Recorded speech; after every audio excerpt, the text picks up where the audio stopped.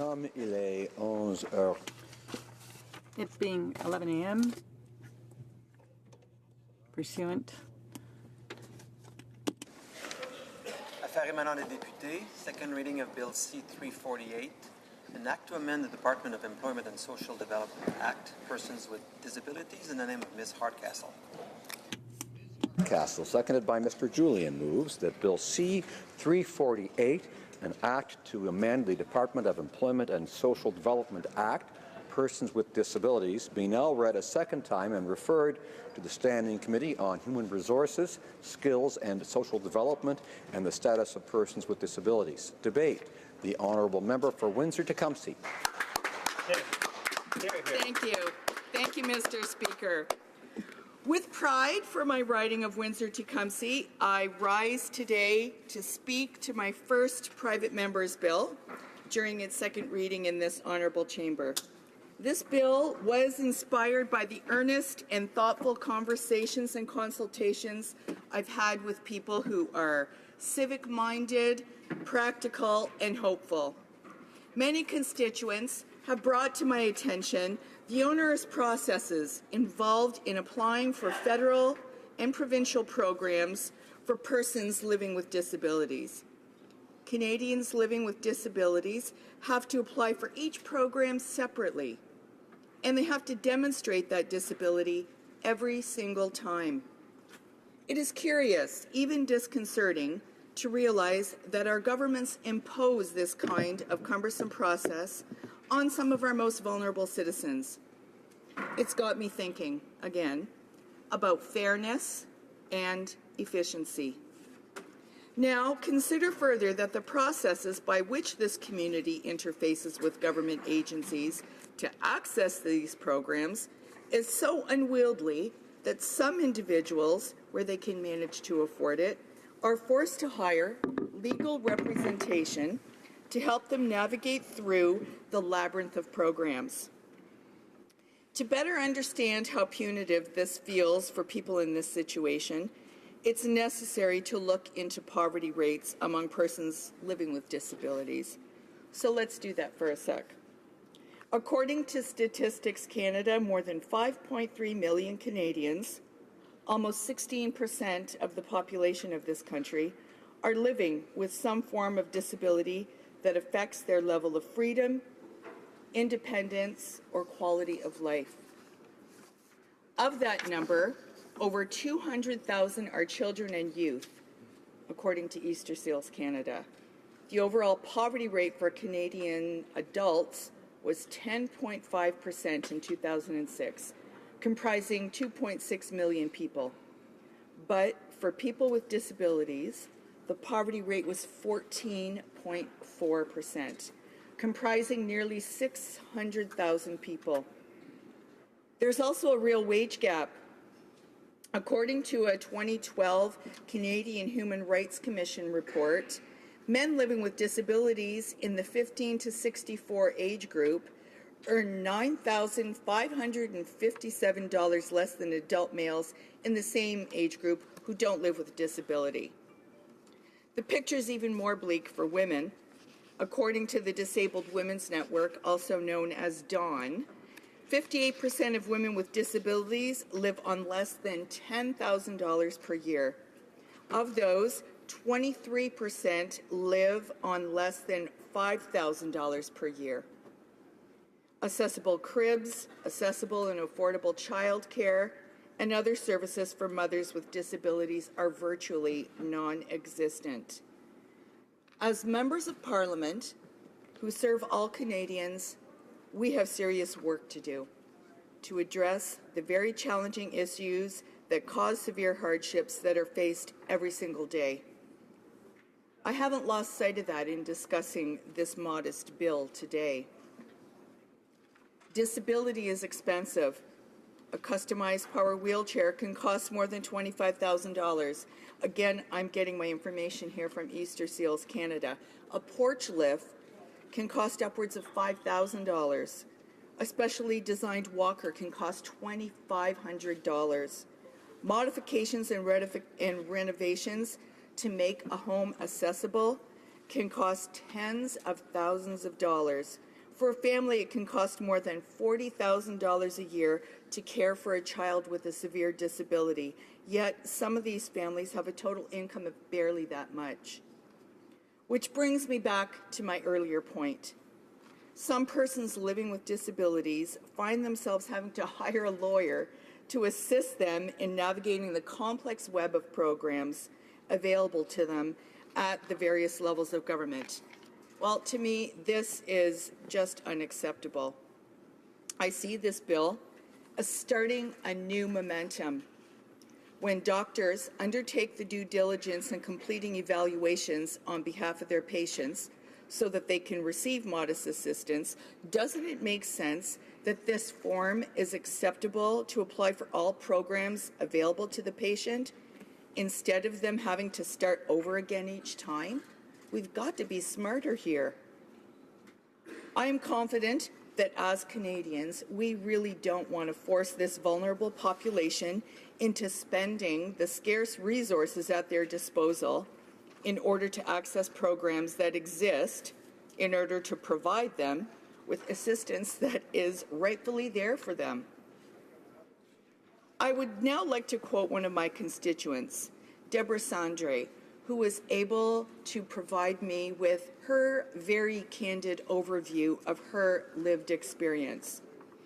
I was diagnosed with multiple sclerosis in February of 2014 at the age of 30. Getting a diagnosis like that is hard, stressful, scary, and many other adjectives, especially at this age. When trying to work out treatment, doctor's visits with specialists, and all the other things to adjust to the new reality of living with a permanent disability, it can be very difficult to figure out what resources may be available to you. Once you figure out what resources and government assistance you may be entitled to, you then have to apply or prove your disability over and over again. And while proving this over and over, you also have to incur the cost of having your doctor fill out the paperwork. This process can and should be easier for people who need the services, and we definitely do not need the added stress of applying for them. I really appreciate Deborah allowing me to quote her here, and I have to say that I couldn't agree with her more.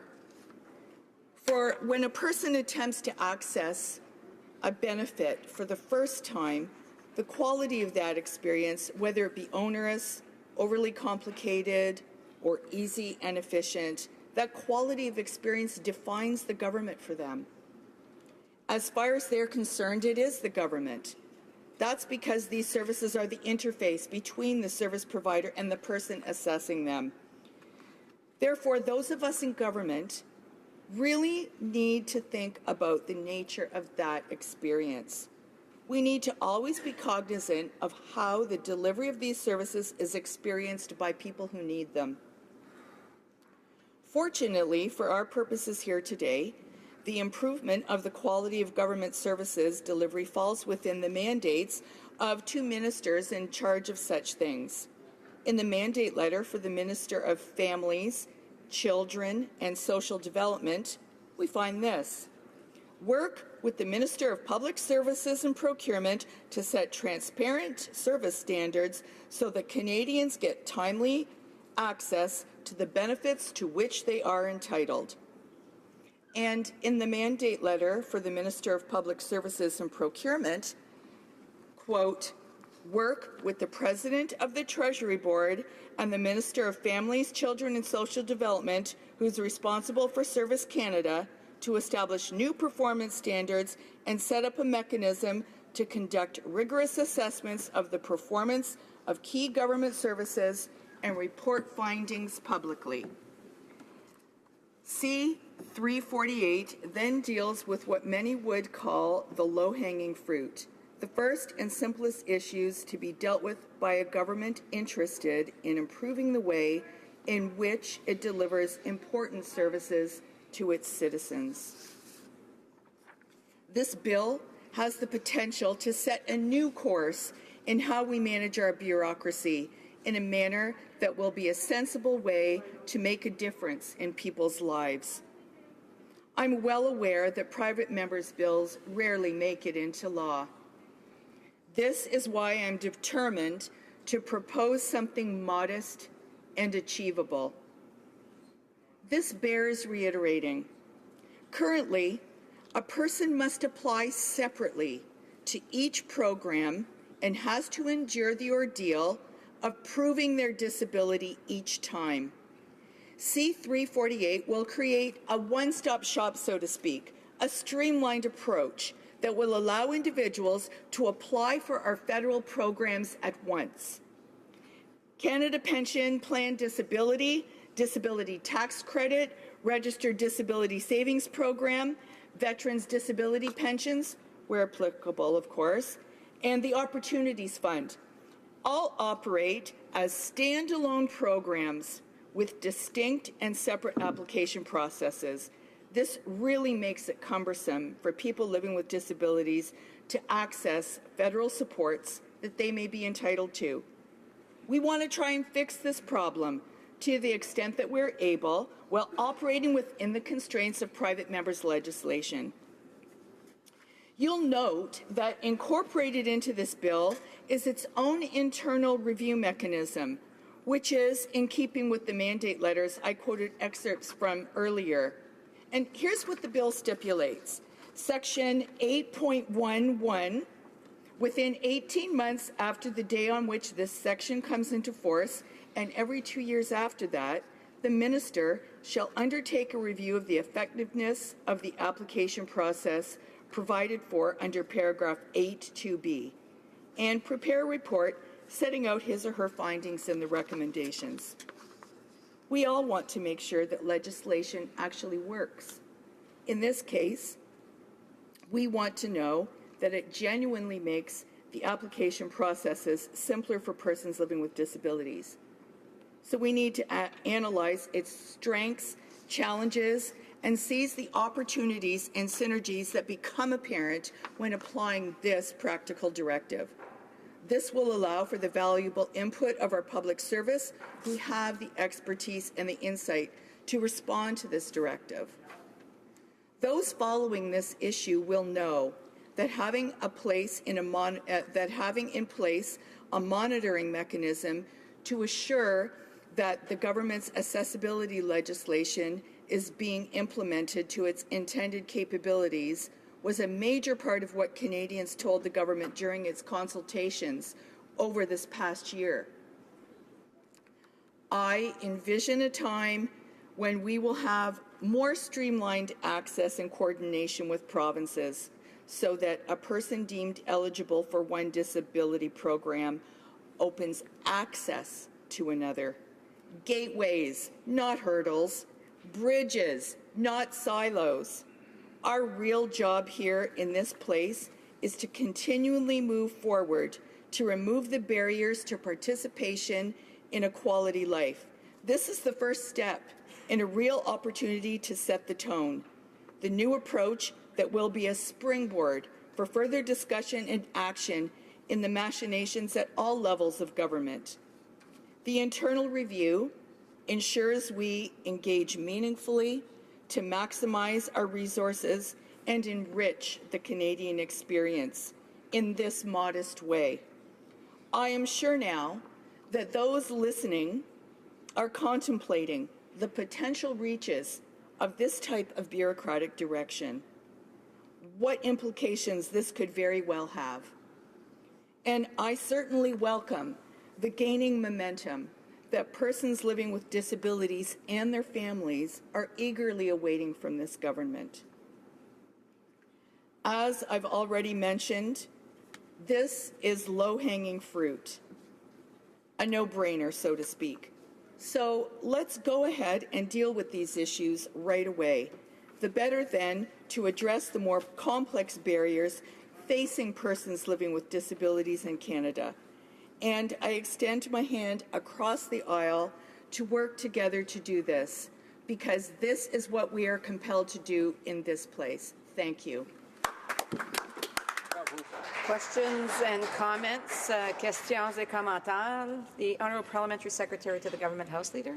Yes, thank you, Madam Speaker, and I appreciate the words from the member across the way. And one of the things that I want to pick up on is the fact that, yes, there is a role for the national government to play. I would suggest a leading role in different ways. One of them is to ensure that when you think of Canada and the provinces and territories and other stakeholders, that in fact that there is a way in which we need to recognize that in order to really advance the causes that the member is referencing, is to get a higher sense of cooperation with those many different stakeholders. And I'm interested in what her thoughts are in regards to that aspect of the issue, how important it is that those other groups, some of which I've referred to, also be engaged on this important issue.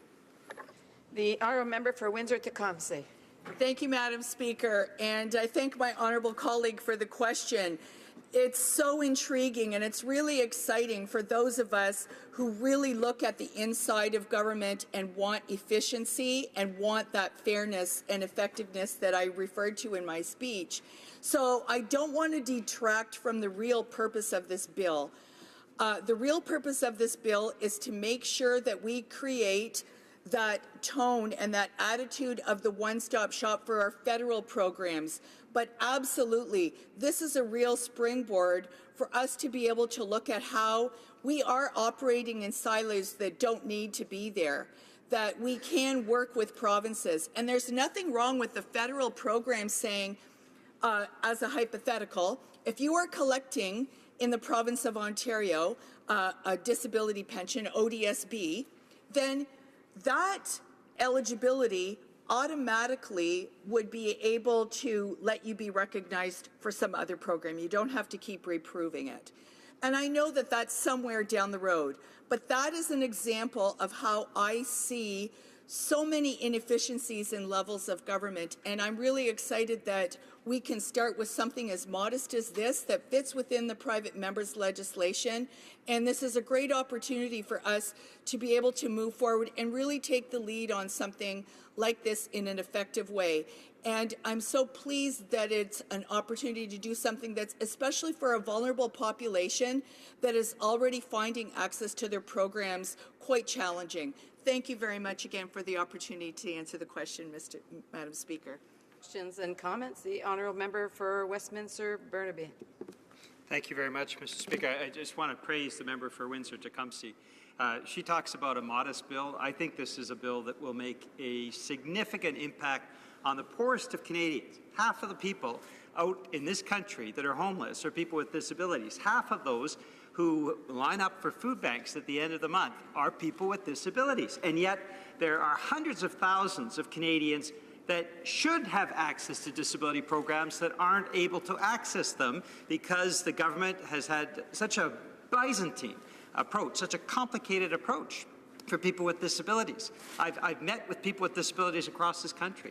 They're living in poverty and they often are unaware of all the diverse programs that are there to support them but are simply inaccessible. So I'd like to praise the member for Windsor-Tecumseh, and I'd like to ask her the following. What impact would it have if every person with a disability in this country could access every program that's already in place? How would that address chronic poverty among people with disabilities, chronic homelessness, and chronic difficulties for Canadians with disabilities across this country? The honourable member for Windsor-Tecumseh. Thank you, Madam Speaker. I thank my honourable colleague for his impassioned comments and the question, which is really what is enthusing us here today. We know that there is huge potential in this kind of access. And as I said, you can envision a time when there will be even more opportunities. But right now, the fact that people are struggling to access programs and they're already a vulnerable population, this is what compelled me to want to bring this private member's bill forward. This kind of approach is so profound, I can't even describe it. And I think all of us in this honourable place who are doing our job in our ridings know this.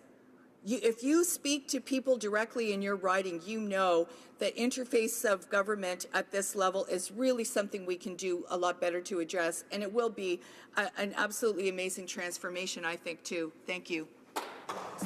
Reprise de débat. Resuming debate. Honorable Secrétaire. The Honourable Parliamentary Secretary for Persons with Disabilities. Thank you, Madam Speaker. I would like to thank you for giving me the opportunity to speak to Bill C-348. First of all, allow me to explain exactly what this bill is about. Bill C-348 is a private member's bill proposed by my colleague for the riding of Windsor-Tecumseh. This bill intends to improve the application process for programs and services for persons with disabilities. If it is passed, this bill would amend the Department of Employment and Social Development Act and would make it the primary department responsible for accessing programs and services for persons with disabilities. First of all, I wish to highlight the fact that our government is firmly committed to improving the way that we offer services to Canadians with disabilities. This is the first government to have appointed a Minister for Persons with Disabilities, which demonstrates that the government is persuaded that the matter of services and programs for persons with disabilities can no longer be treated as a lesser priority. This is a new approach that reflects the determination of Canada to make our country more accessible and inclusive. We believe that every citizen should be able to seize the opportunities available to them, whether they be educational or professional, or, more generally, to participate fully in our society. It is with this point of view that I would like to explain our position when it comes to Bill C-348. First of all, I wish to indicate that we entirely agree with the spirit of the bill. In fact, I would like to call your attention to some of our initiatives, which are currently being implemented or which are being planned. These are initiatives which also intend to improve the quality of services offered to handicapped persons. Madam Speaker, we are persuaded that we must establish an appropriate framework to support our measures. For this reason, we are currently developing an act on accessibility. Last year, we launched an ambitious public consultation process. We met stakeholders and members of the general public to learn more about what an accessible Canada meant for them. We held 18 public consultation sessions and 9 roundtables throughout the country.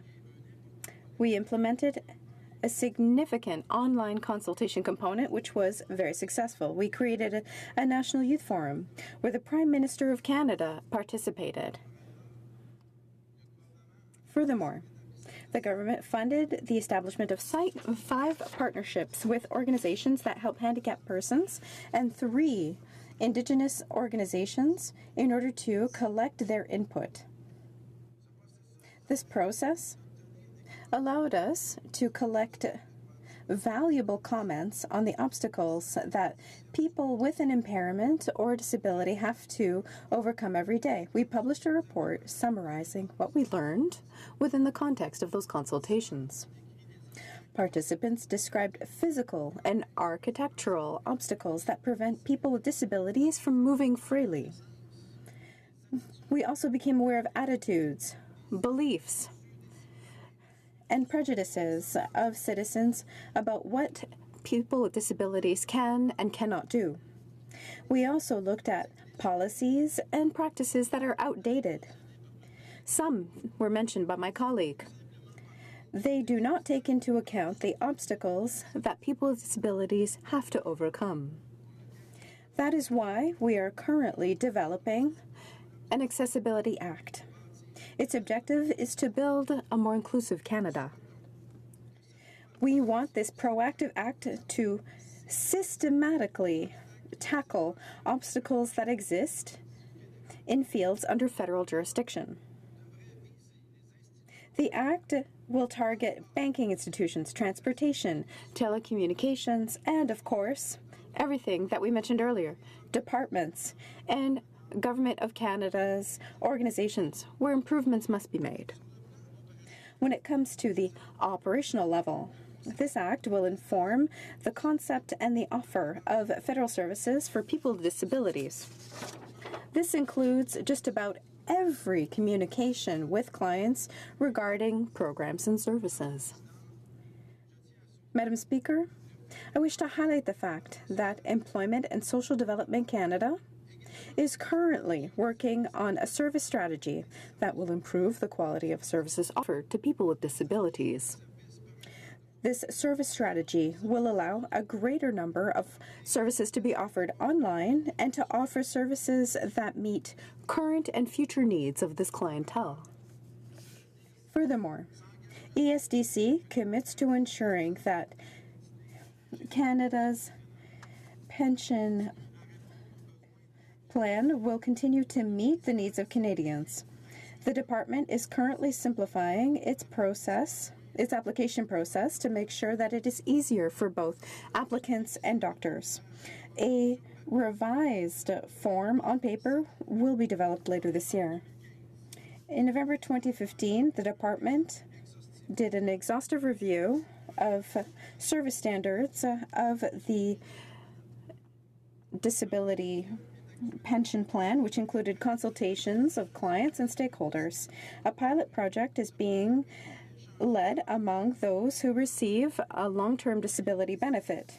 The project is intended to facilitate the application process because it will allow for a greater use of electronic documents and will further outline medical information required. There is a broad spectrum of initiatives to improve access and experience of clients when it comes to government programs and services.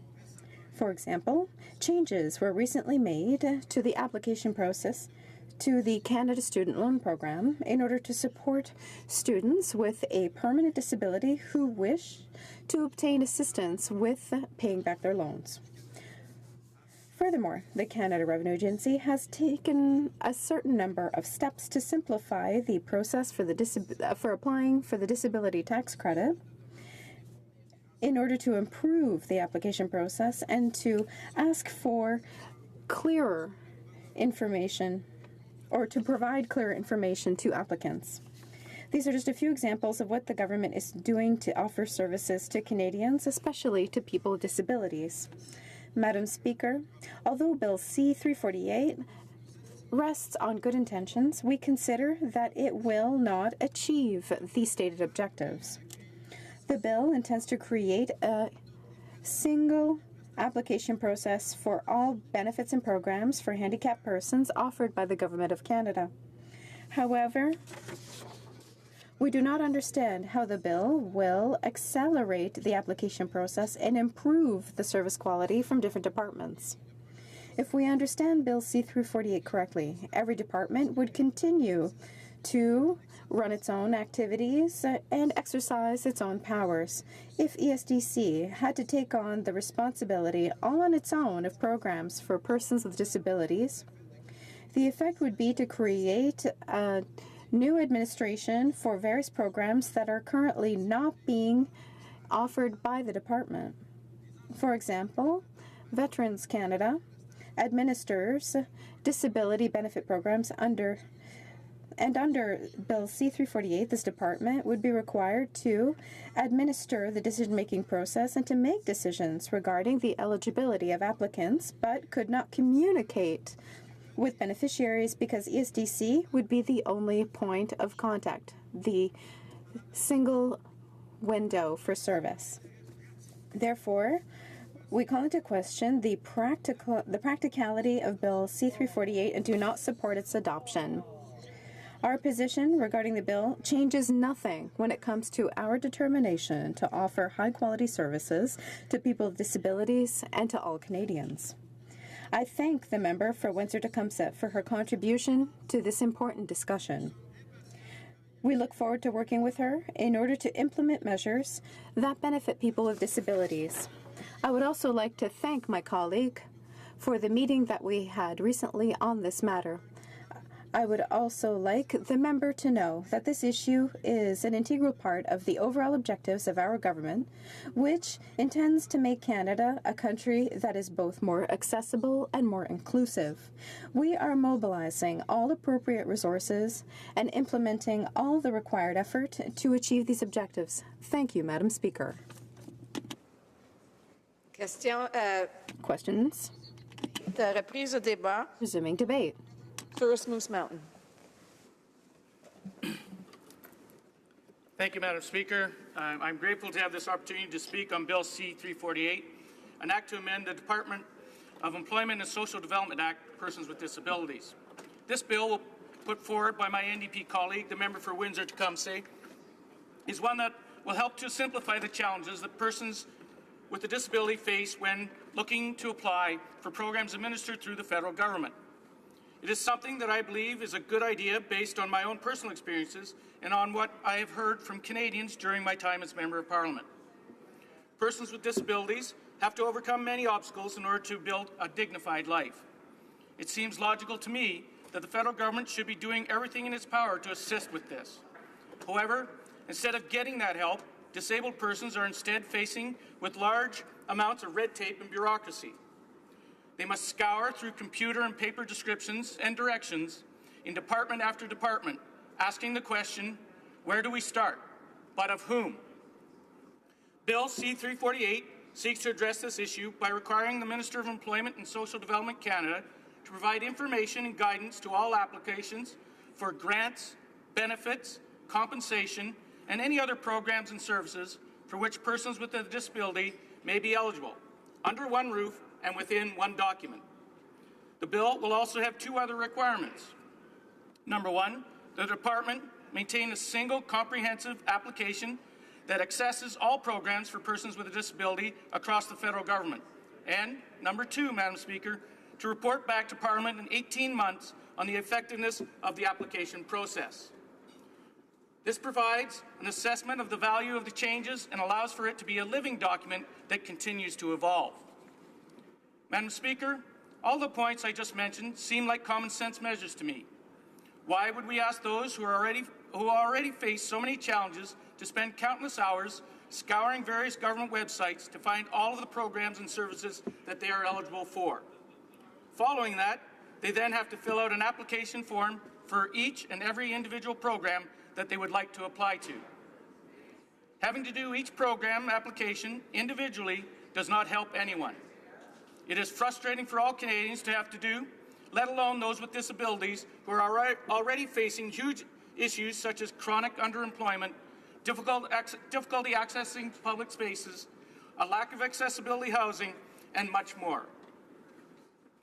Computer literacy is a challenge to many of us.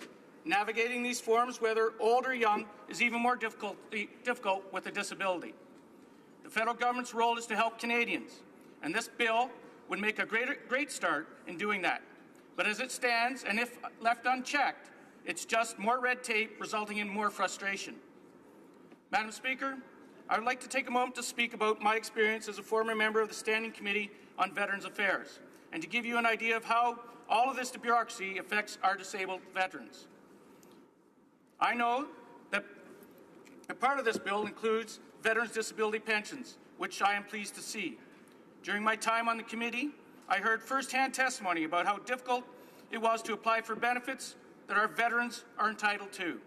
To search and navigate the multiple sites was a frustrating challenge. Many of these men and women suffer from mental health issues as well as physical disabilities.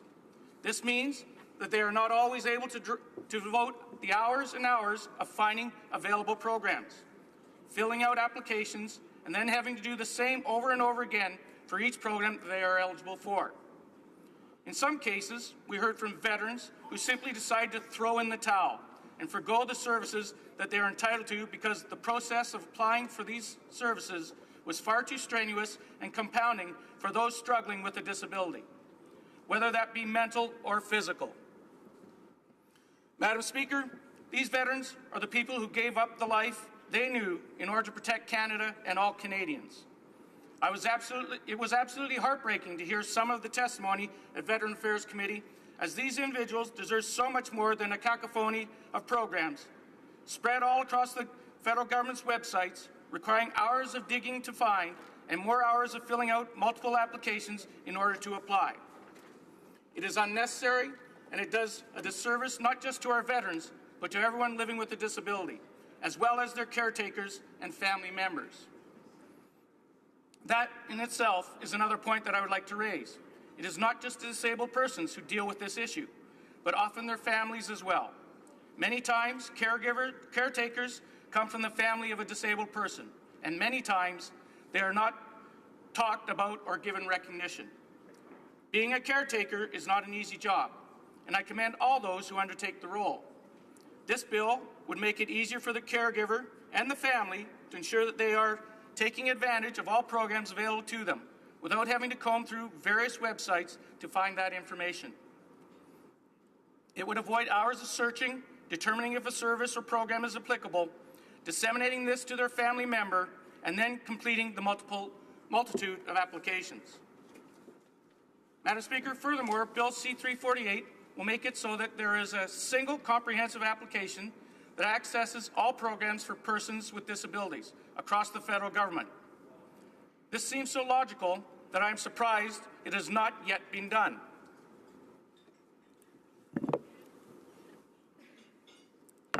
While I understand that these programs involve a number of government departments, centralizing the application process through the Department of Employment and Social Development would be a huge benefit to persons with disabilities and their families. It would save so much time, effort, and frustration, and is a real and achievable goal. I call on this government to recognize the need for this measure. With the technology that is available today, we know that this is possible to do, and further technological advances will ensure that this will be generationally enduring. Under the previous Conservative government, we initiated the centralization of information across government based on the user group. This bill would continue that work, specifically for persons with disabilities who are the demographic that would most benefit from this initiative. Madam Speaker, other examples of just a few programs that have to be navigated through: helping persons with disabilities prepare for and obtain employment through the annual $30 million Opportunities Fund, and funds like the $218 million per year labour market agreement for persons with disabilities to assist provinces and territories to improve the employment situation. Again, Madam Speaker, these are just a few of many. I see no reason not to support this piece of legislation, especially given that the Liberal government is making life more difficult for Canadians living with disabilities by increasing their cost of living through tax changes and removing benefits. Type 1 diabetics and persons with autism spectrum disorders come quickly to mind. As I stated previously, it is the federal government's job to improve life for all Canadians, including disabled persons. The way to do this is not by taking away benefits or adding more layers of red tape to the process of obtaining said benefits. It is by simplifying and centralizing, which is exactly what this bill seeks to do. And I commend the member for Windsor-Tecumseh for her efforts on this bill. As the Deputy Shadow Minister for Youth, Sport and Persons with Disabilities, I call on the government to support this bill and the measures contained in it, as we on this side of the House plan to do. It is good sense, and it will make life significantly easier for those facing the challenge of living with disabilities, something that I know we can all get behind. Thank you, Madam Speaker. Reprise de débat. Resuming debate, the honourable member for Jonquière. Thank you, Madam Speaker. First of all, I'd like to thank my fabulous colleague for Windsor-Tecumseh. And I'd like to use this opportunity to debate the bill and also to wish her a happy birthday. So this is a very serious issue. We're celebrating the introduction of Bill C-348, which amends the Employment and Social Development Act, Persons with Disabilities, with the goal of facilitating their relationship with the federal government. This is a way of reaching out to the government. It's an opportunity to considerably simplify persons with disabilities' access to many federal programs that they are eligible for. The government has no reason to turn down this bill. The problem that we're dealing with today may appear banal. However, for persons with disabilities, it's a serious waste of energy and time to have to go through multiple applications for the same thing. We all know that it can be very difficult and complicated to navigate the intricacies of the federal system in order to find the information that we need about a program. And it's difficult to get through all the paperwork of an application. Imagine how humiliating it must be to have to prove every single time that you do indeed have a disability. These people are often dealing with all sorts of other difficulties related to their health, and I think it's really the least that we can do to give them the respect of having a single window where they can do all of their applications at the same time. This is why my colleague for Windsor-Tecumseh tabled this bill. We very much hope that the government will be able to listen to this proposal and take it for what it is and not polarize the issue. I'd like to give you an example that demonstrates this problem in a general sense. Then I would like to share with you a real example experienced by citizens in my riding. The disability benefit program for the CBP, the tax credit for persons with disabilities, the disability savings account, the disability pension for veterans, and other programs like this are essentially independent programs that all have separate application processes. Persons with disabilities, then, have to go through very intricate procedures to get the federal support that they're entitled to.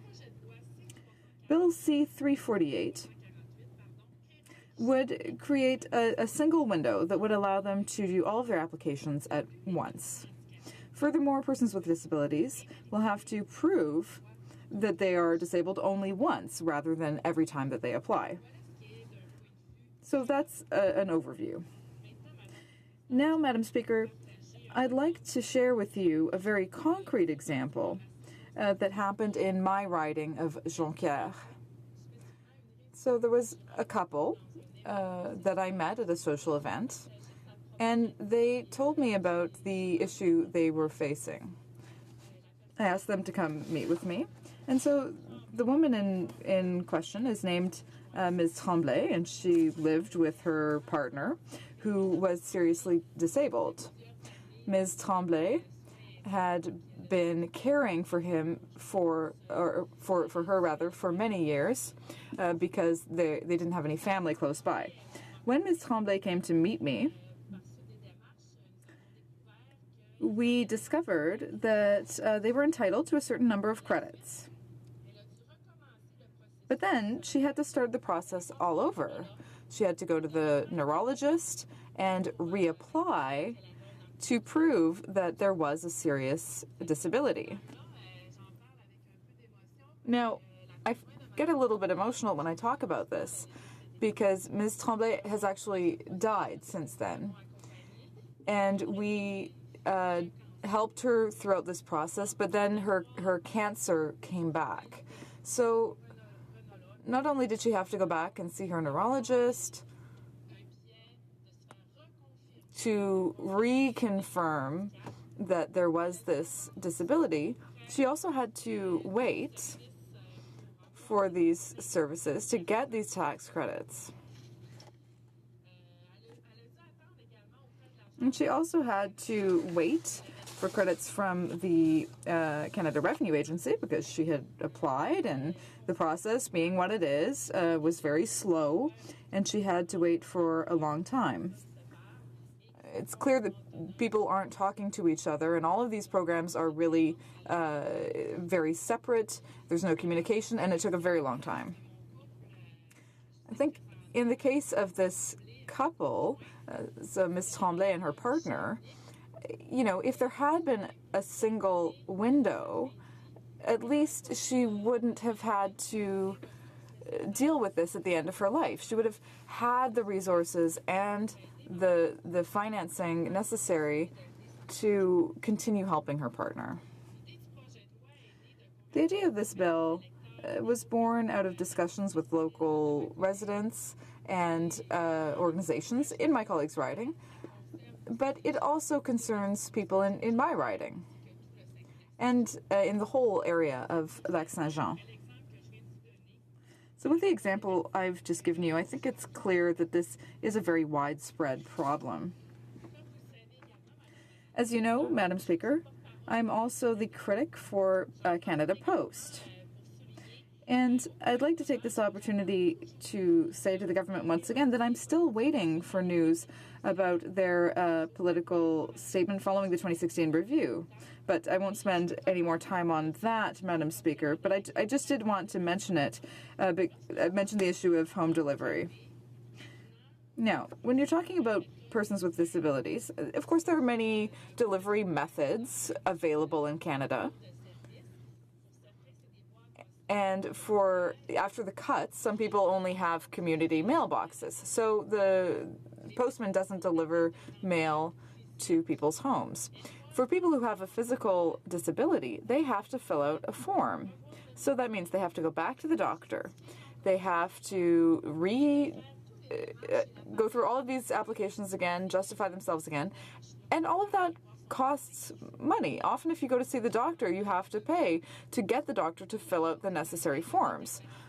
And if you have a disability, be it physical or mental, generally you're given you stop work for a certain period of time. So that incurs a lot of costs in some cases. So why can't these departments just talk to each other? That's the goal of this bill. It's to have a channel through which people can communicate easily so that people don't have to relive the same experience day after day when they discover that, oh, they have access to another credit and they didn't know that for 2 or 3 years. So first of all, in that case, the person would have lost money, but they also may have had access to services that would have improved their quality of life if they had known. So this is really the spirit of my colleague's bill.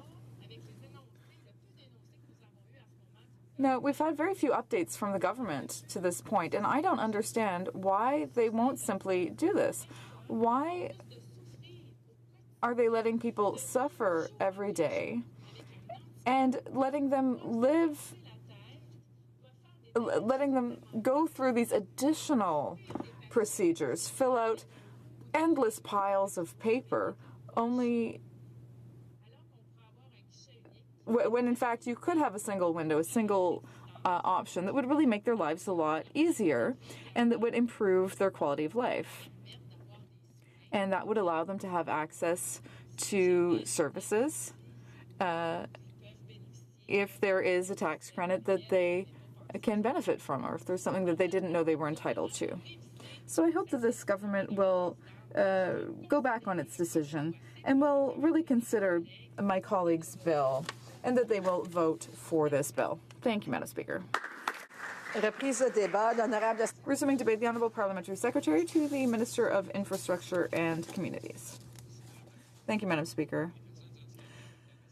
Persons with disabilities require services that are responsive to their needs. However, we need to keep in mind that there's no one-size-fits-all solution. That's why I'm grateful today to have the opportunity to talk about Bill C-348. This bill was introduced by my colleague for Windsor-Tecumseh, and I would be remiss if I did not applaud her for her dedication toward making sure that each and every Canadian, no matter what their life circumstances are, can easily access government programs and services. Treating everyone equally is exactly what our government is striving for. And in fact, our government is the first in Canada's history to appoint a dedicated Minister for Persons with Disabilities. Just like my colleague, our government fully supports the goal of improving application processes for disability-related programs and services. And also, like my colleague, we believe that such processes should always be faster and easier for applicants whenever possible. But in fact, this is exactly why we can't support Bill C-348. We can't support this bill because the approach that it is proposing would simply not be effective in improving access by people with disabilities to programs and services. Allow me to explain. If passed, Bill C-348 would require the transfer of responsibility for applications from other federal departments to Employment and Social Development Canada, which is also known as ESDC. This situation would separate applicants from government organizations delivering the programs and associated supports for which they would be applying. In other words, it would create a distance between clients and organizations' expertise. So if you think about it, there is a wide range of available federal disability-related programs and supports. They include the Canada Pension Plan Disability Program, the Disability Tax Credit, the Registered Disability Savings Plan, and veterans benefits as well, to name just a few examples. Madam Speaker, combining the application processes for all these programs in a single administration or portal will not make them more accessible, faster, or fairer. But please don't misunderstand me. Our government strongly supports improving application processes for people with disabilities. We simply don't believe that Bill C-348 would achieve this objective. In reality, it would defeat its own purpose. That being said, I would also like to remind the members of this House of the significant initiatives already underway to improve access to federal disability-related programs and services. So let's get started. The first initiative I should talk about, of course, is the planned new accessibility legislation. It is our intent that this proactive law will address in a systemic way the accessibility barriers that exist in areas of federal jurisdiction. This could include banking, transportation, broadcasting, telecommunications, and, of course, the Government of Canada itself. We will remove barriers by creating a series of expectations or standards for employers, service providers, program deliverers, and businesses. We envision that the law would also contain compliance and enforcement mechanisms. The next initiative I'll talk about is the one announced in Budget 2017. Indeed, Madam Speaker, our government announced an investment of $12.1 million in 2017-2018 for Employment and Social Development Canada, or ESDC, to develop modern approaches to service delivery, including speeding up application processes. Madam Speaker, ESDC is implementing a department-wide service strategy that will improve services to all Canadians, including those with disabilities. The strategy will ensure the following. 1, clients will be able to complete all services using digital self-service. 2, clients will be able to access bundled and connected services. And 3, clients' needs will be anticipated. And, by the way, the rollout of this initiative will extend to the Canada Pension Plan and Old Age Security programs as well.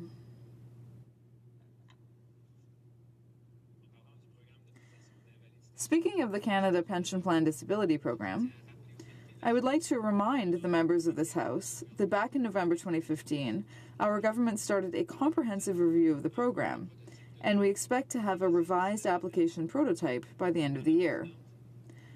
Madam Speaker, these efforts are part of a larger service improvement strategy that is underway. The main goal is improving client access and experience for all Canadians with disabilities, including students. In fact, our government has made changes to the Canada Student Loans Program and its application process and repayment assistance measures targeted to students with disabilities. It's important to say that ESDC is not the only department working towards improving client access and experience for all Canadians living with a disability. The Canada Revenue Agency is continually looking to improve the administration of the disability tax credit. Veterans Affairs Canada is also on board. As a matter of fact, through Budget 2017, our government stated that it intends to take additional action to streamline and simplify the system of financial support programs currently offered to veterans. As part of these efforts, we will fulfill our commitment to establish an option for injured veterans to receive their disability award through a monthly pension for life rather than in a one-time payment. Health Canada also supports a number of programs and services that directly help First Nations and Inuit people living with a disability. And, last but not least, I cannot neglect to mention Immigration, Refugees, and Citizenship Canada's intention to revise its policy to authorize staff in Canada's passport offices to help applicants fill out their forms, including those who may require help because of a disability. As you can see, our government has many significant initiatives already underway to improve access to federal disability-related programs and services for all Canadians with disabilities. And I'm glad to see fellow members, like my colleague for Windsor-Tecumseh, put forward proposals that are aligned with our government's actions. Bill C-348 is based on good intentions. However, as I've said, we feel that it is not a practical solution.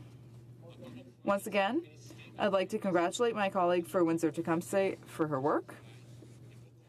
And in conclusion, I would like to reiterate that our government is committed to equal opportunity and inclusion of Canadians who have disabilities. And most of all, I would like to emphasize that we're doing everything we can to make that happen. Thank you, Madam Speaker. Reprise de débat, resuming debate. Je vais juste rappeler. I'd just like to remind the member for Drummond that I will have to interrupt at 12:04. And the remarks may be continued the next time this comes before the House. Resuming debate, the honourable member for Drummond. Thank you very much, Madam Speaker. I'm so disappointed that I'm going to be interrupted. I was hoping that I could give my whole speech today, but it will give me great pleasure to come back next time because this is a very important debate and it's a very important and serious issue. I'd like to thank my colleague for Windsor-Tecumseh for having brought this bill forward. An act to amend the Department of Employment and Social Development Act for persons with disabilities. Madam Speaker, as you know, I am not living in those kinds of circumstances, thank goodness, but I do know several people who do live with disabilities. And when they tell me about all the challenges they have to face on a daily basis and overcome on a daily basis, it truly is unbelievable what they have to go through and the kind of courage they have and the kind of independence that they manage to achieve in overcoming those challenges. However, many challenges remain, and that is what this bill is tackling. Bill C-348 aims to streamline the process for applying to the various programs they're eligible for. This is very important, Madam Speaker. You know, Madam Speaker, when I was elected for the first time, I didn't know that individuals had trouble in accessing programs that they were eligible for. And then the member for New Westminster, Burnaby, said to me, you know, you should hold tax credit clinics for people with disabilities in your riding so they know what they're eligible for. And I said, well, don't they know?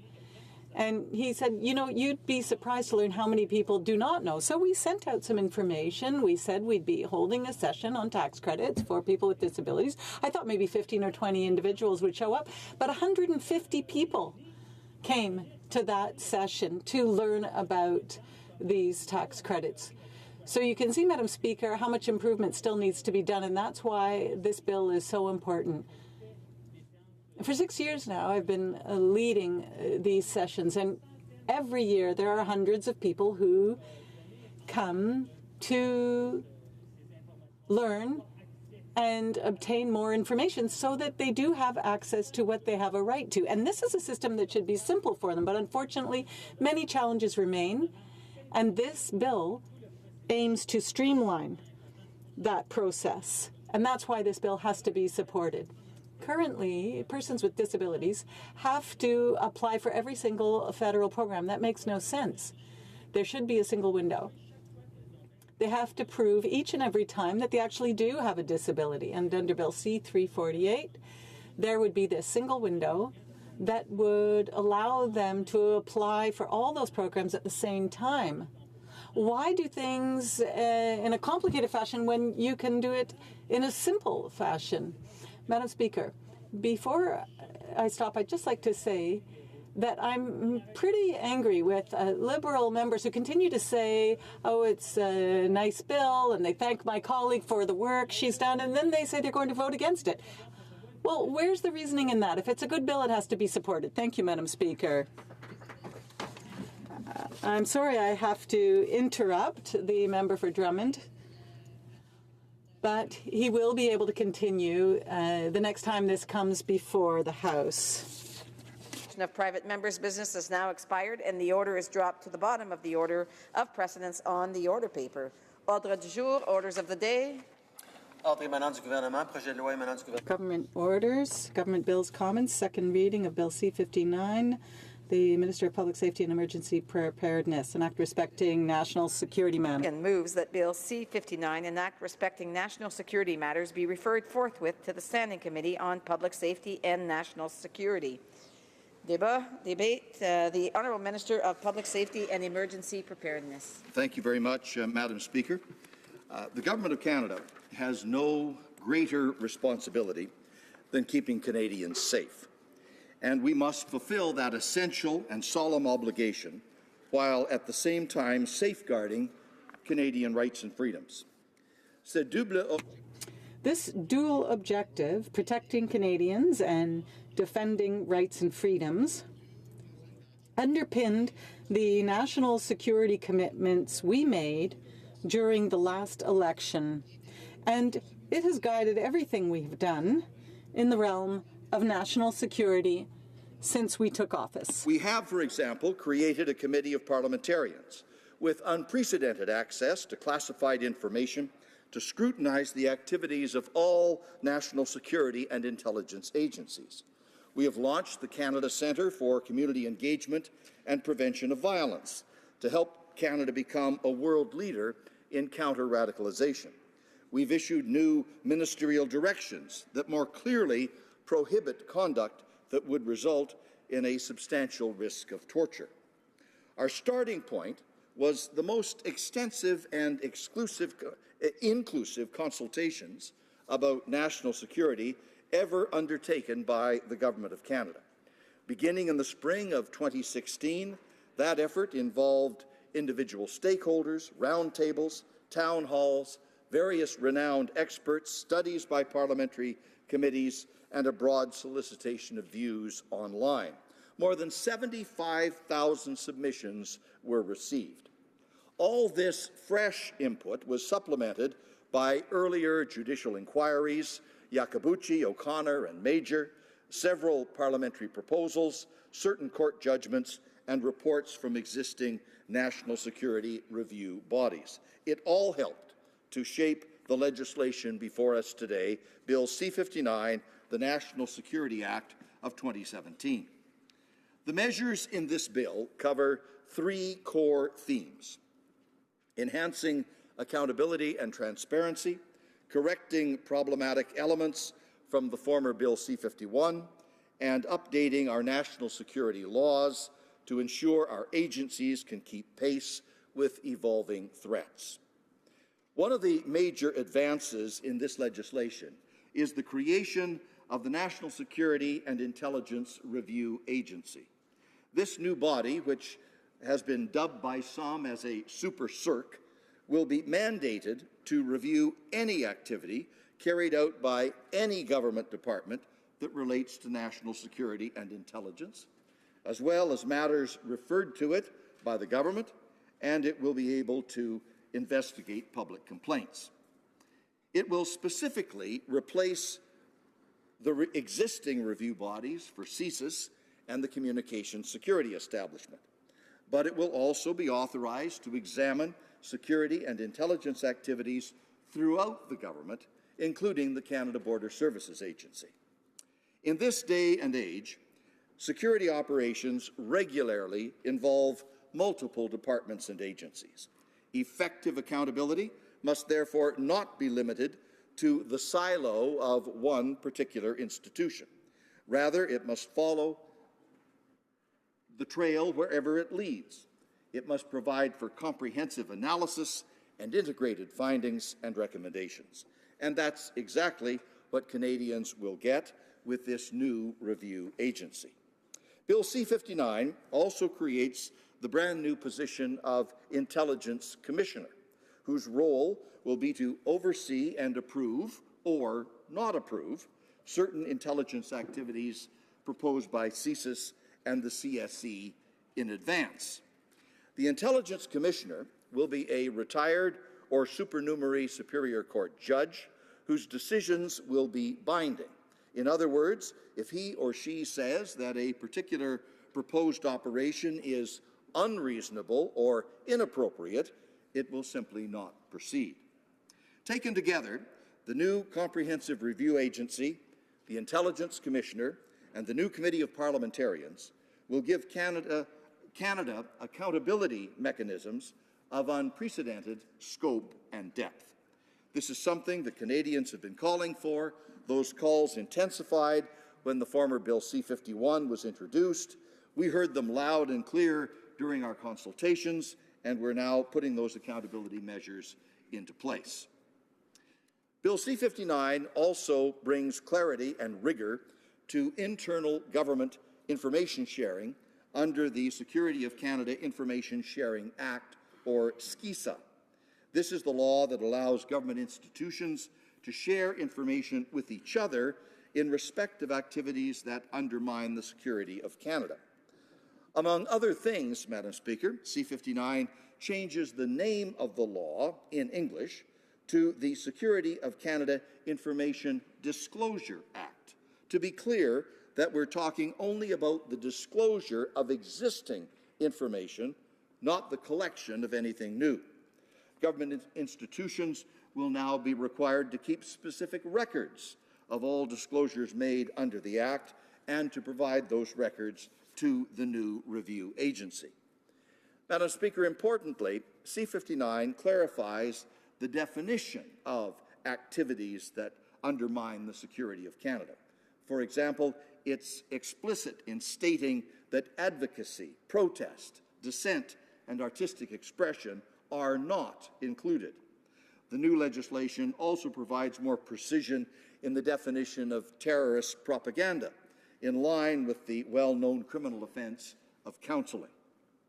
The paramountcy of the Charter of Rights and Freedoms is an overriding principle in Bill C-59. That is perhaps most evident in the updates that we are proposing to the CSIS Act. This, of course, is the law that created CSIS back in 1984, and it hasn't been modernized in any meaningful way since. The former Bill C-51 empowered CSIS to engage in measures to reduce threats to the security of Canada, without clearly defining what those measures could and could not include. So we are now creating a specific closed list of measures that CSIS will have the authority to take to deal with threats. And if any such activity might limit a charter right, CSIS will have to go before a judge, and the activity can only be allowed if the judge is satisfied that it is, in fact, Charter compliant. Another concern we heard during the consultations, and more generally, has been about the no-fly list, especially the problem of false positives that affect people whose names are similar to listed individuals. This is due to long-standing design flaws in the way the no-fly list was first created many years ago. Those flaws require legislative, regulatory, and technological changes to fix them. Bill C-59 includes the necessary legislative changes and paves the way for the others that will be necessary.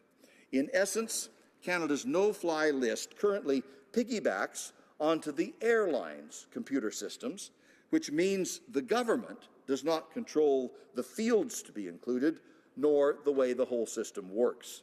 This bill will give us the authority we need to allow the government, instead of the airlines, to screen passenger information against the no-fly list. I know the people that have been affected by this, especially those with children, feel very frustrated and stigmatized by their no-fly problems. That's entirely understandable, Madam Speaker, and that's why we are working so hard to get this fixed. Passing Bill C-59 is a necessary step toward that end.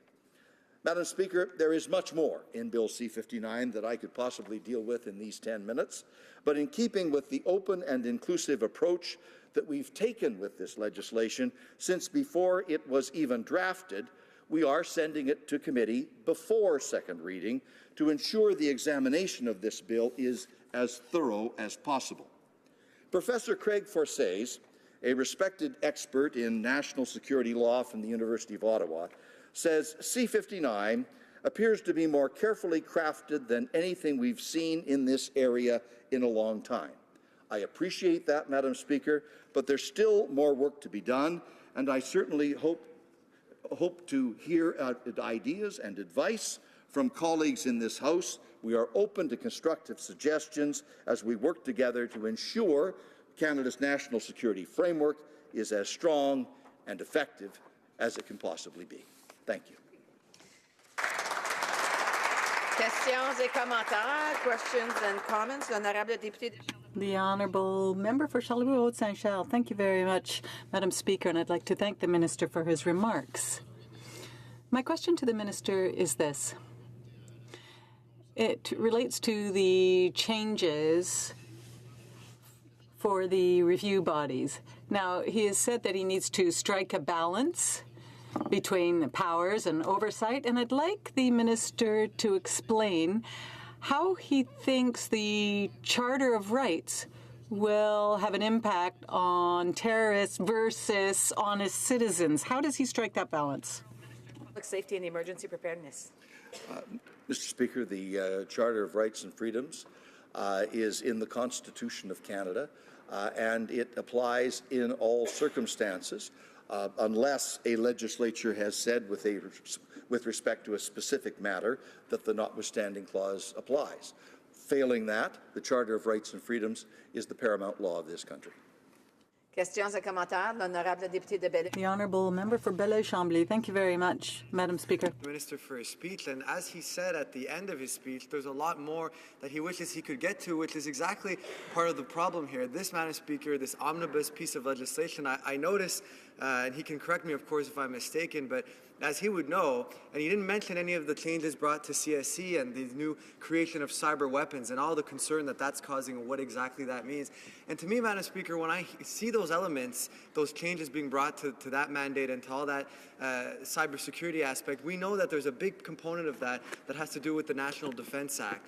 And so I just want to ask the Minister, when we have this motion before us today, that's not the actual bill, but rather a motion to refer it to committee before second reading, does he not find it problematic that because of that motion, is essentially a loophole that doesn't allow us to refer to Standing Order 69-1, where we could ask the Speaker to be voting on these different elements of this huge bill that it goes far beyond simply reforming C-51 as the government had promised, but really dealing with a bunch of different elements that require at the very least, the ability of parliamentarians to vote on certain individual elements. And that's one example that I gave you, Madam Speaker. I'm just wondering if the Minister can comment on that and whether he agrees that we should be able to vote on the different elements of this bill separately, as has been the case in the past.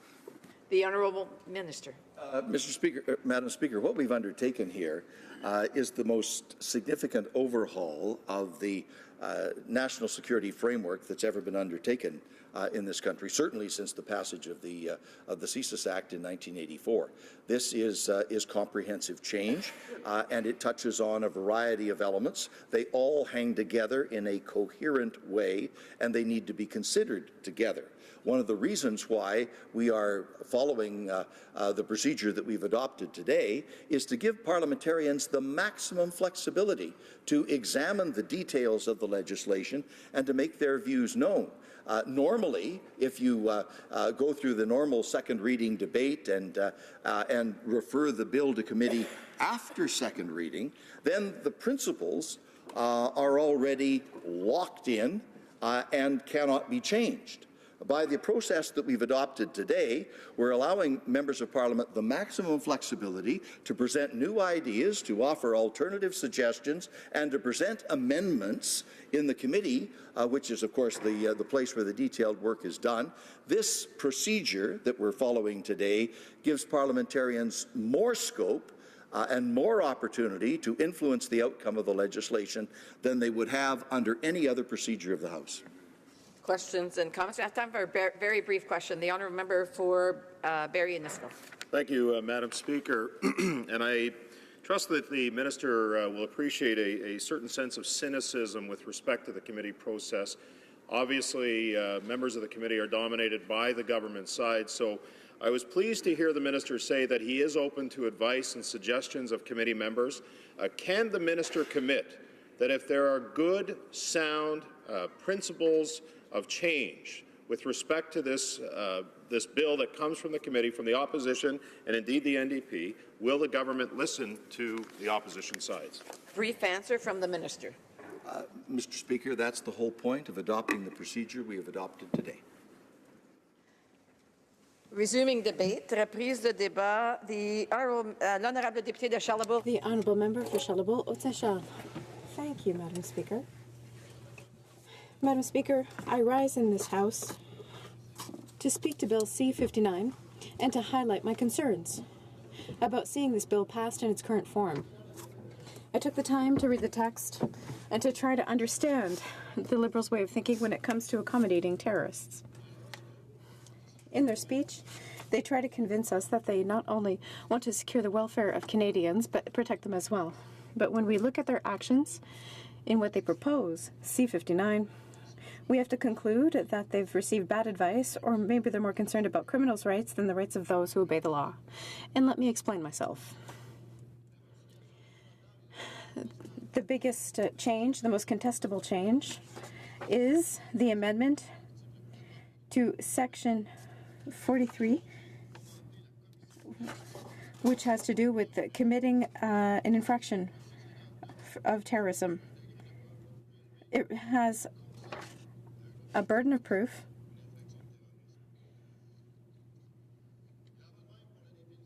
Same for terrorist propaganda in 43-22-8, which will considerably reduce the capacity of people to use the clause against terrorist propaganda under Bill C-51. Another person could mean that the act must target another person rather than the broader target that terrorism usually targets that C-51 was intended to prevent. Madam Speaker, I know that you understand the importance of what I've just said. If Bill C-59 is passed in its current form, terrorists will be free to use propaganda through social media without any concern about being arrested or being brought before the courts. The vast majority of terrorist activities come from propaganda that is used in a general way and not used to target a specific person. Could you imagine the effect of this measure on our police officers when it comes to fighting terrorism? This proposal is absurd because it protects criminals and those who want to undermine our country. The government must explain its intentions. Madam Speaker, C-59 restricts the way that the Canadian Intelligence Service can help to protect us. When our government tabled Bill C-51, CSIS obtained the power to engage in certain activities that would disrupt threats. That meant that CSIS could address the parents of a radicalized young person in order to help dissuade them from participating in terrorist acts here or abroad. In Bill C-59, CSIS would lose this power and could do nothing to protect us. Their activities will require a warrant, and that's not very practical when we have to intervene with regards to somebody who's about to commit a terrorist act.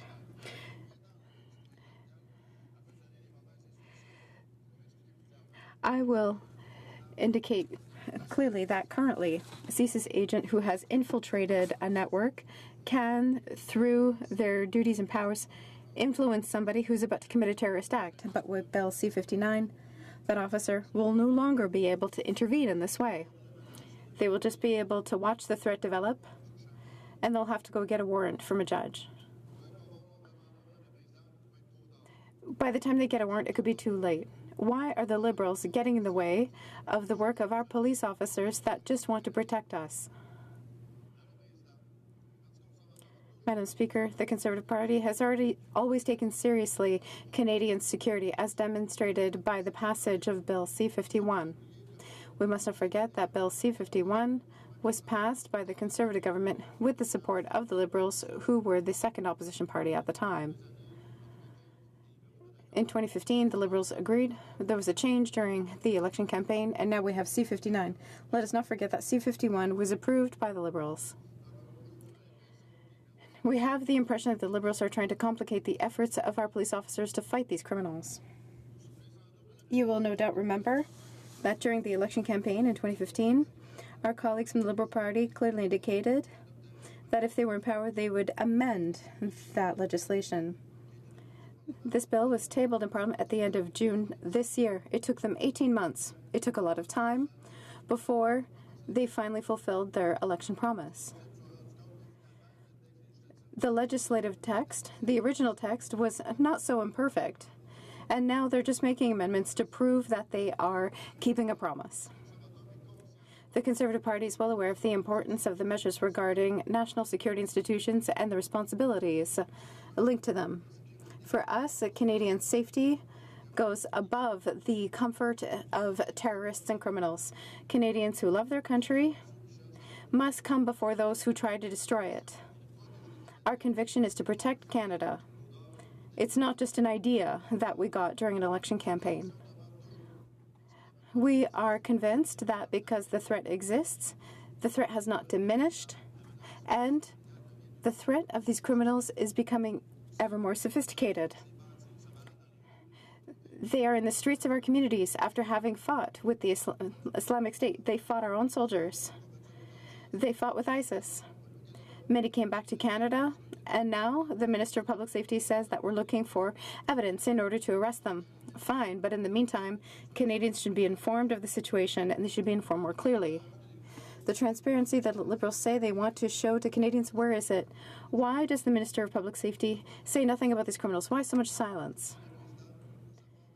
In its current form, C-59 will undermine the efforts of our law enforcement officers and undermine the work of Canadians and undermine the security of Canadians and will facilitate the work of terrorists. Thank you, Madam Speaker.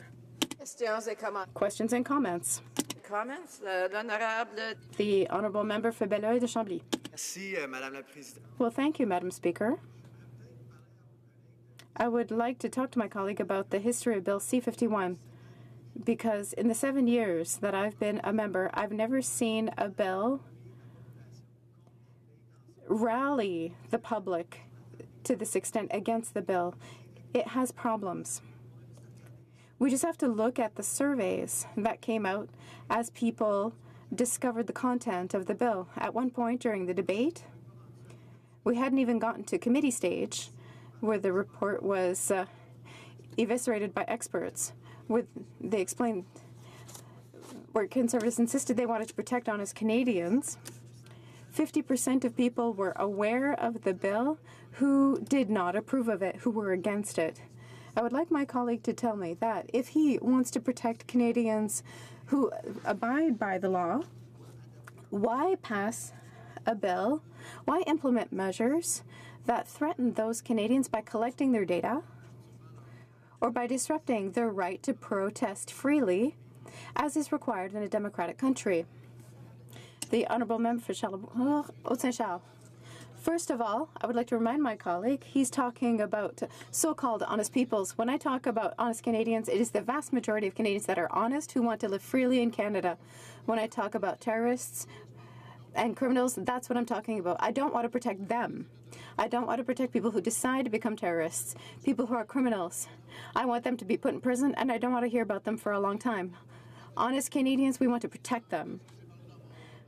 In my speech, I talk more about the work of officers for CSIS, officers who work on the ground, who are there on the ground every day, who are discovering who wants to become terrorists and commit acts in Canada. The Honourable Member for Yukon. Thank you, Madam Speaker. I appreciate the member's speech and thoughtful consideration of the bill. I wanted to mention two questions, I guess. One is he mentioned certain things CSIS won't be able to do, but there's a whole, without a warrant, but there's a whole number of things they could do without a warrant. If he could just let the public know some of those things.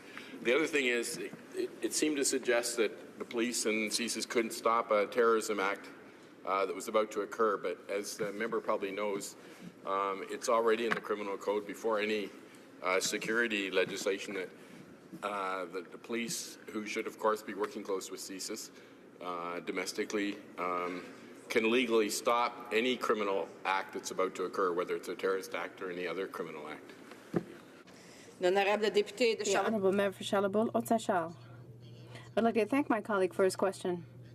Listen, the question is there. That is the point of asking questions. The understanding that we have of the amendments of the proposed changes in C-59 is one way of doing things that will, according to the way we understand it, will reduce the abilities of officers on the ground, officers for CSIS. Does C-59 mean something else? Well, we'd be happy to learn more. If I am told I misunderstood, that my team misunderstood, that would be great. But from what we see at this point is that an officer will have to have a warrant from a judge before being able to intervene directly in a situation. For us, that's a problem. Questions and comments? The Honourable Member for Mégantic-L'Érable. Thank you very much, Madam Speaker. I would like to thank my colleague for his speech. He is well aware of the situation that is happening in Canada when it comes to all of these possibilities of terrorist attacks. There are changes throughout the entire world. Does he sincerely believe that Bill C-59 is going to be an improvement to protect honest Canadian citizens, or if it's a step backwards regarding the laws that were already in place in Canada beforehand? A brief response, the member for Charlebourg, Haute-Saint-Charles. Thank you for the question. To be very honest, there are aspects of the bill that are great. There are changes that are great, and I would like to thank the minister. But there are significant changes. There are details. The devil is in the details, and we need to work on those. And it's especially the situation of CSIS agents that is of concern to me. Resuming debate, the Honourable Member for Belleuil-Chambly. Thank you, Madam Speaker. Today, we're starting the debate on C-59. We are debating a motion in order to send it to committee before even a second reading occurs. C-59 is the realization of a process that started 2 years ago, even before the election of the current government.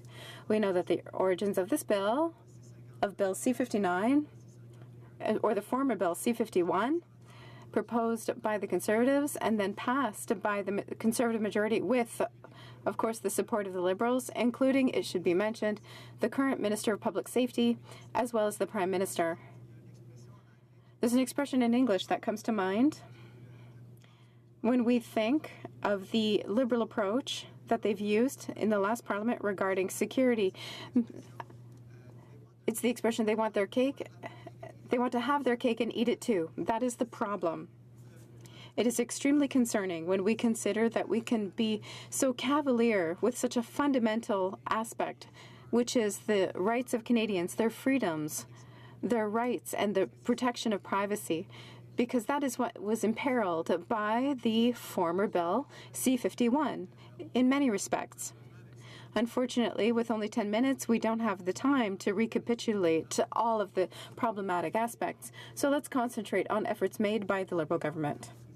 This reform, unfortunately, is a failure. Certainly that we can support in the current bill. Certainly the creation of what some are calling the this new body, the Super Circ, is something that we can support. Certainly the changes that are being brought forward are long overdue for the no-fly list, although much more needs to be done. And certainly I would be remiss to not mention the importance of the fight that we've been waging with groups like the no-fly list kids, fighting the false positives and making sure that the proper funding is actually there for a proper redress system, which of course is not something specifically addressed in this bill, but certainly that's an element where at the very least the things have started to move, if not quickly enough, for the needs of these families who pay the price every time they attempt to travel in both their dignity and obviously the logistics of their travel. And Madame la Présidente, il y a aussi... But, Madam Speaker, there are many other aspects that are of concern to us.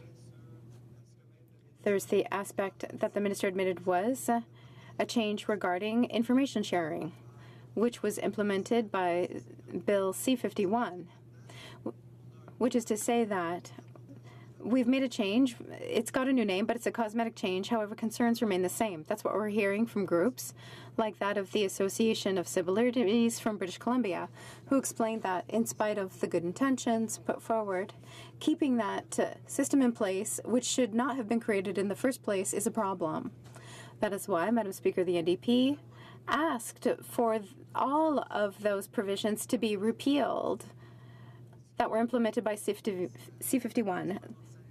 My colleague for Esquimalt-Saanich proposed with his bill C-303, which is on the order paper and was tabled, which proposed to abolish those problematic aspects. Democrats have always called for the full repeal of all elements that were brought in by former Bill C-51 because these cosmetic changes that are being proposed by the Liberals are not enough. The concerns still exist about sharing information between government departments, and the minister can use the word disclosure, say that it's already existing information, but the fact of the matter is, if you're considering, for example, a Canadian detained abroad and some of the horrific and tragic situations that have led to many of these national inquiries that have led to some of the recommendations that the government is attempting to act on, part of the problem there has always been information sharing. So if you look at, for example, consular services in foreign affairs who might be obtaining information about a Canadian detained abroad in a country with a horrible human rights record, and then that information is then being shared with CSIS, who then might share it with a Five Eyes ally, like the U.S., for example, who in the past have not been, I'm sorry to say, up to snuff on some of these cases of the way Canadians have been treated in some of these situations where they've been stuck in countries with, once again, these horrible human rights records. None of that is actually fixed by what's proposed in this bill, Madam Speaker. Madame la Présidente, il y a aussi d'autres... Madam Speaker, there are other aspects that are of concern to us. There are the changes being made to cybersecurity.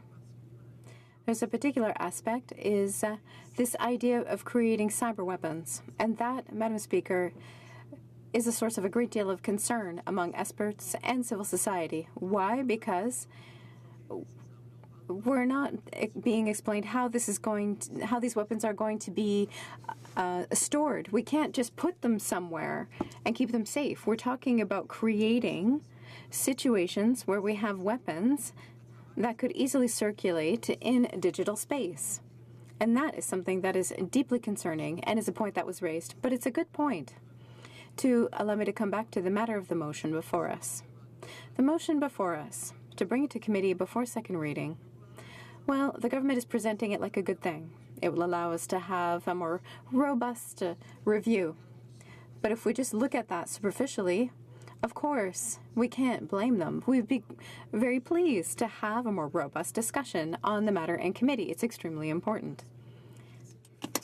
By proposing this motion, it has now put us in a position, and the Liberals have attempted to find this loophole where we can no longer fall back on a standing order specifically to prevent this kind of omnibus legislation from being brought forward. Once again, something, Madam Speaker, that this government promised not to do. Because that's what this is, Madam Speaker. This is omnibus legislation. Creation of new acts, something like 3 new acts, many acts being changed substantially, the National Defence Act changing, different elements of the acts that are under the purview of the Public Safety Minister changing. Madam Speaker, these disparate elements require actual separate votes. And the fact is that at 150 pages long, with so many elements being tackled, it is of grave concern to consider that we would have to go through it with such an expedited process, considering that it deserves to be properly separated and properly considered. And that, Madam Speaker, is particularly concerning because that's exactly the approach that this government said they wouldn't take, because that was exactly part of the problem, even with going back to specifically Bill C-51, that it changed so many elements of how we deal with national security in this country and protecting Canadians' rights that it became almost impossible for the committee to have the proper study, despite the valiant attempts that were made, certainly by the New Democrat opposition, despite little help from the Liberals at the time. Madame Speaker, I'd like to seize the opportunity regarding the subject. Unfortunately, I only have 10 minutes to tell you that we're going to come back with a point of order in order to try to convince everyone of the importance of separating the different elements of this bill to make sure that we can demonstrate our support for some of the aspects that we do support, but also be able to call to order this government by opposing the aspects that make up the majority of the bill, which were supposed to repair the damage caused by the former bill, C-51, but which is not done. That's left go back to some of the other elements that are problematic in terms of this bill and what was supposed to be fixed by bills from the previous Bill C-51. Look at the threat reduction powers that were given to CSIS. And Madam Speaker, the very existence of CSIS was specifically to separate the powers of intelligence gathering and law enforcement, because unfortunately too many times history pointed to several occasions where the RCMP failed to juggle the dual responsibilities of both intelligence gathering and law enforcement. And through different recommendations that were brought forward, it led to the creation of CSIS. Now, the minister obviously is fully aware of this because, as he mentioned in his comments, the CSIS Act being adopted over 30 years ago with very little actual proper overhaul being brought to that until, of course, Bill C-51 and now this legislation being proposed. We have to understand, Madam Speaker, that part of the reason for that is that part of the reason why CSIS exists is not to have these threat reduction powers, because that responsibility belongs to law enforcement. And as with the information sharing regime that was brought in by Bill C-51, once again, the changes we're proposing certainly are an improvement, but when the bar is as low as it was with Bill C-51, it does not go far enough, Madam Speaker, because once again, these are the types of elements of the previous legislation under the previous government that need to be fully repealed, because unfortunately, CSIS has no business, or not unfortunately, rather, unfortunately, CSIS was given this responsibility, which is not part of their mandate and should never have been to begin with. It's exactly the opposite of why CSIS was created. Malheureusement, Madame la Présidente, Unfortunately, Madam Speaker, I see that my time is running out. Now, we only have 10 minutes to speak about this bill, even though it's a 150-page bill, and I think that's a good reminder of the fact that we should have separated that out. The only goal should be to repeal everything in C-51. Questions et commentaires. The Honourable Parliamentary Secretary to the Minister of Families and Children and Communities. I always like to listen to my colleagues from the Democrat complain that there's not enough in the bill and it's an omnibus simultaneously. We want more, but if you did more, it would be more of an omnibus bill, and therefore we'd have to be opposed to it. I don't understand that contradiction, but I'll let the NDP explain it for themselves. But when you look at the 8 chapters, they are all specifically tied to national security. They're not unrelated. It's not like when the Conservatives moved an amendment to the Port Authorities Act, and then it's talked about child welfare, and then talked about the INAC, and then talked about global affairs. These are 8 complete chapters integrated with one another and deal with distinctive measures such as splitting out the youth justice part from the adult justice part and doing it in 2 separate ways so it can be studied in an important way.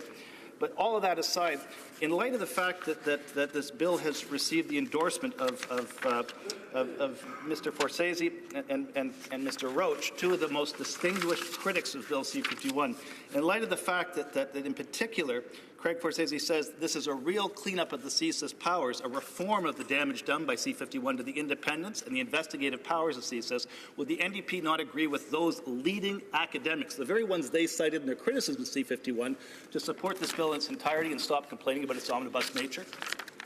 The honourable member for Belleuil-Chambly. Well, thank you, Madam Speaker. And perhaps instead of citing people out of context and using glowing words like endorsement, perhaps doing some more reading and listening to what those very same academics said. Mr. Forsese also said that it would require more study because there's a lot in there. He specifically said he hasn't had time to perhaps study the magnitude of some of the important changes being brought, for example, to the National Defence Act with regards to cyber weapons, which I don't understand what that has to do with fixing the no-fly list, but I'll let the member justify that. And I just want to go back to this member, Madam Speaker, because he was in the last Parliament voting with the Conservatives for a bill that threatened Canadians' rights, for a bill that threatened their privacy, and we were proud to stand up with his constituents, with people in his city who protested that very same bill. Now that bill, Madam Speaker, because he asked the question to me, he said, how is it possible that we complain about it being omnibus but that there's not enough? There's not enough in this bill, Madam Speaker, because it doesn't repeal the dangerous elements brought in by C-51, the bill from the Conservative government that this member voted in favour of, and until we see those things in that kind of this kind of legislation, we can't support it.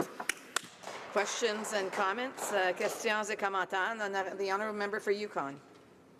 And I appreciated the member's thoughtful speech, and I'm glad he has 3 occasions emphasized that the minister is doing a lot of changes to the security system. I had 2 questions, an easy one and a harder one.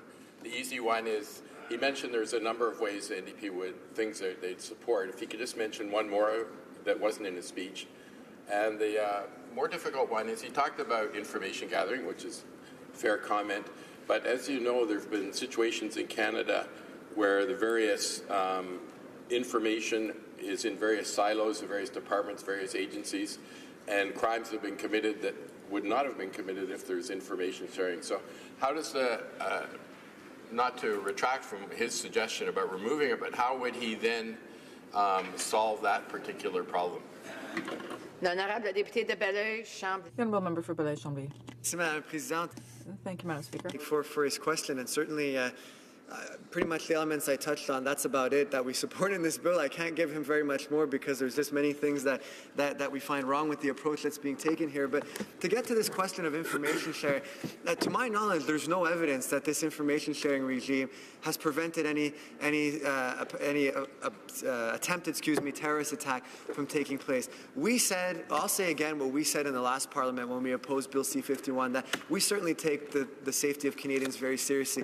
And that's why, for example, one of the ways to tackle these issues is to provide proper resources to the RCMP. They've long said that they don't have the resources to actually do their work. Let law enforcement have the resources to be able to apprehend the people that they have sufficient evidence against to be able to stop from committing these kinds of atrocities. The other thing, Madam Speaker, and that's something that's not in this bill and something that's fundamental to tackling this issue, is a counter-radicalization strategy, something that is grassroots, something that deals with all forms of radicalization leading to violence. I've heard the Minister talk at length about it, different proposals that they have, but it seems to have stalled a little bit and we haven't seen very much about that. If you really want a solution to protect Canadian safety, those are the solutions, not legislative solutions that threaten Canadians' rights. Reprise de débat. Resuming debate. Honourable Minister of National Defence. Thank you, Madam Speaker.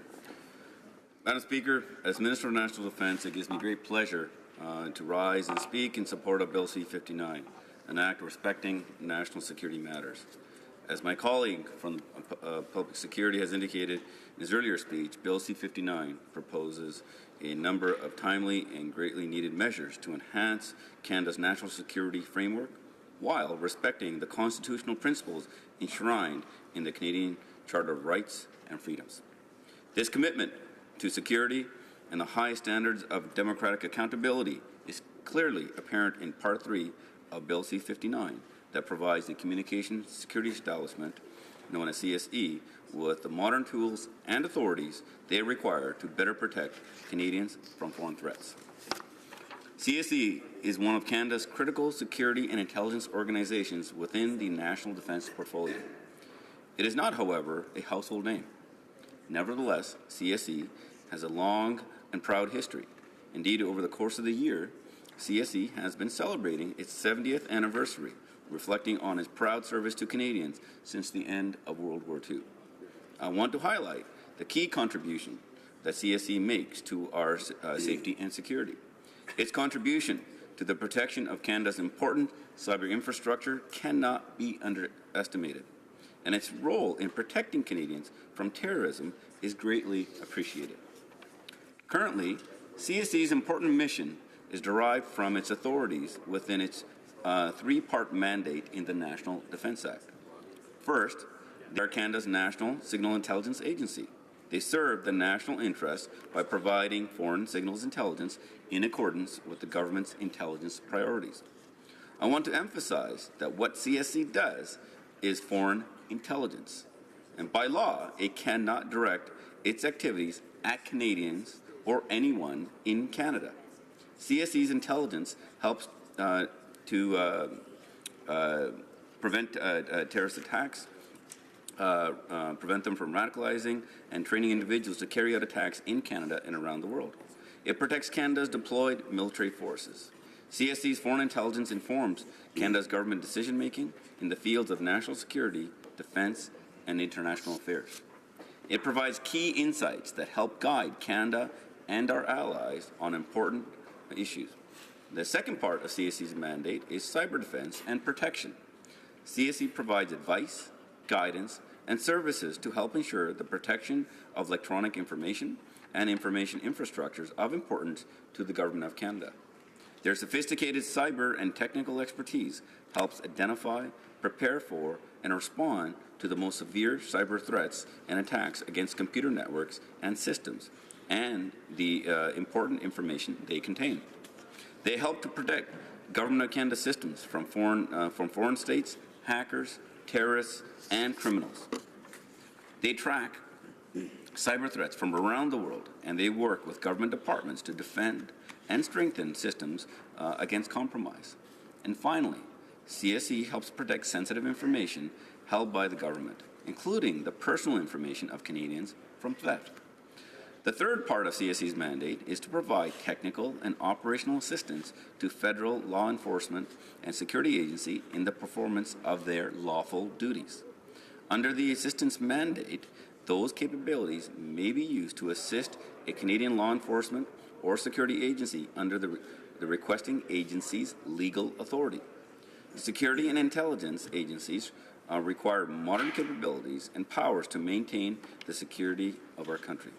In today's dynamic security environment, CSE's efforts to protect Canada and Canadians against threats are more critical than ever.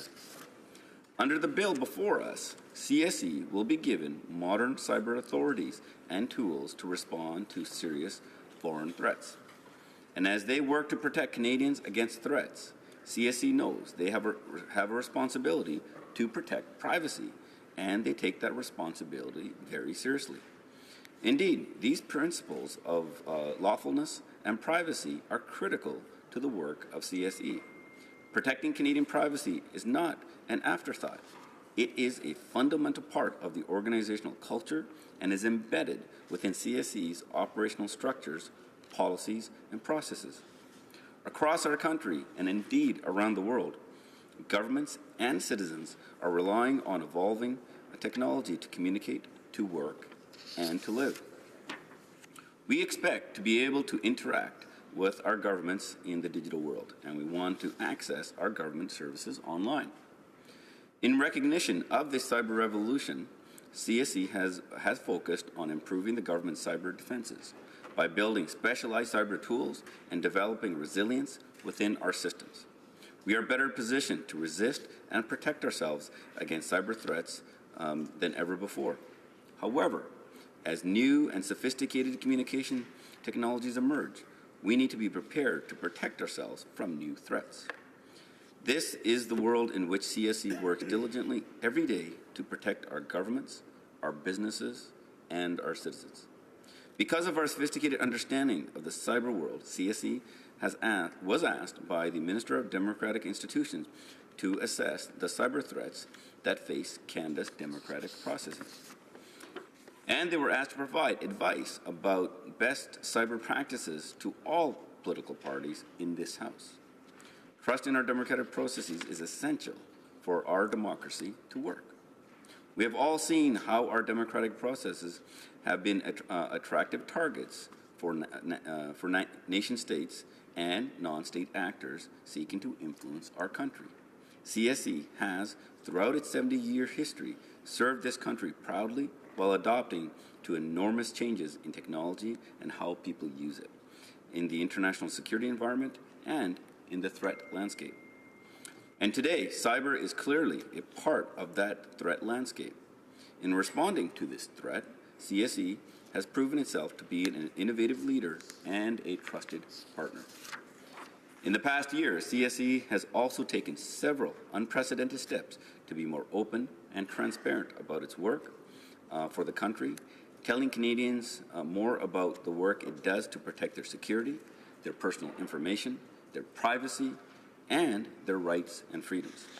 They have increased their public outreach through a number of media interviews, participating as speakers in various symposia and conferences, and assisting in other outreach efforts to discuss CSE's mandate and topical issues around security and defense. I should also like to add that officials from CSE have appeared many times as invited expert witnesses before committees in both houses. Many of my honourable colleagues know these officials as dedicated and knowledgeable public servants keen to help us understand the complex work they undertake. No doubt, CSE is embracing an open approach to communicating with Canadians about the important work they do. Madam Speaker, there can be no greater obligation than to protect the security of Canadians at home and abroad. Bill C-59 will provide CSE with the authorities and tools to maintain the highest standards in security protection while adhering to the high standards of accountability and transparency. This is a timely and necessary bill. It is a bill that serves both Canada's national security interests and adheres to the Canadian principles of accountable government. This is a bill that will permit our government to take the necessary and appropriate steps to protect Canadians. This is a bill that enables our government to do so in an open and a transparent way. And this is a good bill, and we will work hard to implement the measures of the proposed legislation. Thank you, Madam Speaker. Questions and comments, questions et commentaires. The honourable member for Charleswood, St. James, Assiniboine, Headingley? No, oh, sorry. Oh, Miramichi, Grand Lake. Sorry, a couple of seats over. Thank you, Madam Speaker. Madam Speaker, we know that CSE provides foreign intelligence to a number of government of Canada's departments and agencies to help keep Canada and Canadians safe. CSE's activity have played an integral role in helping to protect Canada and Canadians against foreign-based terrorism, foreign espionage, cyber attacks, kidnappings of Canadians abroad, and other serious threats, which have helped to ensure our nation's prosperity, security, and stability. However, the technological world that CSE operates in has changed considerably since its existence was enshrined in legislation in 2001. With the passing of the Anti-Terrorism Act. Since then, we've seen the emergence of new threats as well as changes in the traditional methods and techniques of threat actors. Today, there's no shortage of threats to defend against, and every day this dynamic threats environment grows in scale and complexity. Canadians want and expect their government to protect them from threats. And at the same time, Madam Speaker, they want the agencies charged with protecting them to be more accountable and transparent. My question is, how will the proposed legislation enable CSE to continue to protect Canada and Canadians? And how does it address public demands for increased accountability and transparency on national security? Thank you, Madam Speaker. The Honourable Minister of National Defence. Thank you, Madam Speaker. Now, Madam Speaker, CSC is Canada's Centre of Excellence for Cyber Operations, operating in a rapidly evolving technological world. CSC's authorities have not kept up with that change. The proposed legislation will enable CSC to work more effectively and proactively to protect Canada and Canadians. It clearly outlines how CSC will be authorized to operate in cyberspace, protecting Canadians at home and abroad from threats to our security, stability, and economic prosperity. It also responds to successive expert recommendations and perspectives raised in the national security consultations. The consultations indicated that while Canadians want the government to strengthen Canada's ability to address new threats, they also want the government to safeguard their rights and freedoms. As such, it strengthens accountability, oversight, and review of CSC's activities, and for the first time, it would create an intelligence commissioner which would provide independent oversight of CSC's foreign intelligence and cybersecurity activities. It would also establish the National Security and Intelligence Review Agency, which would review national security and intelligence activities across the government, including CSE. These proposed changes, Madam Speaker, would enhance transparency and provide as much information about national security activities to Canadians as possible without compromising the national interest or the effectiveness of operations. Thank you, Madam Speaker. Questions and comments? The Honourable Member for Selkirk Interlake Eastman. Speaker, and a question to the Defence Ministers about the change that CSC is now going to be stood up with its own act, rather than functioning underneath the Department of National Defence and the National Defence Act of Canada. And a concern that some may have is that historically CSC was stood up to provide intelligence gathering for our troops that are deployed. And now that they're going to be removed from underneath the Act, and although they still technically will be reporting to the Minister of National Defence, is there any apprehensions or any concerns that their first and foremost mandate is to protect our troops who are serving overseas, often in very dangerous situations, including, as the Minister knows full well, that our troops that are serving at NATO and Brussels of the terrorist threat levels that are there, and the need for Canada through CSE to be collecting all the cyber intelligence as possible to protect our troops that are on the ground. The Minister has about 1 minute to answer.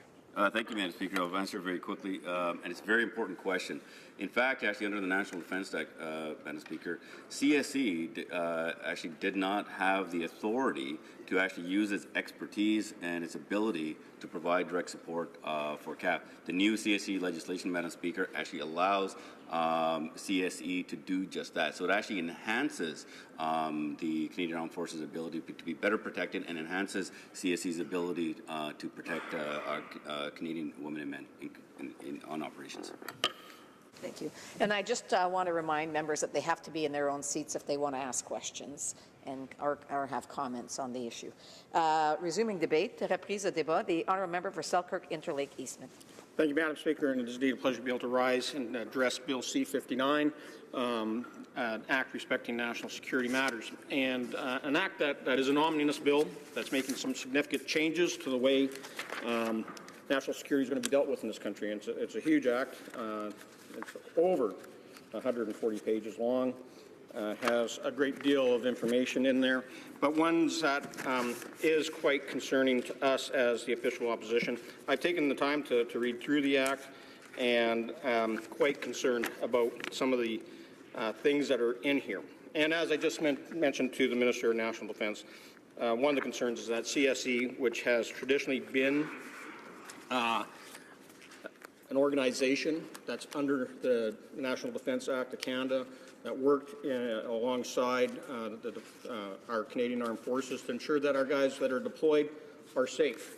And that in itself, Madam Speaker, is something that has to be paramount to what CSE continues to do. Now, the Communications Security Establishment is a great organization and one that we support wholeheartedly. They've always have respected the laws of Canada, that they've worked very closely with our Five Eyes partners, the United States, United Kingdom, Australia, and New Zealand, in collecting intelligence and sharing that where possible, but at the same time respecting Canadians' rights to privacy, their charter rates to ensure that they are not being unjustly spied on, unless, of course, they are acting in a manner that is concern to our national security and that they may be committing some sort of criminal acts. Now, this bill overall does weaken our national security in this country, that it will change the way CSIS and CSE operates, as well as the RCMP and other police agencies. And it just proves again that the Liberals are not serious when it comes to public safety. They prefer to water things down rather than do what's right. It's kind of interesting to watch that we have members on the other side that when the Liberals were in the third party, they voted in favor of Bill C-51. And now today, they are watering down that very act. And by doing that, I really have concerns how our allies, particularly our Five Eyes partners, are going to feel about the trustworthiness and interoperability of CSE, the RCMP, and CSE with their security intelligence gathering mechanisms. Now, and just to highlight it and to show that the Liberals are not serious about protecting Canadians and how we deal with terrorism, just this past week, the Minister of Public Safety, when talking about Canadians who went and joined ISIS and became ISIS terrorists and ISIS fighters, that he wants to reintegrate them back into Canada, not charge them under the criminal code as terrorists, not charge them under the criminal code for committing treason because they're fighting against Canada and our allies in Iraq and Syria, but wants to reintegrate them. And that is disgusting. And really, Canadians, and I've heard this over and over this past week in the riding, Canadians are concerned that the Liberals are putting their lives at risk because they're going to allow these ISIS fighters to return to Canada, that these terrorists who have been radicalized will come back here, and rather than being incarcerated, will have the opportunities to return to their communities and radicalize their families, their friends, and the people that they interact with. That is completely unacceptable. And that just proves the fact that the Minister of Public Safety and this Liberal government is not taking security seriously. And you look at that and compare it to what the U.S., what the government of France is doing, the government of the United Kingdom. They have put out kill orders on all of their fighters that are fighting in Syria and Iraq right now. So anyone that has joined ISIS, that was radicalized, that came from Great Britain, that came from the United States, that came to France, are in Syria and Iraq and fighting their forces, they've been told to shoot to kill, to ensure that their public safety is respected. That is not happening here in Canada. We're going to reintegrate them, at least incarcerate them. No, we're going to reintegrate them. Well, Madam Speaker, I'm going to mainly speak in the time I got left about the Communications Security Establishment. This is an organization that has done yeoman service over the many decades in ensuring that our troops stay safe, ensuring that Canada stays safe. And always, whenever the Commissioner for the Communications Security Establishment has looked at ministerial authorizations that have been given, that the rights of Canadians have been respected. Whether it's been collecting metadata, whether it was intelligence sharing, whether or not there needs to have been warrants issued for the monitoring of Canadians who are directly or indirectly involved in the fundraising or the activity of terrorism or other attacks on Canadians or our soil or our allies. They've been able to do that and respect our charter rights, respect the privacy acts, and ensure that Canadians' rights have been respected on a legal level. And I think that is clear. In the new section that's being stood up under CSE in Bill C-59, I applaud the government for bringing forward some clear definitions on cyber defense and cyber offense. Times have changed. We need to have the ability not only to defend against cyber attacks, but to take out those cyber attacks and to be preemptive if necessary. So if they collect the proper intelligence, that we'll have the ability to go out and destroy that potential threat. That could be attack upon our infrastructure, be attack upon the government of Canada, could be attack upon our troops that are serving overseas, or it could be even coming in to wipe out our financial sector. That capability has to be there because damage to our cyber infrastructure, power, financial institutions, government institutions, are critical to the everyday lives of Canadians, and we have to be able to preemptively remove that threat. But the amazing part in this, in everything that we're doing, is that under this new cyber warfare process, in Section 30, where they have cyber operations authorizations, it gives a veto under Section 30.2 to the Minister of Foreign Affairs. Always the CSE and CSIS have operated in close collaboration with the Minister of Public Safety, the Minister of Defence, and to some degree with the Minister of Justice. But now the Minister of Foreign Affairs is going to have a veto over whether or not we spy on individuals or organizations. They'll have a veto on whether or not we launch a cyber attack or defend ourselves from a cyber attack from individuals and organizations, whether they're criminal organizations, terrorist organizations, drug cartels, or just hackers. This is something that we just don't understand. The Minister of Foreign Affairs does not have the same intelligence mechanisms within the department as the Minister of Public Safety has access to or the Minister of National Defence has access to. Why would we give an authorization to the Minister of Foreign Affairs is beyond me. And all you have to do is look at the previous Minister of Foreign Affairs, Stéphane Dion, who was acting in a role of appeasing Russia. Definitely the greatest threat to Canada and the Five Eye allies.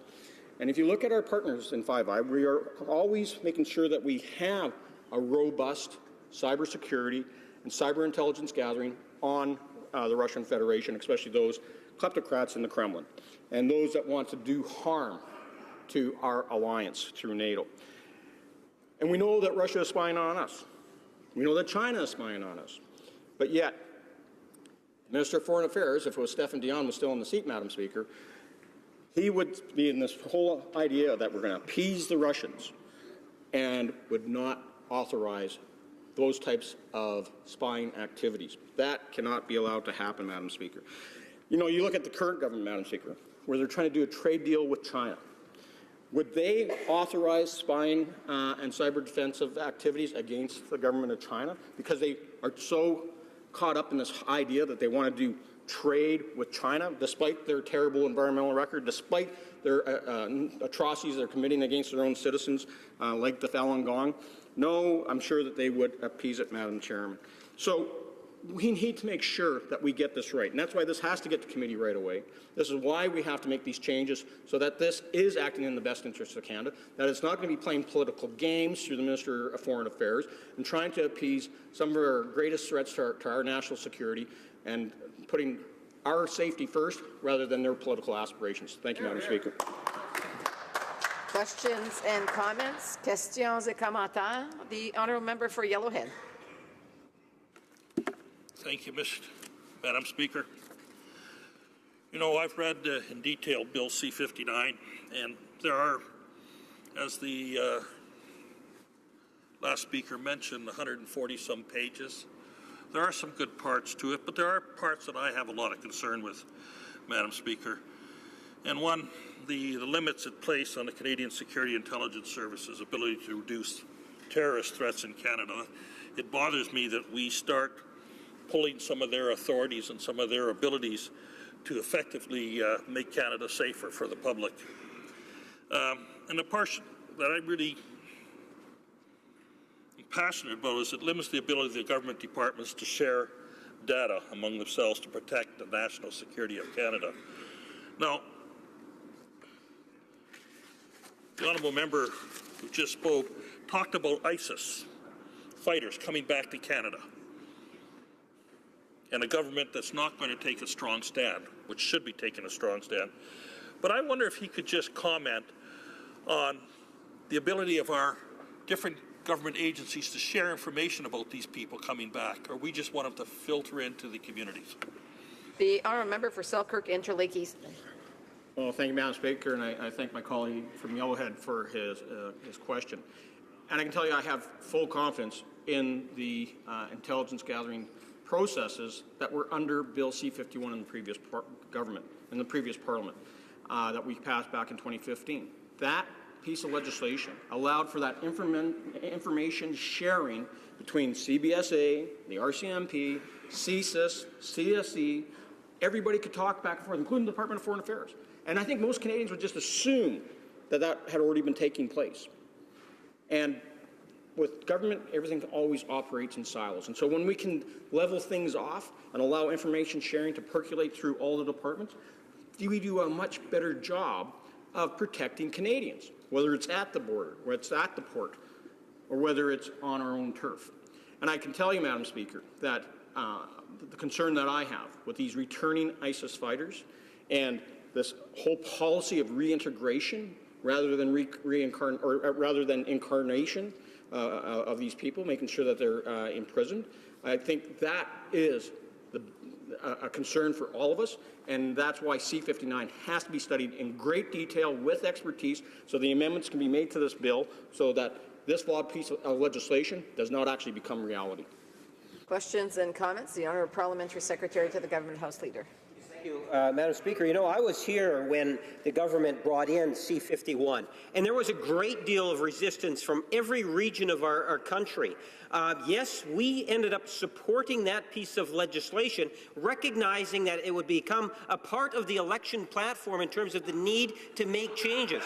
This legislation enables some of those changes.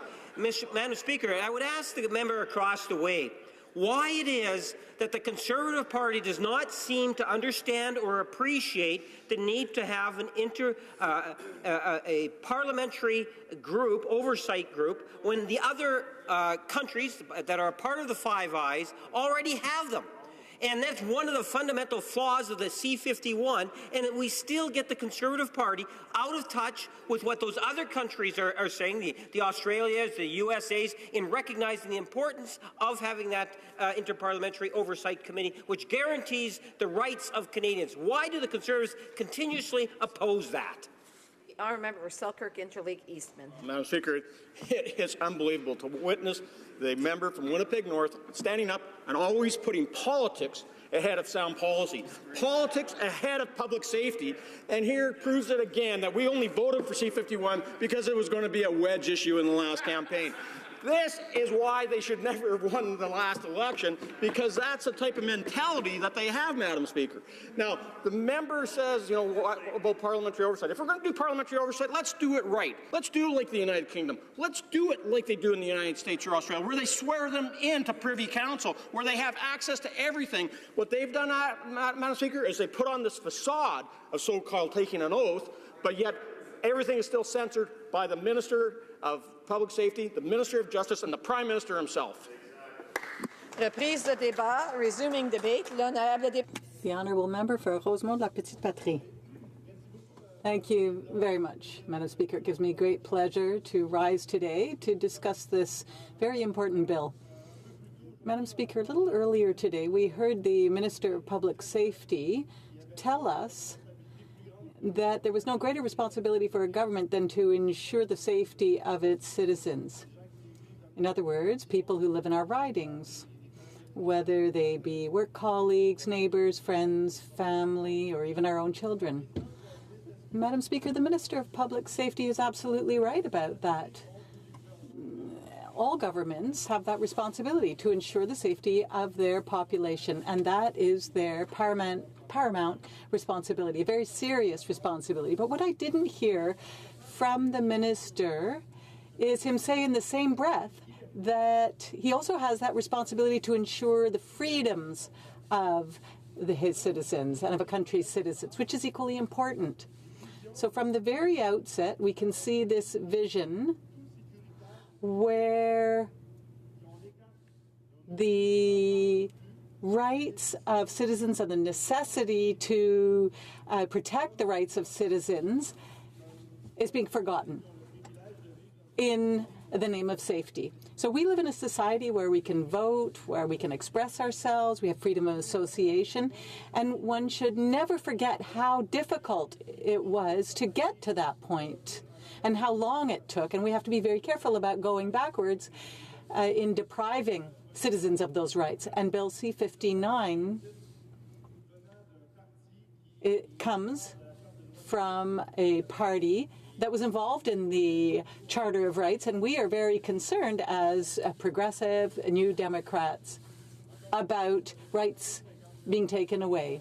Bill C-59 is also part of the Liberal Party's trend to be rather two-faced, actually, about issues. It will say one thing and do the opposite. It will advocate for one thing, and then its decisions actually are contrary to those that were announced. And I think the member just demonstrated that. He showed us how C-51, everyone was opposed to C-51, and yet the Liberal Party, for purposes of political tactics, voted for it because it would serve their purposes during the election campaign. That gets very difficult to follow at one point, Madam Speaker, and it's so unfortunate that we have a government that thinks that way. It's just involved in petty politics. It contradicts itself. It's actually hypocritical and quite blatantly hypocritical. Now, there are many things that the previous government can be blamed for, the Conservative government, but they couldn't be blamed for a lack of consistency, even though we were most times absolutely against their decisions. But this liberal attitude for saying one thing and meaning another, it doesn't just apply to our intelligence services and our police services. It happens over and over again. For 2 years, it's been like a broken record. You know, they say we're back on the international scene, and yet at the same time, it isn't. It says it's going to be stricter with respect to greenhouse gas emissions, and yet it isn't. So it just seems to be saying these kinds of things over and over again. It's doing for greenhouse gas emissions, it's no better than the previous government. So it says that it's open and transparent. But then the Access to Information Act is changed to make it even more difficult and more complicated to get access to that information. It wants to increase trust in public institutions, and yet what we see are ministers who hold these $1,500 dinner plate fundraisers. And so this is just one more bad example today of the Liberals doing politics on the back of the safety of citizens. And once again, they're sort of trying to cobble things together, whereas we in the NDP, for many, many years, have advocated for, rather than just sort of throwing together a bill, actually repealing C-51 and starting over again and drafting a good bill. A bill that would, on the one hand, improve safety, because, Madam Speaker, obviously that is very important, and we have to do everything we can to ensure that terrorists or ill-intentioned people have an opportunity to conspire or plan for any sort of attack in this country. But on the other hand, this bill also has to allow democratic institutions and watchdogs do the work they have to do to be able to monitor those who are monitoring us. If that's not done properly, then we may end up with this type of police state that intrudes in our private lives, our personal lives, accumulates all kinds of information, even though there's not necessarily grounds for doing that. For us, C-51, unless it ensures a protection of our freedom of association and privacy and others, it's not acceptable. C-59 is not correcting the situation. They've missed the mark. There are a few measures that might be worthwhile, but overall, it seems that we're continuing the dangerous trend that we've observed under the previous government, the Conservative government.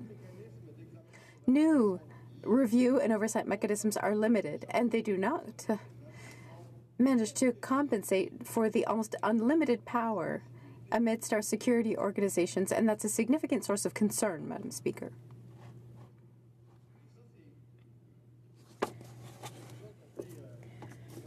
there's something ironic in what I'm about to say, but it must be known.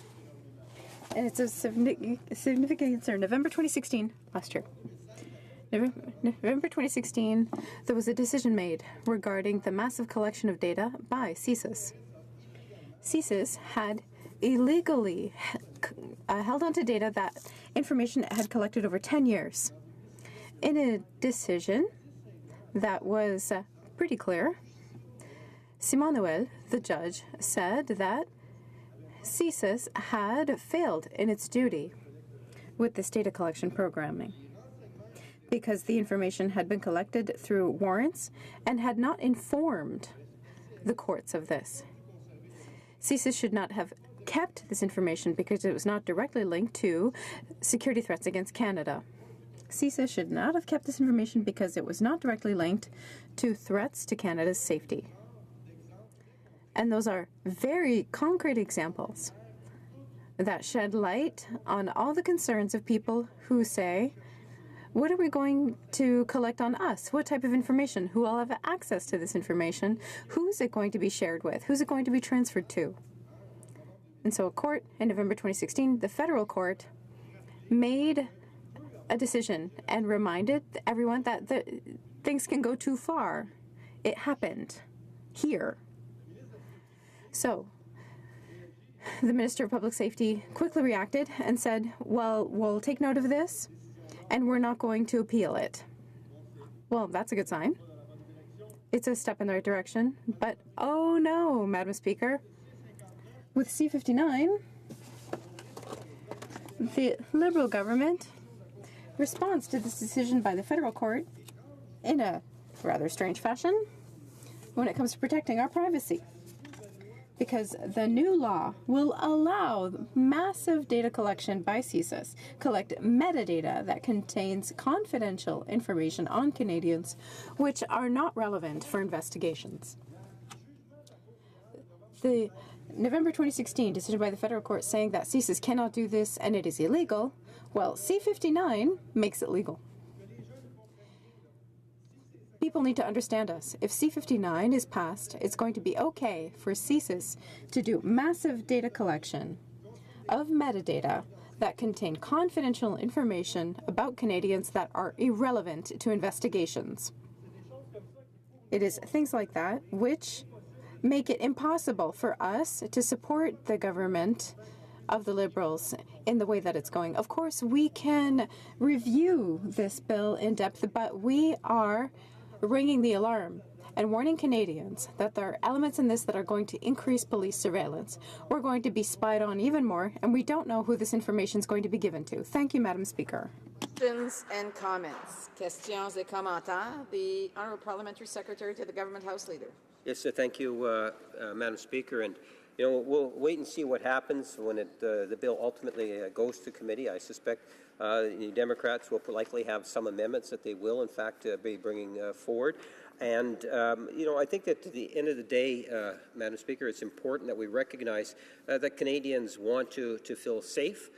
They understand that Canada has, and the national government has a role to play, and this piece of legislation, I believe, is very sound. We're having it go to the committee before it gets final on the second reading. I think that's a very progressive move. It allows us to expand on the potential scope, and I'm wondering if the member across the way could give some specifics in terms of how it is that he would specifically want to see the legislation improved.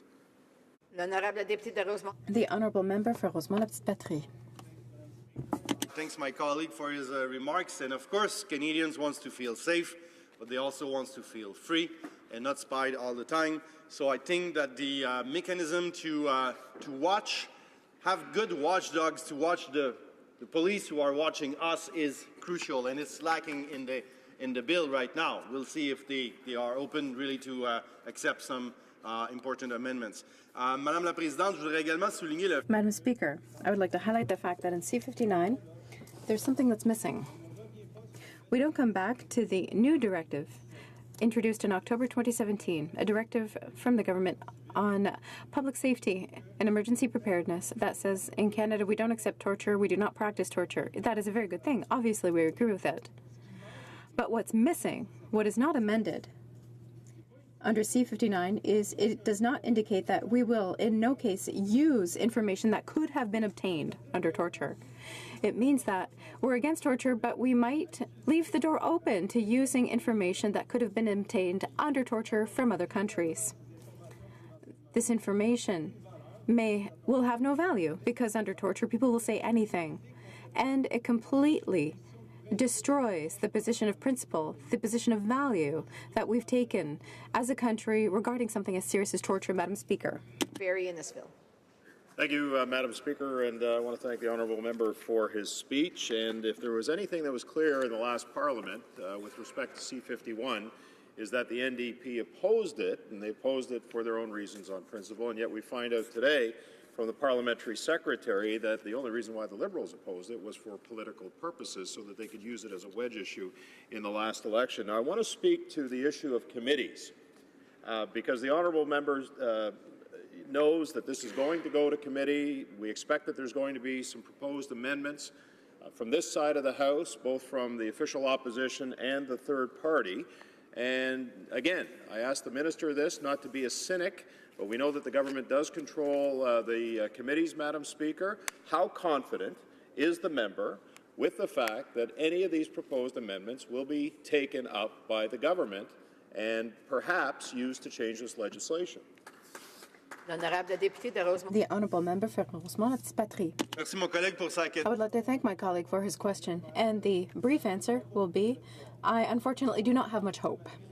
Because despite the lovely promises of cooperation, of working together and being more open and more democratic, that's not what we've observed over the last 2 years. We've seen the use of a parliamentary majority to crush the opposition.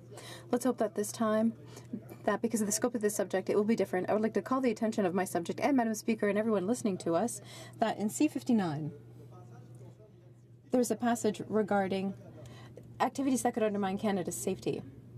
In the definition, it includes to considerably or on a broad scale to undermine infrastructure that is considered essential. What we're concerned about is that undermining essential infrastructure could be used to authorize secret services to spy on people who are getting ready to protest the arrival of new pipelines with a government that just granted it its approval to Kinder Morgan and Keystone XL. We are concerned that peaceful protesters, Indigenous peoples, environmentalists could be targeted by C-59. Resuming debate. The honourable member for Richmond Hill. Thank you, Madam Speaker. Madam Speaker, it's with great pleasure that I rise today to speak in support of the National Security Act 2017, Bill C-59. Madam Speaker, 2 years ago, our government came to Ottawa with the promise that we would address the numerous problematic elements of C-51, which was enacted by the previous government. Canadians agree that in attempting to safeguard the security of Canada, Bill C-51 failed to strike a balance between security and freedom.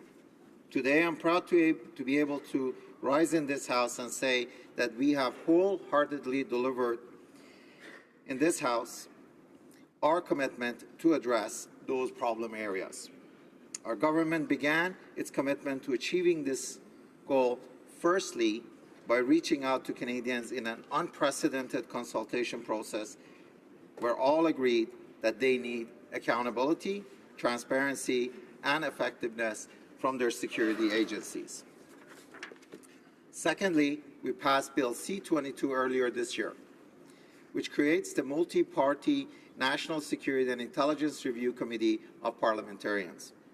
It is tasked with reviewing national security and intelligence activities through unprecedented access with the goal of promoting government-wide accountability.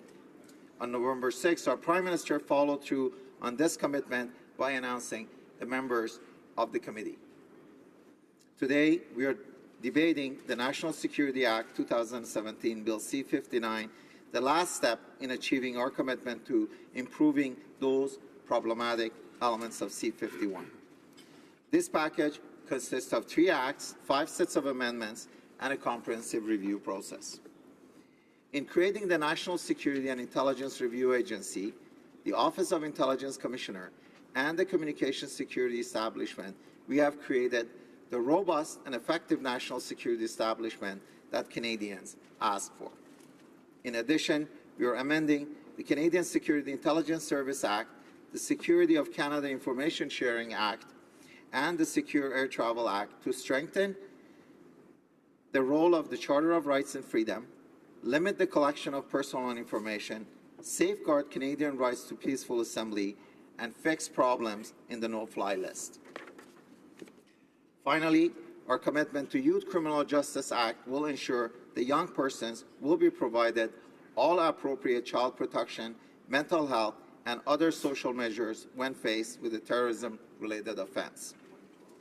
Throughout my work on Mental Health Caucus, Madam Speaker, I know how important it is for all Canadians, especially those of marginalized groups, to have access to all available safeguards, services, and measures, specifically when navigating the criminal justice system. I'm therefore pleased to speak today specifically about these proposed amendments to Youth Criminal Justice Act, and that are included in Part 8 of the National Security Act 2017. Madam Speaker, my riding of Richmond Hill is an incredibly diverse and vibrant riding, where over half of my constituents are Canadian who come from an immigrant background, and of these, the majority are youth and young families under the age of 30.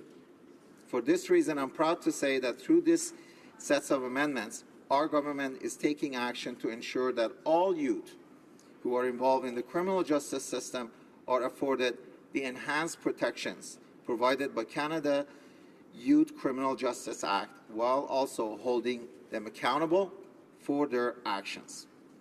The Youth Criminal Justice Act, or YCJI, is a federal law that governs Canada's youth aged 12 to 17 who committed criminal offences, including terrorism offences. The YCJA recognizes that the youth justice system must be separate from the adult system and based on the principle of diminished moral blameworthiness of the youth. It emphasizes rehabilitation and reintegration, just and proportionate response to offending, and enhanced procedural protection for youth. The Act also recognizes the importance of involving families, victims, and communities in the youth criminal justice system. The YCJA contains a number of significant legal safeguards to ensure that young people are treated fairly, for that their rights are fully protected. For example, the identity protection ban and significant restrictions on access to youth records. Young people also have enhanced right to counsel, including state-provided counsel and the right to have parents or other guardians present throughout key stages of investigation and judicial processes. If a young person is charged, all proceedings take place in youth court. In addition, the YCJA establishes clear restriction on access to youth records, setting out who may access to youth records, the purpose of which youth records may be used, and the time periods during which access to records is permitted. Generally speaking, although the offenses set out in the criminal code apply to youth, the sentence do not.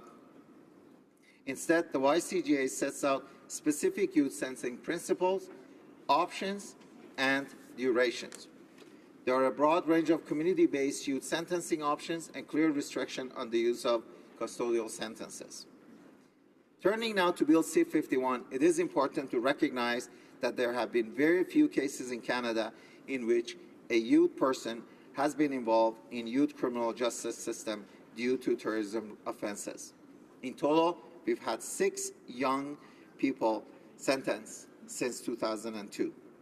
2 were fully guilty, 3 were put under peace bond, and 1 charges was dropped. Nonetheless, it is important to ensure that when these does occur, the young person is held to account, but also that they are afforded all of the enhanced protection under the YCJA. It is perhaps even more important in terrorism-related offenses that we do everything in our power to reform young offenders so that future harm is prevented. Part 8 of Bill C-59 will amend provision of YCGA to ensure that youth protection apply in relation to anti-terrorism and other recognizance order. It is also provides for access to youth records for the purpose of administrating the Canadian passport order, subject to the special privacy protection set into YCGA. The bill will also make important clarification with respect to recognizance order. Although the YCGA already provides youth justice order with the authority to impose these orders, several sections of YCGA will be amended to state more clearly that youth justice court have exclusive jurisdiction to impose recognizance on youth. This will eliminate any uncertainty about the applicability of certain rights of protection, including the youth right to counsel. In addition, there is currently no access period identified for records relating to reconnaissance, so the YCGA will be amended to provide the access period for these records will be 6 months after the order expires. With respect to Canadian Passport Order, Bill C-59 will amend the YCGA to specifically permit access to youth records for the purpose of administrating Canada's passport program. The Canadian Passport Order contemplates that passport can be denied or revoked as a result of certain criminal acts or in retaliation to national security concerns. For example, Section 10.1 of the Canadian Passport Order stipulates that Minister of Public Safety may decide to deny or revoke a passport if there are reasonable grounds, including that revocation is necessary to prevent the commission of terrorism offense or for national security of Canada or foreign country or state. The current YCGA provision governing access to youth records do not speak to access for passport matters. As noted, Bill C-51 will allow access in appropriate circumstances, but it is important to note that the sharing of youth information on this provision will still be subject to the special privacy protection of the YCGA. Madam Speaker, Canadians can be assured that our government is addressing the national security threat while continuing to protect democratic values, right of freedom for all Canadians. Those two goals must be pursued with equal dedication. Madam Speaker, I encourage all my colleagues to vote in support of this bill. Thank you very much. Questions and comments? The honourable member for Barrie-Innisfil. Thank you, Madam Speaker. Two simple questions for the member. First of all, sending it to committee before second reading, I'm just wondering what the honourable member hopes to see by doing that. And second question is, will the government be open to changes from the opposition side that are reasonable, that are practical, that will enhance the measures in this bill? Thank you, Madam Speaker. The honourable member for Richmond Hill. Well, I thank the honourable member across, and I would like to say that our government is committed through the committee to a process of taking everybody's input and taking all the members' input and implement the change and assess the changes and implement those as amendment if and when required. Thank you. Questions and comments? Honourable député de Drummond. The honourable member for Drummond. Thank you, Madam Chair. I would like to raise this boondoggle for Canadians that are listening to us, which is that we're not going to go directly to second reading. We're going to send a bill from this government directly to committee because it's too terrible. How is it this government is presenting such a terrible bill? Withdraw it and present a better bill to us. It doesn't make any sense. In this bill, I hope that the member will agree with me when I say that we absolutely have to remove all the directives on torture. We can't say that we don't accept information obtained under torture in Canada, but we might use information that could have been obtained under torture in another country. We can't wash our hands like that. We need to have strong principles against torture here in Canada and throughout the entire world. We can't accept that. Does my colleague agree with me? That's what I am asking. Thank you. Hill. I thank the honourable member across, and I'd like to say that, as I said in my speech, I'm focusing my comments on the amendments to the Youth Criminal Justice Act and the recognizance with conditions. And to that effect, our goal is to bring and strike the balance between the safety and liberty of those who are caught in the criminal justice system, especially those youths. Thank you. Questions and comments? The honourable member for Aurora Oak Ridges, Richmond Hill. Thank you, Madam Speaker. And I would like to express that the honourable colleague's riding is right beside Aurora Oak Ridges, Richmond Hill, and I would like to thank my colleague for the incredible work that he is doing with youth, and particularly in light of this Youth Criminal Justice Act.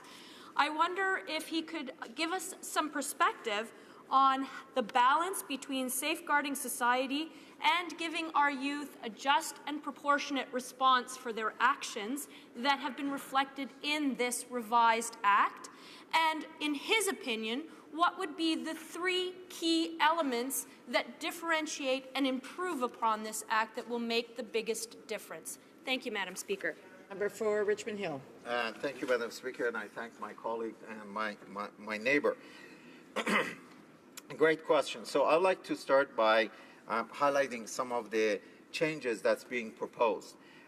Part 8 of Bill C-59 would amend certain provisions of the YCGA to ensure that youth protection apply in relation to recognizance order, including recognizance with conditions and peace-bound proceeding. So number one, we are bringing protection and making sure that that protection is recognized when it's needed. Second is that these amendments clarify that the Youth Justice Court have exclusive jurisdiction to impose these orders on youths and claim to eliminate any uncertainty about the applicability of certain provision to a youth for whom a recognizes order is being sought. Number 3, in addition to these, and currently there is no access period, and what this amendment, this bill is proposing, the amendment to the YCGA, is to make sure that we have 6 months after the expiry date of the order limits the time that the youth records could be ordered. I notice that I'm running out of time, so I thank the honourable member and Madam Speaker for allowing me to respond. Thank you. Resuming debate, reprise de débat, l'honorable député. The honourable member for Louis Saint-Laurent. Thank you very much, Madam Speaker. Very pleased to speak at this stage of Bill C-59. 9 days ago, all Canadians and parliamentarians were united in thinking that were united because it was Remembrance Day, November 11th. There were hundreds and hundreds of commemorative events across the country. I participated in my riding in an event with the Wandaki First Nations for a Remembrance Day ceremony, along with my 94-year-old father, who is a World War II veteran. So why do I mention that, Madam Speaker? First, because it's something that unites all Canadians. And more than that, it brings us back to a different time. Now, Canada was always stood on the side of what was right, always fought the enemy attacking our values, attacking our freedoms, attacking the fact that our country had strong uniting values. Now, in World War I and World War II, the enemy was identified as a country, a nation. The enemy had a country and a flag and uniforms. But today, Madam Speaker, the enemy is everywhere and nowhere at the same time. The enemy is terrorism. And that is why we need to fight those enemies with all of the energy that we have and all of the tools that we have. And that's why, Madam Speaker, I wanted to draw a parallel between the ultimate sacrifice made by these hundreds of thousands of Canadians and people all around the world who gave their youth and their lives to fight the enemies of freedom, with the people who today, in the 21st century, are attacking our fundamental principles. In other words, the terrorists. Now, September 11th, 2001 was a day when the world changed. The terrorists hit our American friends and neighbors. Vigorous measures were taken around the world to fight terrorism. But terrorism is cowardly and hypocritical and has no law or pride, and so the enemy is always everywhere, hidden because he doesn't have the honor or courage to defend his position publicly. So we need to fight the enemy with information, and here in Canada with CSIS. The enemy hit the U.S., and it has also hit us here in Canada. Now, of course, just 37 months ago, almost to the day, the enemy hit us right here at the door of the House of Commons. And terrorism has affected us here in Ottawa. That's why, Madam Speaker, the Conservative government at the time, with the support of many different people, took necessary steps to fight terrorism in this country through Bill C-51. That bill was sponsored by the Honourable Member for Lévis-Bellechasse, who was the Minister of National Security at the time, as well as the Honourable Peter MacKay, who was the Minister of Justice in that Conservative government. That bill, Madam Speaker, received the approval of some and the disapproval of others. Now, the NDP didn't agree, but at least they were coherent and consistent in their position, and so were we. But curiously, the people who are in the government today voted for the bill at the time. They had no problem with that. Well, we had no problem with it. We were very happy. We were happy they were voting for our bill. And a few months later, during the election campaign, they decided to say that, oh, this bill doesn't make any sense, and that once they came to power, they would restore order and discipline and redo this bill and make it proper. Now, it took 18 months before they finally presented this bill C-59 to do that. Now, taking 18 months to prepare something is quite a long time, especially since they were promising this in the election campaign. Now, in February, a couple of years ago, they voted for the bill, and then they decided, no, they were going to change their minds, and then they took 18 months to table this bill, finally. And they did so at the end of last session, last June, just before we were going back to our ridings for the summer, where we would, of course, continue our work in the ridings. Madam Speaker, this is a very long bill. We're talking about over 140 pages with 9 chapters and a whole series of laws being amended. People might want to say that this is a mammoth bill, an omnibus bill. But I won't label it, and I'll just get to discussing the substance of this bill, and I want to talk about what we think of it. On this side of the House, we believe that we need to give CSIS agents all of the tools they might need to identify and eradicate terrorism. This is the best course of action.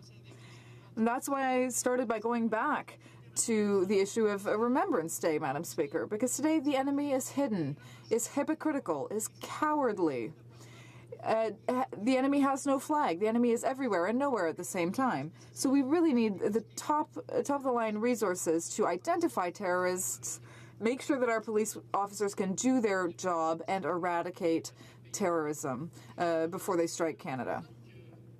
Madam Speaker, this bill means that our CSIS agents' work will become more difficult because they will have to work even harder to convince judges to have the power to operate effectively. And there are many examples of this, whether they want to modify, eliminate, or destroy communications of terrorist records, or if they want to destroy registers or material or component parts. This is really the issue here, Madam Speaker. If you want to eradicate terrorism, you have to allow police officers to act directly where terrorists are operating. You have to be able to intervene and intercept their communications and documents. And when you talk about directly or indirectly carrying out financial operations that involve or that might involve money. And so, of course, these people are paid. Terrorists don't work for free. They're well paid, and that's why we need to track the money so that we can see where they're operating. Now, it's the same thing when it comes to interrupting their financial transactions or hindering people's travel or dealing with people who try to pass themselves off as someone else under the old law. So, what all this means, Madam Speaker, is that the current government in Bill C-59 is creating a situation where police officers have to risk their lives every time they try to go in and hinder the work of terrorists. Their work is going to be even more difficult under these new measures, which are in Bill C-59. And that's concerning. Now, we'll talk about cyber attacks. With Bill C-59, the government says they have a plan to fight the enemy, the terrorist enemy, when they're operating on the internet, so what we refer to as cyber attacks. We need to fight that with measures that would directly get around the enemy's tactics and get the enemy to back off from cyber attacks. But curiously, Madam Speaker, they're giving a veto right to the Minister of Foreign Affairs. Why? Why would the Minister of Foreign Affairs have a veto right instead of the Public Safety Minister or the Justice Minister or the Transport Minister? Now, if the enemy wanted to invade our transport measures, for example, why would it be the Minister of Foreign Affairs who would have a veto right over whether we could counterattack to derail their cyber attacks?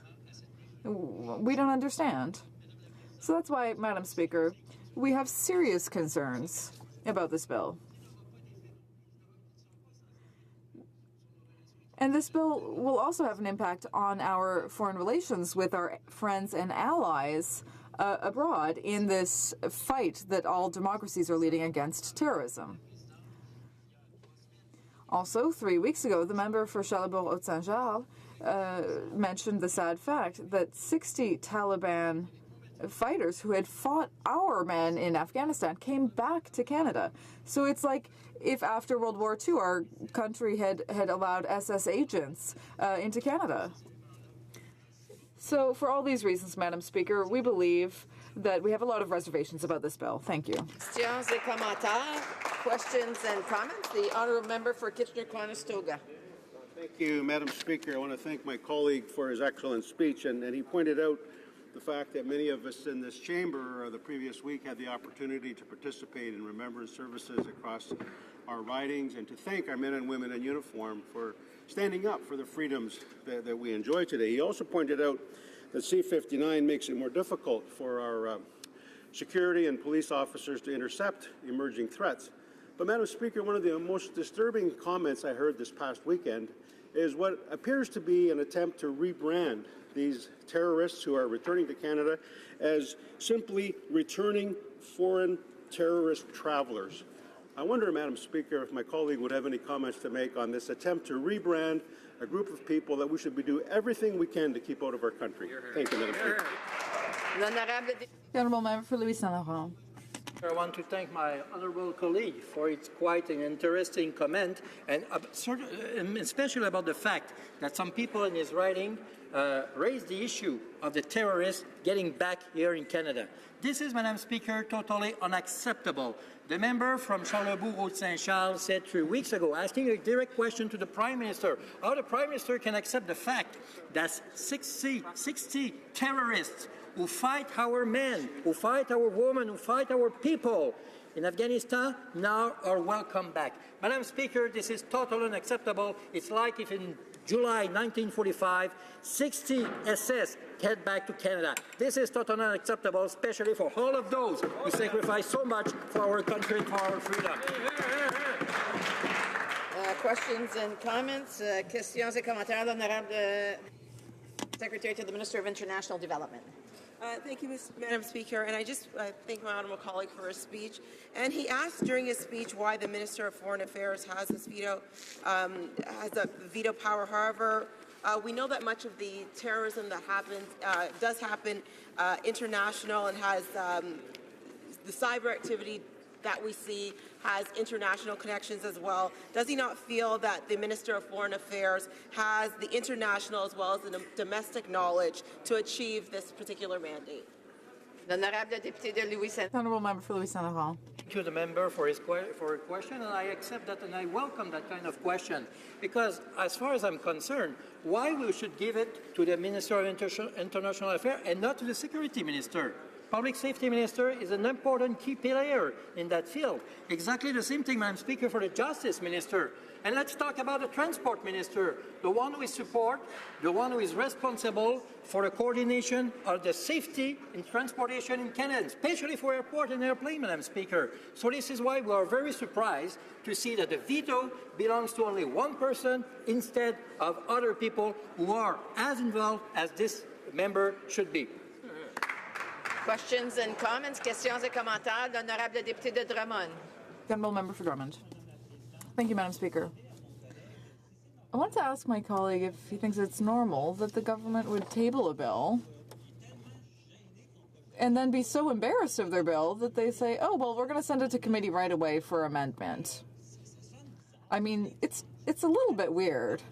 Normally when you table a bill, you want to make sure that it's as well written as possible, as well constructed as possible, and then, of course, there can be some amendments afterwards. But they don't even want to send it to second reading. They want to send it to committee right away.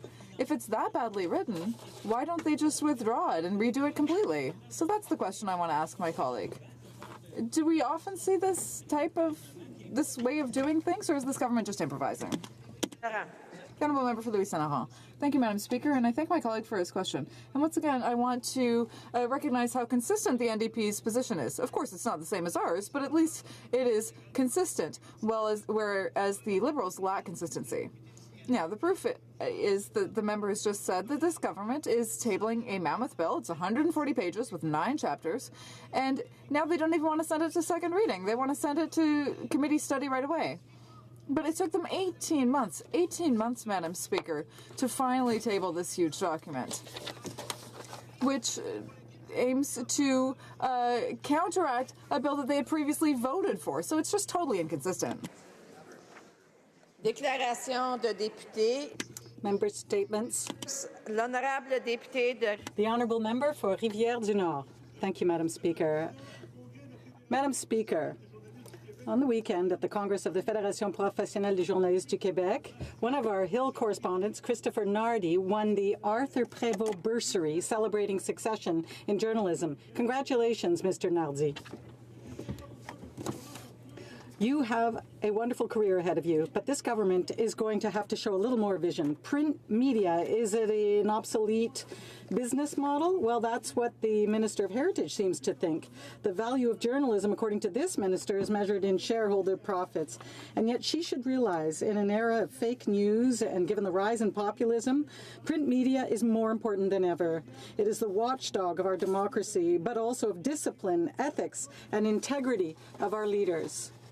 Rather than give taxpayer money to entertainment multinationals, the minister should draw on the quality of work of Mr. Nardi and invest in keeping a strong, free print media serving the people in all our regions. The honourable member for Châteauguay-Lacolle. Financial Literacy Month, and I'm delighted to thank all ministers, senators, and members who dropped by the reception hosted by the Financial Consumer Agency of Canada here at Parliament. The first ever kickoff event since Financial Literacy Month was established in 2011. About 20 representatives of financial literacy organizations held kiosks to explain their mission and to launch Financial Literacy Month in November under the theme, It Pays to Know. As a specialist in financial literacy, it was an honor for me to sponsor this event on behalf of the financial well-being of all Canadians. A terrific opportunity to highlight our national strategy for financial literacy and to talk about ways we can update it by applying GBA Plus lens. Thank you very much, Mr. Speaker.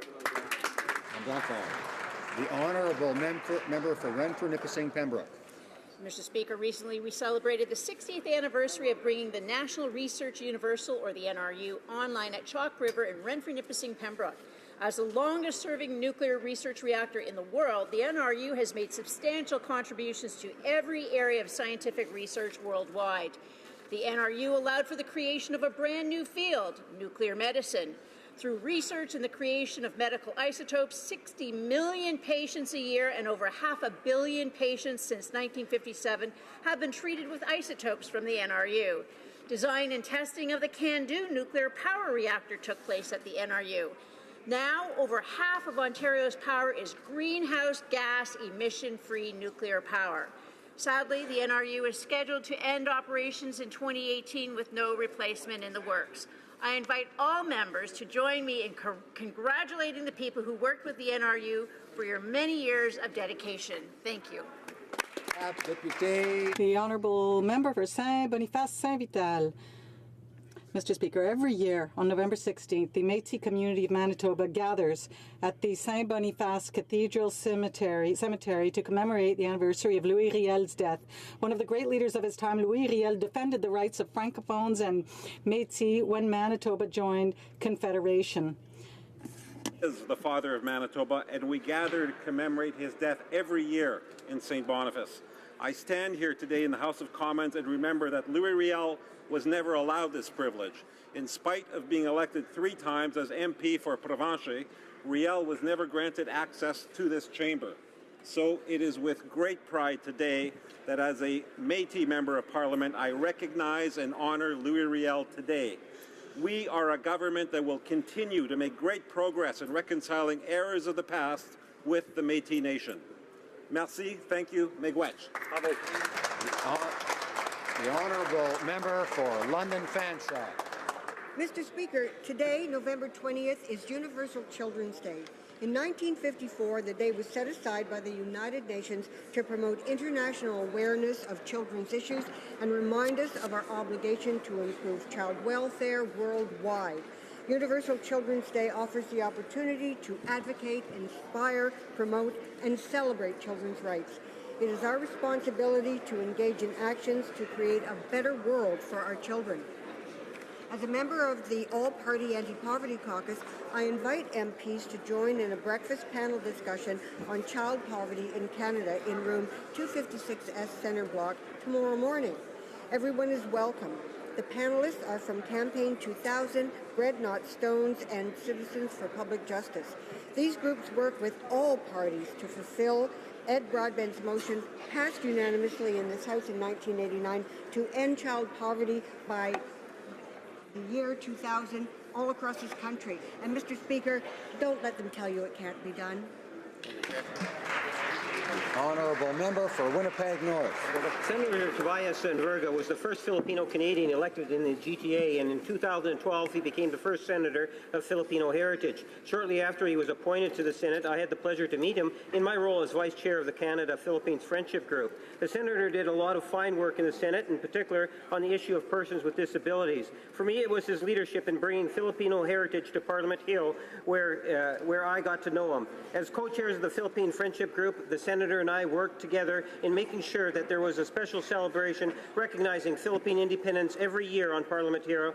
To be fair, he was the one that really drove the event. Recently, I had 100 visitors from St. Peter's Church in Winnipeg here, and 90% of them were of Filipino heritage. Senator Nverga happily took us into the Senate chamber, and you could see the immense pride from the group as they sat in his chair and posed for pictures with the late senator. Senator Nverga was a true Canadian who embraced our diversity. He will be missed, and on behalf of my colleagues, I offer our condolences and prayers to his wife, Frosmer, his 3 daughters, other family members, and many friends. Thank you, Mr. Speaker.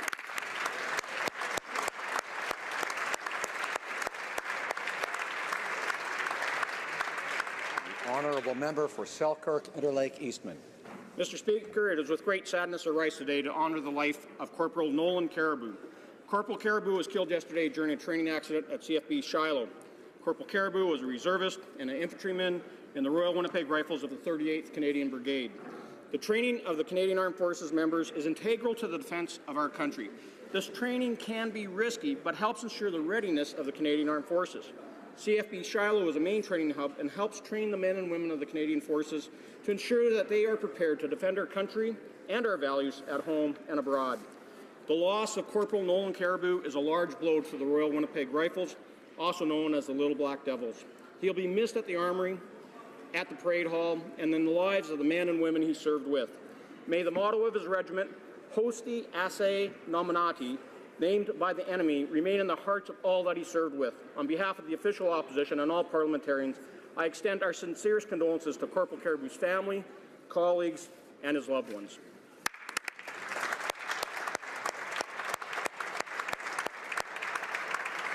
Honourable Member for Beaches East York. Mr. Speaker, the Neighbourhood Group has provided support to Toronto neighbourhoods since 1911, including in Beaches East York. Its mission is to serve people at every stage of their lives and to promote independence and dignity. In the last year, the Neighbourhood Group staff and its 1,300 dedicated volunteers have helped 31,000 clients across Toronto through 47 unique programs. These include personal support home care for over 2,000 people, helping almost 7,000 vulnerable people obtain lost or stolen ID, delivering over 28,000 Meals on Wheels, serving an additional 6,000 meals, and helping 759 people find work and 224 return to school. The organization has also sponsored and supported 3 Syrian refugee families. Recently, our government has committed over $1 million in funding over 29 months to the Neighbourhood Group to support its Youth Works program. Since 2011, this program has helped youth through skills training and work experience to become gainfully employed and financially independent. Mr. Speaker, I ask my colleagues to join me in thanking the Neighbourhood Group for the important role it continues to play across our city and in Beaches East York. The Honourable Member for Davenport. Mr. Speaker, beginning today and continuing this week, the Ukrainian community, along with many Canadians, are commemorating the millions of victims of the 1932-33 Holodomor genocide and the forced starvation of millions of Ukrainians by Stalin's dictatorship. I encourage all members to join me today in visiting the Holodomor National Awareness Tour mobile bus classroom located just at the foot of East Block for an interactive education on the genocide, and to attend the special commemoration this evening at 6:30 p.m. in Center Block in room 238S. Please join me in giving our heartfelt thanks to Bogdan Onishchuk and my uncle Denny Zurovich for their leadership and vision in creating the mobile classroom with the aim of increasing Holodomor awareness across Canada. I thank them and the Ukrainian-Canadian Congress for ensuring that the memory of those who died will never be forgotten, and for reminding us that we each play a role not only in fighting hate and discrimination everywhere in the world, but in promoting the values of freedom, democracy, human rights, and the rule of law. Vichnaya pamyat. Thank you, Mr. Speaker.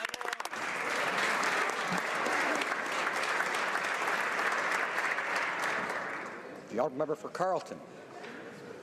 Today, I rise to pay tribute to the legendary Lowell Green. Lowell's millions of radio listeners know him for his strong and well-researched arguments, but there's more. Parliament owes him a debt of gratitude. 50 years ago, he led the campaign to make the Centennial Flame permanent. He co-founded Big Brothers of Ottawa and brought the city its Santa Claus parade that provides many gifts to children who would otherwise have none. He worked with the Drug Addiction Research Council to help struggling youth turn their lives around. He even raised $200,000 to help young Aiden receive life-saving and rare medical treatment south of the border. For that, the Senate will award Lowell the Canada 150 Award this week. On behalf of Parliament, the citizens of Carleton, and people across the Ottawa Valley, I say a well-deserved thank you to Lowell Green and congratulations. The Honourable Member for Alfred Pellan. Thank you, Mr. Speaker. As the proud member for Alfred Pellan Laval, I'd like to highlight the presence on Parliament Hill today of the Nomad, the men's basketball team from Collège Montmorency in Laval. And I would like to take this opportunity to underscore the importance of sports for our young people and its positive and formative impact on them that they acquire through the discipline and team spirit that they practice when participating in sports. The Nomads are the national champions of the Canadian Collegiate Athletic Association Men's Basketball National Championship. And their title on home court as they will host next season of the CAA Men's Basketball National Championship from March 14 to 17, 2018. I would like to thank the coaches who help our athletes reach their full potential, and I'm confident that the Nomads will give us a breathtaking performance next March. Please join me in congratulating them on their national champions title and welcoming them on the hill.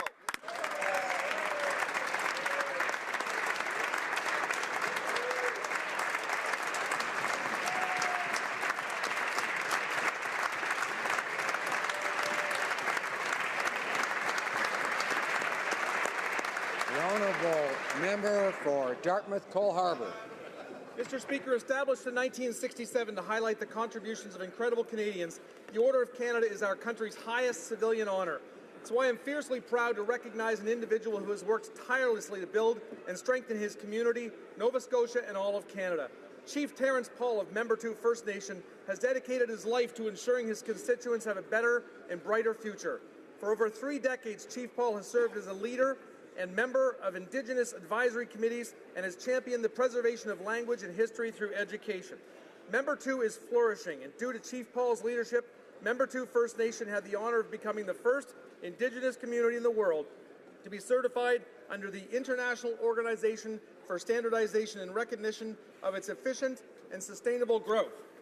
Last week, Chief Paul was invested into the Order of Canada, recognized for his outstanding achievements, dedication to his community, and service to the nation. I congratulate Chief Paul and the 43 great Canadians who received this honour.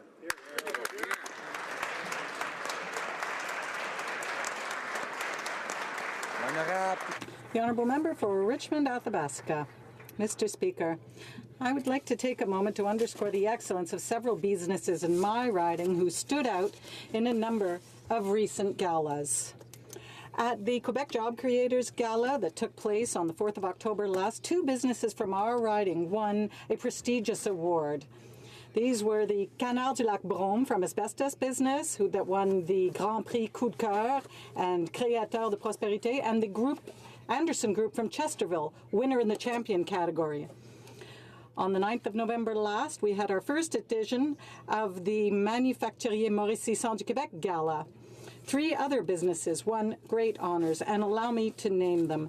Cascade from Kingsley Falls, as well as Port Paris and Sunny-Marthe from Victoriaville. I am so proud to have such devoted businesses and business people in my riding who are involved in their community and care about our development. These job creators participate actively in our economy and showcase Quebec talent here and throughout the world. Thank you and congratulations to you all. Honourable member for Willowdale. Mr. Speaker, last week the global community was saddened to hear the deadly earthquake in the Iranian-Iraq border region. With over 500 dead, thousands injured, and thousands more rendered homeless, the 7.3 magnitude earthquake represents one of the deadliest natural disasters of the past year. As is always the case when faced with unspeakable tragedy, Canadians, including countless individuals in my riding of Willowdale, have responded with compassion and generosity. And for Canadians still looking to contribute towards the humanitarian assistance and relief efforts, please contact the Canadian Red Cross, Paradise Charity Group, IDRF Canada, and Action Against Hunger for more details on how you can help. I would ask everyone to give generously in this time of need. Thank you, Mr. Speaker. The Honourable Member for Salaberry-sur-Roi. Mr. Speaker, today I'm wearing the blue ribbon made by Espace-sur-Roi in honour of the International Children's Rights Day. These rights are contained in a UN convention that was ratified by Canada. The convention includes a right to education, to health, and to equal opportunities for children. Here in Ottawa, a national summit will begin tomorrow, and I am proud to support the initiative to create a Canadian Charter for Children. Several schools in my riding are organizing sessions to raise the awareness of children in schools such as Edgar Hébert, Notre-Dame de Saint-Esprit, and the École Centrale de Saint-Antoine-Abbé. But how is it that our country is not committed to the entire convention? Not all Indigenous children have access to drinking water, to the safety of home, or to education. Not all children are heard, despite their repeated requests to be able to participate in democracy. Too many children go to school hungry. Why is it that in 2017, in such a wealthy country, we are still at that point? I would call on all my colleagues to work together so that children's rights are respected all over. Of the opposition. Mr. Speaker, I rise today on behalf of our Conservative family to recognize the sudden and terribly sad passing of our friend and colleague, Senator Tobias Mberga. Tobias was a much-loved member of our political life here in Ottawa, and he was a friend of so many people in Canada, in particular within the proud Filipino-Canadian community.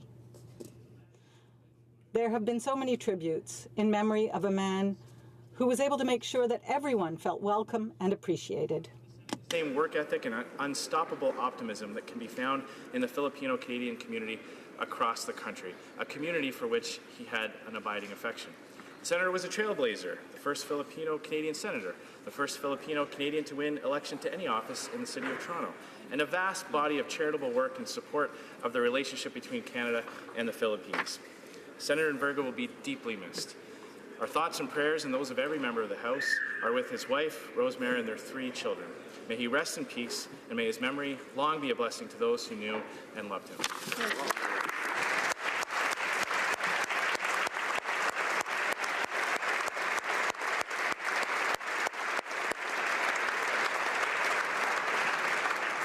The honourable member for Kitchener South Hespeler. Mr. Speaker, last week I participated in UNICEF's Bring Your MP to School Day. The students at Monsignor Haller, St. Aloysius, Cardinal Leger, Hespeler, and Grove Public School asked some great questions. Today is the anniversary of the General Assembly's adoption of the Declaration of the Rights of a Child. Many nations, including Canada, dedicate today to the welfare of all children. The Minister of Public Safety's recent direction recognized that the primary consideration in all state actions concerning children is the best interest of the child, and that the detention of a minor is a measure of last resort.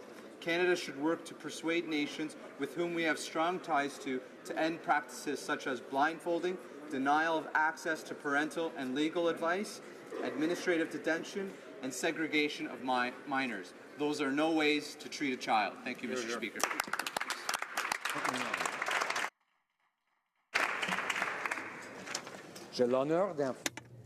I have the honour to inform the House that the Clerk of the House has received from the Acting Chief Electoral Officer a certificate of the election and return of Mr. Hébert, member for the Electoral District of Lac-Saint-Jean.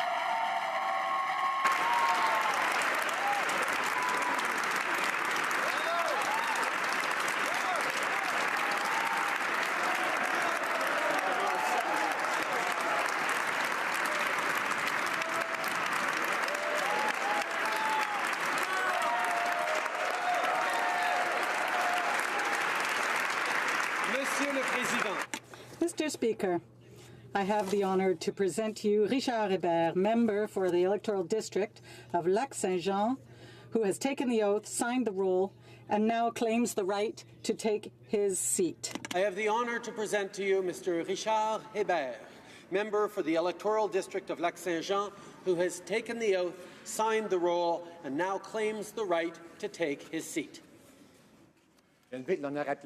Let the honourable member take his seat.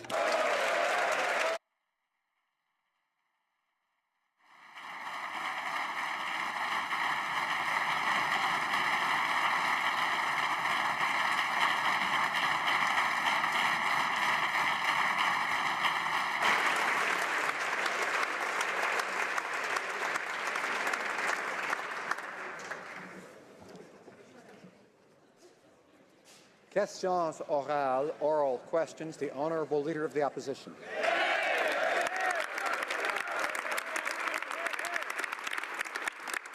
Mr. Speaker, ISIS terrorists are criminals who fought against our country, but they are now being welcomed back to Canada by the Prime Minister with the promise of reintegration services to help them. Now, Canadians are shocked and alarmed that their government is not taking any steps to protect them. This is the #1 job of any government. So will the Prime Minister stand today and tell us exactly how many ISIS fighters have returned to Canada and how many of those are currently in jail or under government surveillance? Right Honourable Prime Minister. Mr. Speaker, one of the top priorities of any government is to ensure the safety and security of Canadians, and we ensure that every day. Our national security agencies are combating the phenomenon of Canadians participating in terrorist activities overseas. We use a number of tools to address the threat posed by these individuals, including the Passenger Protect program, cancelling, revoking or refusing passports, and laying criminal charges. Our national security agencies are carefully monitoring these individuals, and our law enforcement agencies do the difficult work of collecting evidence required for convictions in Canadian courts. The Honourable Leader of the Opposition. Who got on a plane to fight for ISIS and watched as our allied soldiers were burned to death in a cage. Yes. These are people who got on a plane to go fight for an organization that sells women and girls into slavery. These are people who left Canada to go and fight for a group of people who push homosexuals off of buildings just for being gay. So can the Prime Minister explain to the House exactly what kind of a program, a reintegration service would look like for the people who commit these kinds of atrocities? Right Honourable Prime Minister. Mr. Speaker, we take very seriously the protection of Canadians and will continue to. We also continue to carefully monitor trends in extremist travel, and in our national security agencies work together to ensure our response reflects the current threat environment. We recognize the return of even one individual may have serious national security implications. But we have launched the Canada Centre for Community Engagement and Prevention of Violence, which helps ensure resources are in place to facilitate disengagement from violent ideologies. In particular, children who return from conflict zones require tailored support. The Honourable Leader of the Opposition. Mr. Speaker, the Conservatives fought for the Liberal government to recognize the genocide committed against the Yazidis by the Islamic State and to bring members of that community to Canada. But now we're talking about reintegration services for combatants of the Islamic State who attacked the Yazidis. Why does the Prime Minister have so much difficulty supporting victims, and can he tell us exactly how many terrorists from the Islamic State have come back to Canada? The Right Honourable Prime Minister. Mr. Speaker, the work of every member of this House is to ensure that we can welcome hundreds of families and children of Yazidis to demonstrate that we are welcoming of people who are victims of terrorism. At the same time, we want to make sure that we protect and defend all Canadians by making sure that there is a follow-up on people who return from abroad, and we are going to monitor them. We are also there to help them to let go of that terrorist ideology. The Honourable Leader of the Opposition, order. Mr. Speaker, I want to congratulate the Prime Minister for this historic accomplishment. For the first time, a Prime Minister and his Minister of Finance are under investigation for having broken ethics laws after the Minister of Finance had been found guilty and fined for having broken those laws. How can Canadians trust this Prime Minister who promises to maintain the highest standards? The Right Honourable Prime Minister. I've always said that on this side of the House we take our responsibilities very seriously when it comes to ethics and transparency and accountability. That is why we trust the Ethics Commissioner. The members of the opposition are attacking the integrity of the Ethics Commissioner and her work. We have always worked with her to make sure that Canadians can trust the work that she does and the work that we all do in this House, and to be worthy of Canadians' trust. Of the opposition. Well, Mr. Speaker, Canadians are very concerned about the revelations contained in the Paradise Papers. And the Canada Revenue Agency indicated that they would treat all allegations seriously and investigate every potential breach of Canadian law. But the Prime Minister chatted with his friend, Stephen Bronfman, and received assurances. And he said, quote, "We are satisfied." So my question is, who is the Prime Minister speaking for? Was he speaking for the Canada Revenue Agency? Was he speaking for the Government of Canada? Or has he just started taking to using royal pronouns? Right Honourable Prime Minister. Mr. Speaker, this government takes very seriously the responsibility of going after tax avoidance and tax evasion. That's why we've invested close to $500 million over the past, close to $1 billion over the past 2 years to ensure that people are all paying their fair share of taxes. That has resulted in significant actions, and we are in the process of recovering $25 billion of monies avoided and evaded. This is what Canadians expect, and that is what we are going to continue to do. The honourable member for Rimouski-Neigette-Témiscouata-Les Basques. Mr. Speaker, for weeks, the Minister of Finance has repeated that he didn't break the law and that he followed all the rules.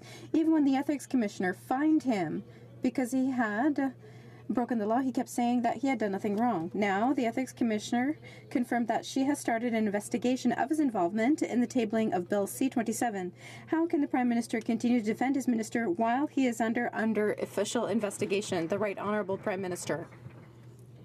Mr. Speaker, the Ethics Commissioner exists in order to decide on the effect beyond partisanship and beyond the attacks of the opposition on the government. We, on this side of the House, have every confidence in the work and the integrity of the Ethics Commissioner, and it's unfortunate to see members of the party on their side to attack the integrity of a parliamentary institution. The Honourable Member for Rimouski-Neigette-Témiscouata-Les Basques. When I look at the involvement of the Minister of Finance in Bill C-27, everyone sees the same thing. All the opposition parties flag problems, and today we found out that Canada Post Union for its retirees, raised the same concerns to the Commissioner. I teach my children to take responsibility for their actions, and I'm sure that the Prime Minister does the same thing with his children. Is he going to ask any less of the Minister of Finance? The Right Honourable Prime Minister. Mr. Speaker, we expect for every member of this House to work with the Ethics Commissioner to make sure that we are worthy of Canadians' trust. That is what, on this side of the House, including the Minister of Finance, has always done. We have always worked with the Conflict of Interest and Ethics Commissioner to make sure we follow her advice. And on this side, we have trust in the integrity and the work of the Ethics Commissioner. Bulkley Valley. Mr. Speaker, it seems this Prime Minister will walk across broken glass to defend his ethically embattled Finance Minister, but won't lift a finger to help out Canadian pensioners. Bill C-27 is not only a clear attack on workers' pensions, it's also a massive conflict of interest. The opposition hears it and raises concerns. Liberals refuse to. Canadians see it and Liberals ignore it. Ethics Commissioner is speaking about it, but Liberals won't even mention it. She's launched an official investigation into this minister and this bill. So will the Prime Minister maybe update his hear no evil, see no evil, speak no evil ethics code? Right Honourable Prime Minister. Mr. Speaker, I sat in this House for many years at the same time as a member from Skeena, Bulkley Valley, listening to the previous Conservative government attack the institutions of Parliament, the commissioners of Parliament, and the frameworks that supported our democracy. It was disappointing to hear him this weekend go after the Ethics Commissioner, impugn her integrity and her capacity to do her job. I think we all would expect better from the New Democratic Party. Honourable Member for Skeena, Bulkley Valley. But he would never take personal cheap shots at anybody in this place. So the Liberal ethics saga continues, with even more information coming out about the Finance Minister's clear conflict of interest with Bill C-27. So let's go through the facts. As CEO of Morneau Shepell, he took over Mercer Canada, who manages the pensions of 93,000 Canada Post workers and retirees. Guess who stands to benefit if Bill C-27 becomes law? Well, Morneau Shepell, owned by the previous Finance Minister. So I guess he stood to make boatloads of money. He knew exactly what he was doing when he took this benefit. Now that the Prime Minister knows the same thing, will he stop defending? Right Honourable Prime Minister. Mr. Speaker, once again, it's disappointing to see the opposition has nothing but cheap shots and slinging mud when this government is focused on working with the Ethics Commissioner, but mostly focused on delivering the kind of growth for the middle class that Canadians voted for 2 years ago. We're demonstrating the highest growth rate in the G7. We're demonstrating hundreds of thousands of jobs. We're demonstrating low unemployment rate. We're delivering on the kind of real change that Canadians voted for 2 years ago. It's such a tranquil week. Alors, Order. The Honourable Member for Richmond Arthabaska. Mr. Speaker, while he was President of Morneau Shepell, the Minister of Finance participated in 2015 in a forum on pension plan reform that supported measures that are now included in Bill C-27. In the days following the presentation of his bill, the Minister of Finance's shares shot up by nearly $1 million.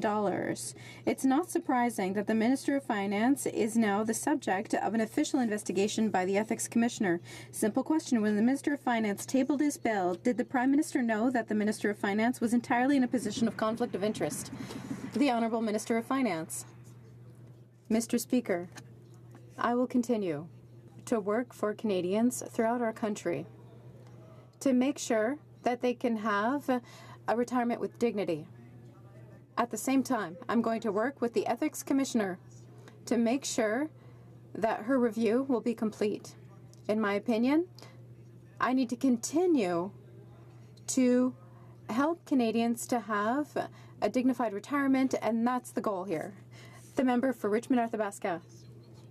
Mr. Speaker, I'm going to repeat my question and maybe I will get an answer. For nearly 2 years, the Minister of Finance owned shares worth about $21 million, which he never put in a blind trust. He supported a pension plan reform that would serve his own interests and those of his little Liberal friends. And now we have the Prime Minister and the Minister of Finance who are being investigated by the Ethics Commissioner. Mr. Speaker, how can Canadian men and women still trust this government on the other side of the House? The Honourable Minister of Finance. Mr. Speaker, I will continue to work with the Ethics Commissioner to make sure that I have no conflicts of interest. I've sold all my shares in Morneau Shepell. That was one way to make sure that I cannot have a conflict of interest, and it is certainly the case now. The mess these Liberals get themselves into just never seems to end. It is now confirmed that the Finance Minister is under investigation by the Ethics Commissioner for the fact that he benefited from legislation that he personally introduced. Incredibly, we have 3 cabinet ministers from this government currently under investigation, including the Prime Minister, who's still being investigated for his billionaire holiday, and the Finance Minister being investigated for the 2nd time. With all of these investigations, how can these Liberals be trusted? Honourable Minister of Finance. Mr. Speaker, I will continue to work to assure that Canadians can retire in dignity. I will continue to work with the Ethics Commissioner to make sure that her examination is complete. Now that I've sold all my Morneau Shepell shares and made a large donation to charity, I'm looking forward to continuing these efforts on behalf of Canadians. The Honourable Order.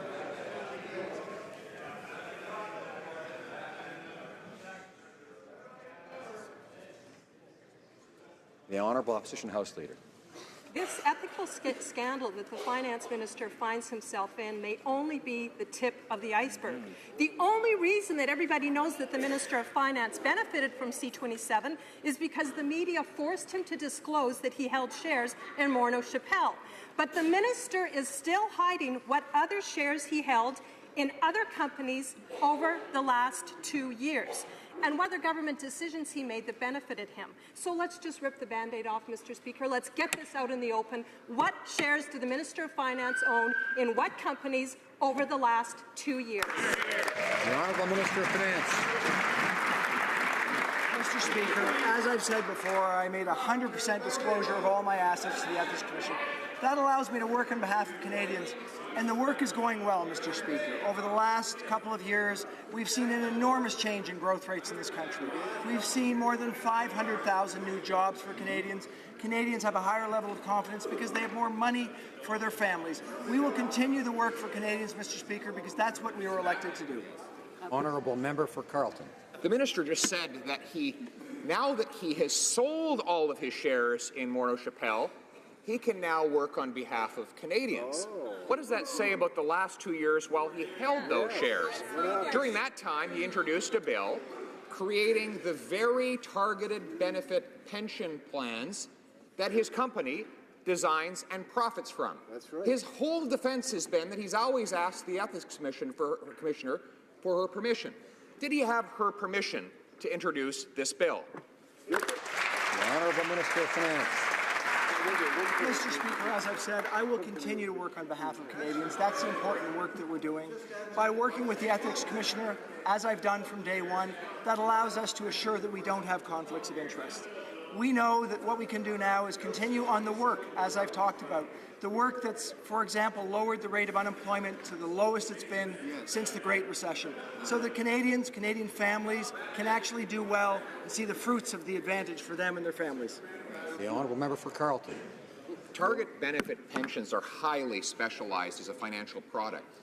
Not only is Morneau Shepell one of the only that provides it, it is the company that designed the very unique model in New Brunswick that inspired the bill that the minister introduced in the House of Commons, which means it is uniquely positioned to profit from it. The minister keeps hiding behind the Ethics Commissioner.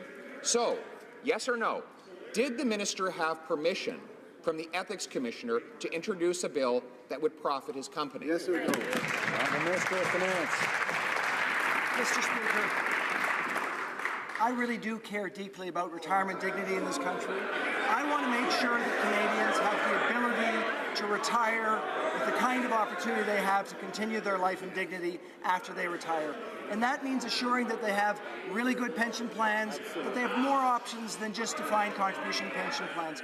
We will continue to work on behalf of Canadians because we know that that's what they want us to do. Absolutely. The Honourable Member for Hamilton Mountain. Mr. Speaker, the Liberals' Bill C-27 opens the door for Crown corporations and federally regulated employers to convert secure, defined benefit pension plans into less secure plans. In fact, before the Finance Minister was in Cabinet, he spent his career advocating for shifting pension risk from employer to employee, and then presented a plan to do exactly that with Bill C-27. How can the Liberals continue to say we're standing up for the middle class? Mr. Speaker, it's simple. Will the Liberals actually do what's right for working Canadians and withdraw this shameful bill? The Honourable Minister of Finance. Mr. Speaker, the Liberal Party, the government, will continue to defend Canadians in defined benefit plans. We think that's critically important. We also know that for the 85% of private sector workers that don't have defined benefit plans, that they need options too. So we will continue to provide options that enable people to have a retirement and dignity, and that will include multiple options, including defined benefit plans and other arrangements that make sense for their situation. Député de Jonquière. Honourable Member for Jonquière. Transferring the employer's risk to employees is not called working for the middle class. It's working for the rich friends of people in power. Mr. Speaker, we've known from the beginning that Bill C-27 was bad for working men and women.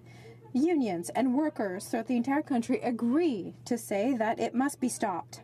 Besides being a bad bill, the Minister of Finance clearly put himself in a position of conflict of interest, such that the Ethics Commissioner decided to investigate. The Liberals should never have tabled that bill. Will they now fix this mistake and withdraw it? The Honourable Minister of Finance. Mr. Speaker, we will continue to work for Canadians in order to make sure that they can retire with dignity. That's very important. For the 85% of workers in the public sector who don't have a defined benefit plan, it's necessary to have other options. We are going to continue to work for them and every member of the middle class. Thank you. Thornhill. Mr. Speaker, the Prime Minister claimed he had a better way of doing accountability and transparency and ministerial independence. But the PM didn't miss a beat preempting a transparent investigation by the Revenue Minister regarding questions raised by the Paradise Papers about offshore tax avoidance, tax evasion, and links to Chief Liberal bagman Stephen Bronfman. The PM says he's satisfied with his bagman's explanation. So can the Prime Minister or the Minister confirm that Mr. Bronfman is not under investigation? Honourable Parliamentary Secretary to the Minister of National Mr. Speaker, our government is fully committed to combating tax evasion and abusive tax avoidance. In our first two budgets, we invested historic sums to make sure that we have the right tools to crack down on tax evaders. Our plan is already producing results, Mr. Speaker. We've had 627 cases transferred to criminal investigation. 268 search warrants executed, 78 convictions. And in regards to the Panama Papers, Mr. Speaker, the CIA is reviewing links to Canadian entities and will take any appropriate action. And we will continue to work to ensure that we have a tax system that works for every Canadian. Thank you. The Honourable Member for Lévis-Lobinière. Mr. Speaker, the Liberal Party's money man has money in tax havens, according to the Paradise Papers, and casts doubt on the legality and ethics of not contributing to the middle class's tax effort. After these usual checks done by the Prime Minister's office, the Prime Minister seems fine with the explanations of his advisors. Mr. Speaker, will the Prime Minister influence the Canada Revenue Agency to sweep the Liberal Party's friend and money man issue under the rug? Mr. Speaker, our government recognizes the importance of fight against international tax evasion and aggressive tax avoidance. This was both highlighted in our election platform and in Minister's mandate letter. We are working towards a tax system which is fair for all Canadians, Mr. Speaker. The agency is working extremely closely with international partners to obtain the list of Canadian taxpayers who may be involved. The CRA is reviewing links to the Canadian entities and will take any appropriate action. Thank you, Mr. Speaker. The Honourable Member for Sarnia-Lambton. Mr. Speaker, the disability tax credit and the pension plans for persons with disabilities are a critical help to those struggling with type 1 diabetes. I received letters from thousands across our country, like 18-year-old Michael, who talked about the $100 per day expenses he has to pay out of pocket to manage this disease. Why doesn't the minister do her job and go after Liberals hiding money offshore rather than targeting type 1 diabetics? Honourable Parliamentary Secretary. Mr. Speaker, let me be absolutely clear. The eligibility criteria for disability tax credit has not changed. Our government recognizes the impact that diabetes has on the health of Canadians, and that is why we're making investments in research, prevention, and early detection for diabetes so that fewer Canadians develop the condition and better treatments are available when it occurs. In budget 2015-2016, the Canadian Institute of Health Research invested over $41 million in diabetes research. Mr. Speaker, we will continue to support Canadians with diabetes because that's what Canadians expect. Thank you, Mr. Speaker. The Honourable Member for Bellechasse, Les Autrements-Lévis. How is it that, Mr. Speaker, that if more than 1,000 people who have type 1 diabetes are being denied their tax credit, are seeing their disability pension plan being cut, whereas the party seems to be supporting people with big pockets who have money in tax havens? I want to know when people who are having trouble be put forward. Once again, Mr. Speaker, I want to assure this House that our government is absolutely committed to ensuring that all Canadians receive the credits and benefits that they're entitled to. We are moving forward with the National Disability Act that will remove barriers and improve access for all Canadians who live with disabilities. We have made the disability tax credit more accessible than ever before. We have simplified the forms required to apply for the credit. We have added nurse practitioners to complete the applications of their partners, and we have just started, Mr. Speaker. We will continue to focus on supporting the most vulnerable in our country. Thank you, Mr. Speaker. Honourable Member for Saskatoon West. Mr. Speaker, the minister in charge of the Phoenix fiasco has not denied that the cost of reparation could surpass $1 billion. The number of affected public servants continues to grow, and there's no clear timeline to fix it. In fact, the Professional Institute of the Public Service of Canada has said that Phoenix is not fixable. For 2 years, Liberals have not listened to warnings from public servants and their unions. It's time for Plan B. Will the minister commit today to working with our public servants so that they can be paid properly? The Honourable Minister of Public Services and Procurement. Thank you, Mr. Speaker. The Harper Conservatives botched this program from the beginning. While the previous government spent $309 million on the systems, booked savings of $70 million per year, and let go hundreds of employees in order to falsely balance their budget. Order. Order. Order. Alors. Most members in all parties can sit through a question period and hear things they disagree with and dislike without having to react. And all members should be able to do this because, after all, we're all adults here. The Honourable Minister has the floor. What's the matter? Mr. Speaker, our government has been on this since day one. We are focusing on our partnerships. We are focusing on improving our governments. We've invested $192 million to clean up that mess and hired 380 employees to ensure public servants are paid the money they're owed. The member for Edmonton West and others did not hear me, and I asked them not to react when someone else has the floor. I know they have great voices and lots to say, but I prefer to hear them. We all want to hear them when it's their turn. The Honourable Minister. Mr. Speaker, we didn't create this mess, but we're going to fix it. The Honourable Member for Saint-Hyacinthe-Bagotte. Mr. Speaker, Phoenix was supposed to save us $70 million per year. But in the end, it could cost us over $1 billion. This government has no deadline, and the number of public servants affected is only increasing. What a fiasco. So, facing this fiasco, the Professional Institute of Public Servants of Canada is calling on the government to find alternative solutions by working with public servants and unions.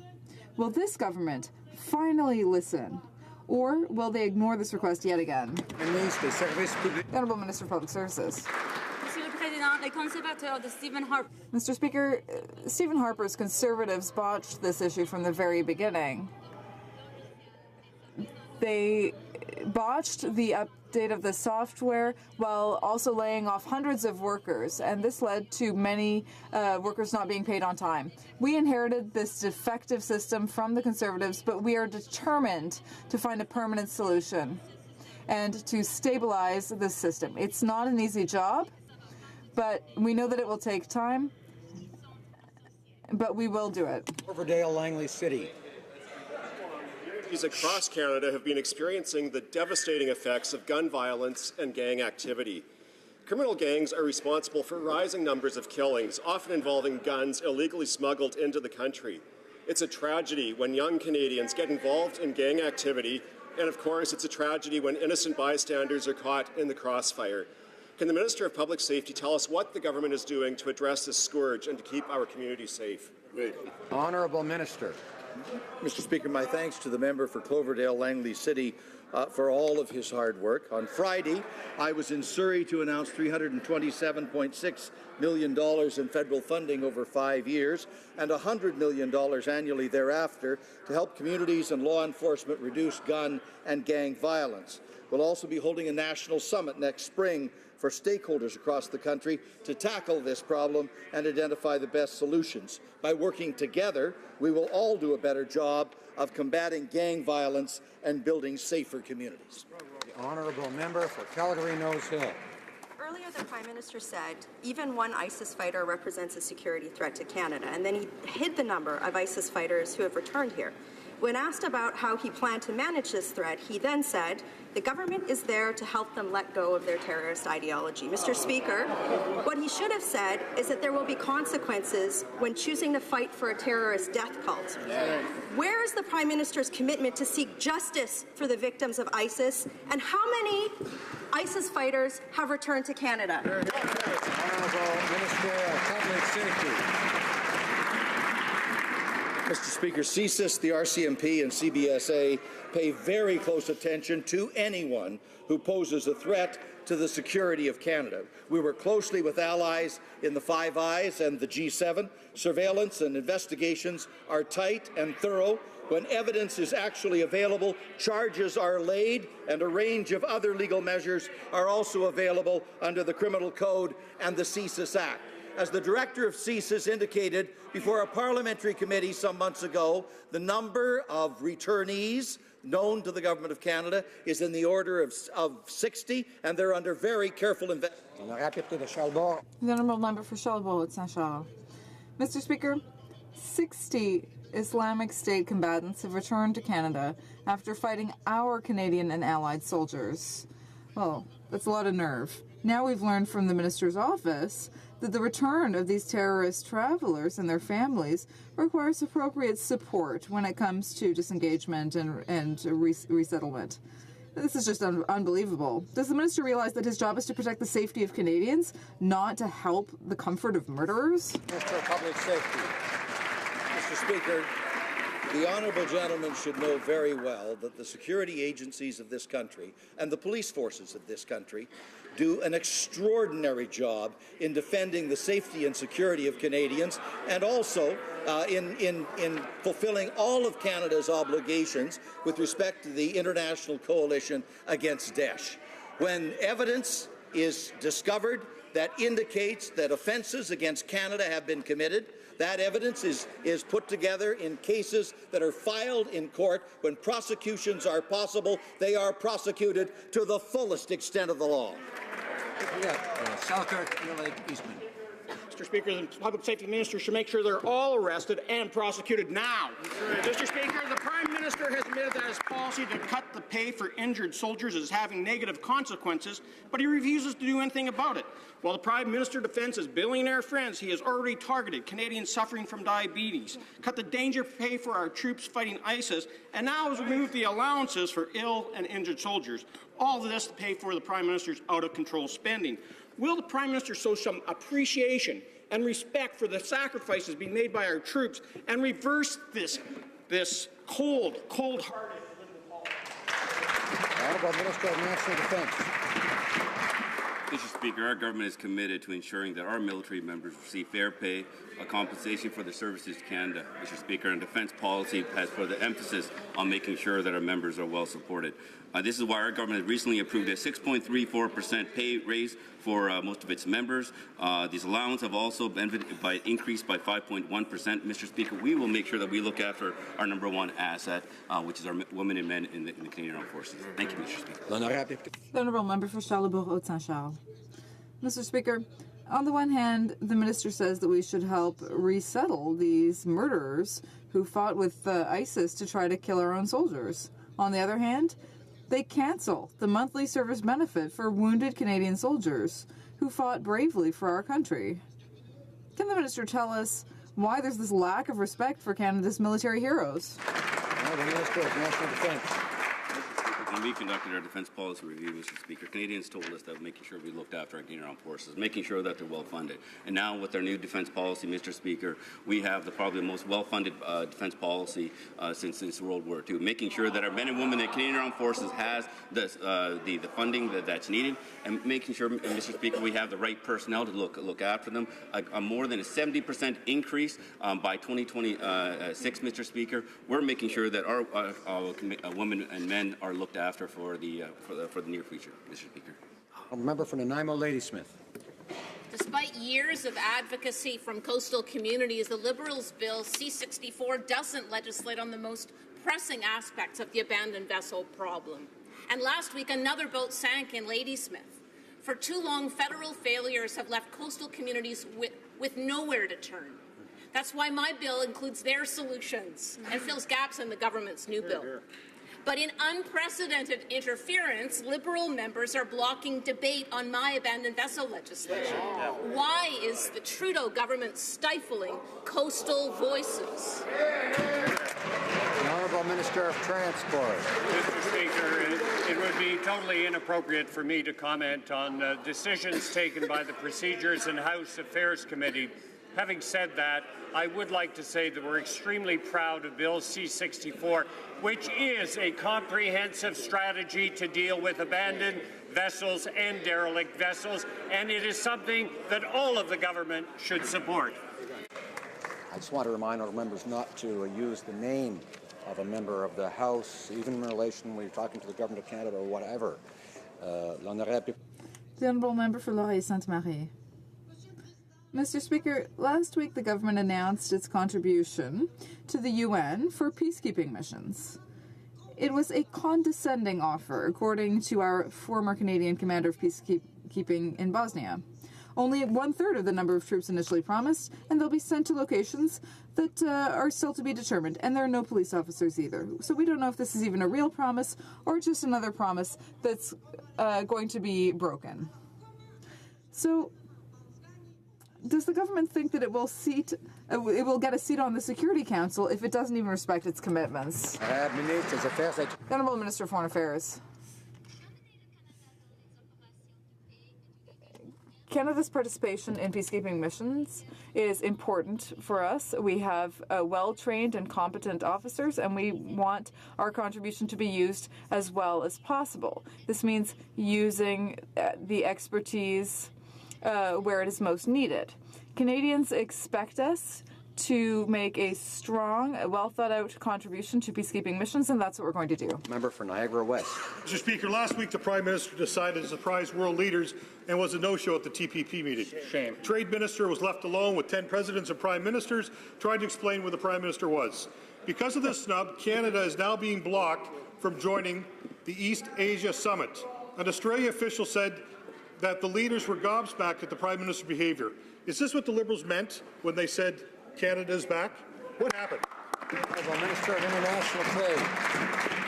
Mr. Speaker, Canada is a strong supporter of progressive free trade, and Asia-Pacific is an important region and a priority market for our government. During the last APEC meeting, tangible progress was made towards a possible agreement, including locking in enforceable provisions on labour and on the environment, and the suspension of an IP package that was not in Canada's interest. But there is still some work to be done. Our priority is to ensure that it's the right deal for Canadians, workers and businesses. Our government looks forward to continuing negotiation on outstanding amendment, but will not rush into an agreement that is not in the interest of Canadians. The honourable member for Foothills. Mr. Speaker, last week the Prime Minister torpedoed the signing of the Trans-Pacific Partnership. Now will they delay Canadian ranchers are paying a 50% duty on frozen beef exports to Japan, something they wouldn't have to face if the Trans-Pacific Partnership was in place. Farmers are tired of being ignored by this Liberal government, unless, of course, they're looking to raise tax revenue. In fact, farmers do not trust the Liberals to represent them on the world stage. Not at all. When will the Prime Minister gain critical access to the Asia-Pacific market for Canadian agriculture? When will he sign the TPP? Honourable Minister of International Trade. Mr. Speaker, I can assure that Canadians trust this government when it comes to international trade. Our government is committed to free and fair trade that is progressive, will grow the economy and help the middle class. Over the course of the APEC meeting, our government made real progress toward a possible agreement. Environment and labour rights will form crucial pillars of a new agreement and will be subject to dispute settlement mechanisms. However, there are still a number of issues that remain outstanding for Canada. We are committed to fostering open markets, creating good middle-class jobs. That's what Canadians expect from this government. That's what we'll deliver. The honourable member for Durham, I know, knows the rule in Standing Order 18 against interrupting, and I'm sure he won't want to be doing that anymore. The honourable member for Mégantic-Érable. Thank you, Mr. Speaker. Canadians are wondering, is defending supply management just another promise that the Liberals don't intend to keep? Will supply management end up in the file labelled working on it, challenging, just like balancing the budget? Our dairy, egg, and chicken producers depend on supply management for their livelihoods. Mr. Speaker, the Minister of Agriculture is absent from all of the negotiating tables for all of our international agreements. This shows how little the government cares about supply management and agriculture. When will the Prime Minister make a place for the Minister of Agriculture and defend supply management once and for all? The Honourable Parliamentary Secretary to the Minister of Agriculture. Mr. Speaker, we remain committed with other TPP member countries following the meeting on that subject. We will not accept just any old agreement. We want a good agreement for Canada. There's still work to be done so that we can get that deal. We are the party that fought to implement supply management, and we will continue to defend and protect it. We have always said that we have an excellent system in place. This is a model that provides stability. Our government is committed to growing exports by $75 million by 2050, so that we'll have more money for our farmers. The Honourable Member for Saint-Laurent. Mr. Speaker, as a former teacher, I've had the exceptional opportunity to work with young people in my riding of Saint-Laurent and to develop good relationships with their families. Today, because we're celebrating National Child Day, could the Minister responsible for families, children and social development tell us about this government's commitment to children and their families? The Honourable Minister. Thank you, Mr. Speaker. I am thrilled to congratulate my colleague, the member for Saint-Laurent, for working together with families and children. Our government believes that all children deserve to live with dignity and to have a chance to flourish. That's why we set up the Canada Child Benefit, which has reduced child poverty by 40% in this country. We've also set up a historic agreement with provinces and territories to increase accessibility and affordability of childcare and educational services across the country. Mr. Speaker, our children are our most precious resource.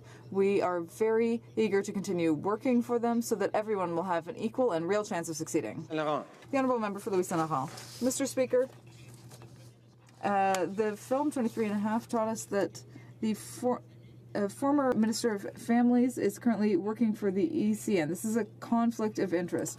Why? Because we know that there is currently a conflict between Quebec and the CN. So the minister says, well, I'm not responsible for that. I'm the Minister of Families. But he commented 19 times on this file. And on August 31st, he even emitted a communique where he commented on the Quebec Bridge. Can the Minister of Families comment on this?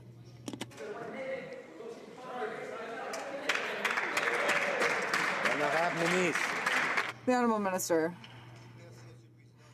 Thank you, Mr. Speaker. I'm pleased to be part of a government that believes that the trust of its citizens is important. Ethics rules are well known and understood by all members of Cabinet, and as far as the Ethics Commissioner is concerned, her guidelines and directives were scrupulously followed. And that's the end of the story. The Honourable Member for Longueuil Saint-Hubert.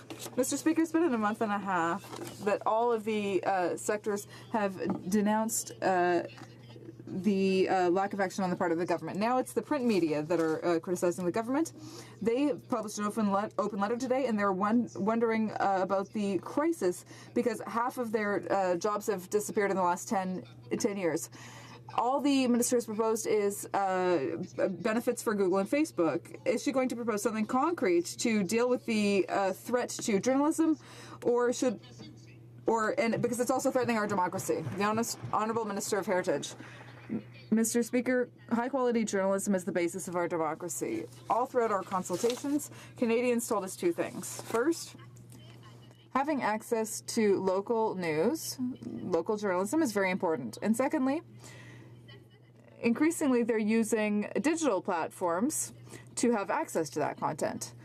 What we're going to do first is to study how we can transition to the digital era, but I would also remind my colleague that in terms of concrete actions, we've invested more than $600 million in CBC. The Honourable Member for West Nova. Canadians understand that we live in a complex and ever-changing global security environment. They expect the government to work diligently to make the world a safer, more peaceful, and more prosperous place for them and their families. This past weekend, the Minister of National Defence wrapped up the 9th annual Halifax International Security Forum, which gathered approximately 350 defence leaders from around the world. Can the Minister of National Defence please inform this House on the outcome of this year's forum? Minister. Mr. Speaker, I'd like to thank my colleague from West Nova for the question and his hard work. This year's Halifax International Security Forum was a great success in facilitating important discussions and innovative thinking on global security challenges. I had the chance to discuss important issues with our partners and allies, including increasing women's role in peacekeeping. We also discussed international security issues such as North Korea and its nuclear weapons program, and assertive Russia and global terrorism. I'm proud of the work we accomplished and would like to thank all our allies and partners for their participation. Thank you, Mr. Speaker. Member for Durham. Mr. Speaker, this government is in the process of passing an airline passenger bill of rights, which says it's a right for a child to be seated next to their parent on an airline. But because they refuse to fix the no-fly list, some of those kids won't even be allowed on the plane, let alone beside their parent, Mr. Speaker. Not only is that incredibly unfair to thousands of Canadian families, it's a sign that our security measures are flawed, Mr. Speaker. When will this minister commit to a redress system so these children can get off our no-fly list? Honourable Minister of Public Safety. Mr. Speaker, that process is underway. The honourable gentleman will know that debate has begun in this House on Bill C-59. Bill C-59 gives us the legal authority to do exactly what he has suggested in his question. We will need to adjust regulations. We'll also need to rebuild the computer system in order to accommodate a fully interactive, government-controlled system instead of the flawed system that his government introduced a number of years ago.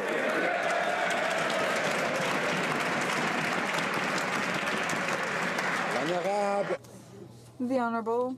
Order. The Honourable Member for Pierre Boucher, Les Patriotes. Order. The Honourable Member for Pierre Boucher, Les Patriotes, Verchères. Mr. Speaker, as of November 27th, blades of 6 centimeters or less, excluding razor blades and X-Acto knives, will be allowed on airplanes. Well, strangely enough, this means that ceremonial knives, like the kirpan, will now be allowed. This exemption is tailored to please religious groups, who immediately applauded the decision. Is the Minister of Transport telling us that, to him, religious dictates are more important than passenger safety? The Honourable Minister of Transport. Mr. Speaker, as you know, passenger safety and the security of our air transport network is a priority. From time to time, we review the list of articles and products that are allowed or not allowed on planes, and we made the decision to accept blades of up to 6 centimeters in length, or if you prefer, 2.5 inches. They're now allowed on airplanes, and that is to align ourselves with international standards. It's no more complicated than that. Thank you. The Honourable Member for Bécancour, Nicolas Sorel. Mr. Speaker, the list of forbidden articles for transportation includes hair gel, water bottles, baby powder, and bath salts, but not ceremonial knives. That's allowed. Now, they're not allowed in the U.S., but they're allowed in Canada. No problem. Will the minister do his homework and review the list of forbidden articles once again and recognize that knives are more dangerous than baby powder? The Honourable Minister of Transport. Thank you, Mr. Speaker. I would have liked my colleague to read the document that I put out last week. I've already spoken about the blades of 6 centimeters or less. In the case of baby powder or bath salts, he should know that the limit is now 350 milliliters. So that's about the size of a can of Coke. If he needs more than a can of Coke's worth of baby powder, for his trip, maybe he can come see me.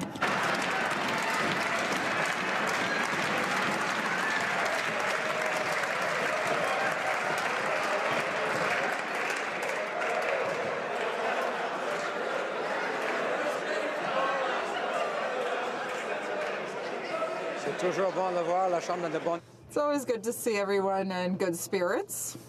Order.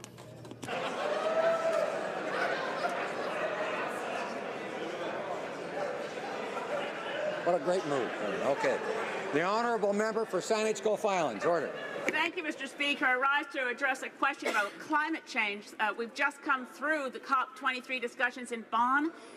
Canada did very well. There was leadership, but we still ended up with quite mediocre results.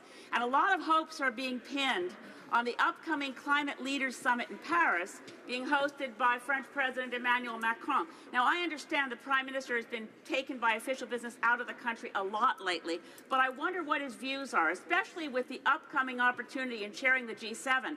Will the Prime Minister consider going to the Climate Leaders Summit? Right Honourable Prime Minister.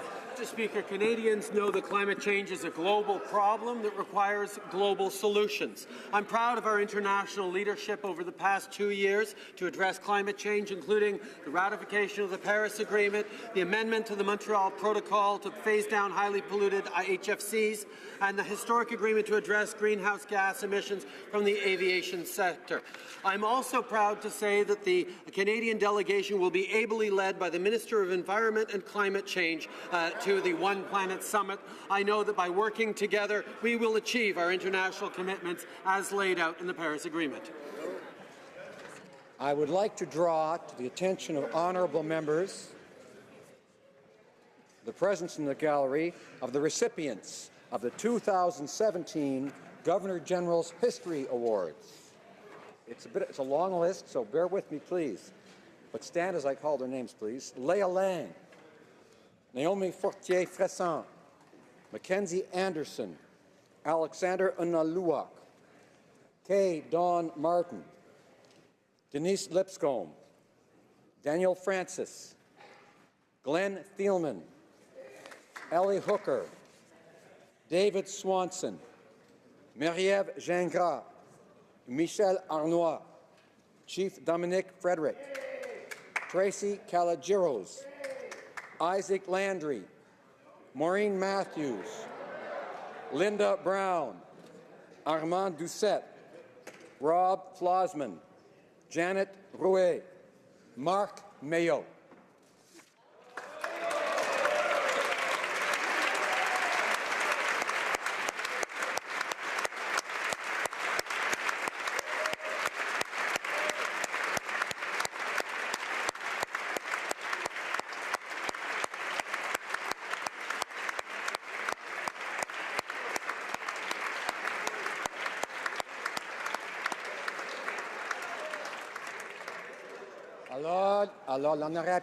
Order. The Honourable Member for Louise Saint-Hubert, point of order. Thank you, Mr. Speaker. The question was put on a conflict of interest, and the Minister of Families said that he had scrupulously followed the recommendations of the Ethics Commissioner. So that everything is absolutely clear, I know the member is an honourable member. Could we have consent from the House for him to table the recommendations that were provided, including the letter from the former Chief of Staff, to confirm this? This is not a point of order, and we will now continue with tabling of documents.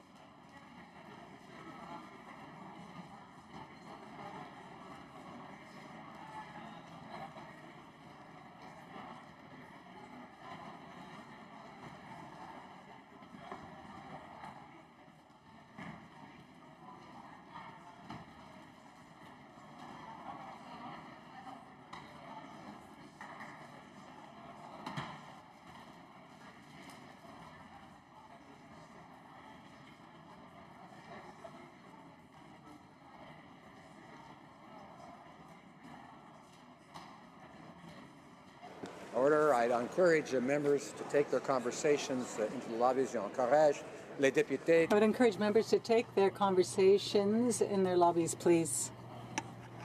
By saying shh. Thank colleagues for their great assistance for the tabling of documents. The Honourable Minister of Veterans Affairs. Mr. Speaker, pursuant to 31.2, Standing Order 31.2, it gives me great honour to table in both official languages the annual report 2016-17 of the Office of the Veterans Ombudsman. The Government House Leader. Thank you, Mr. Speaker. Pursuant to Standing Order 36(8), I have the honour to table in both official languages the government's responses to 24 petitions. Introduction of government bills. Statements by ministers. Reports from interparliamentary delegations. Presenting reports from committees. The Honourable Member for Prince George, Peace River, Northern Rockies.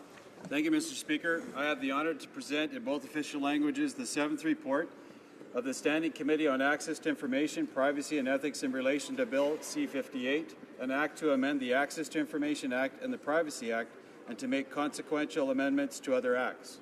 The committee has studied the bill and has decided to report the bill back to the House with amendments. Thank you, Mr. Speaker. For Yukon. Monsieur le Président. Thank you, Mr. Speaker. I have the honour of presenting in both official languages the 45th report of the Standing Committee on Procedure and House Affairs on Supplementary Estimates B 2017-18 and, Mr. Speaker, I have the honour of presenting in both official languages the 46th report of the Standing Committee on Procedure and House Affairs.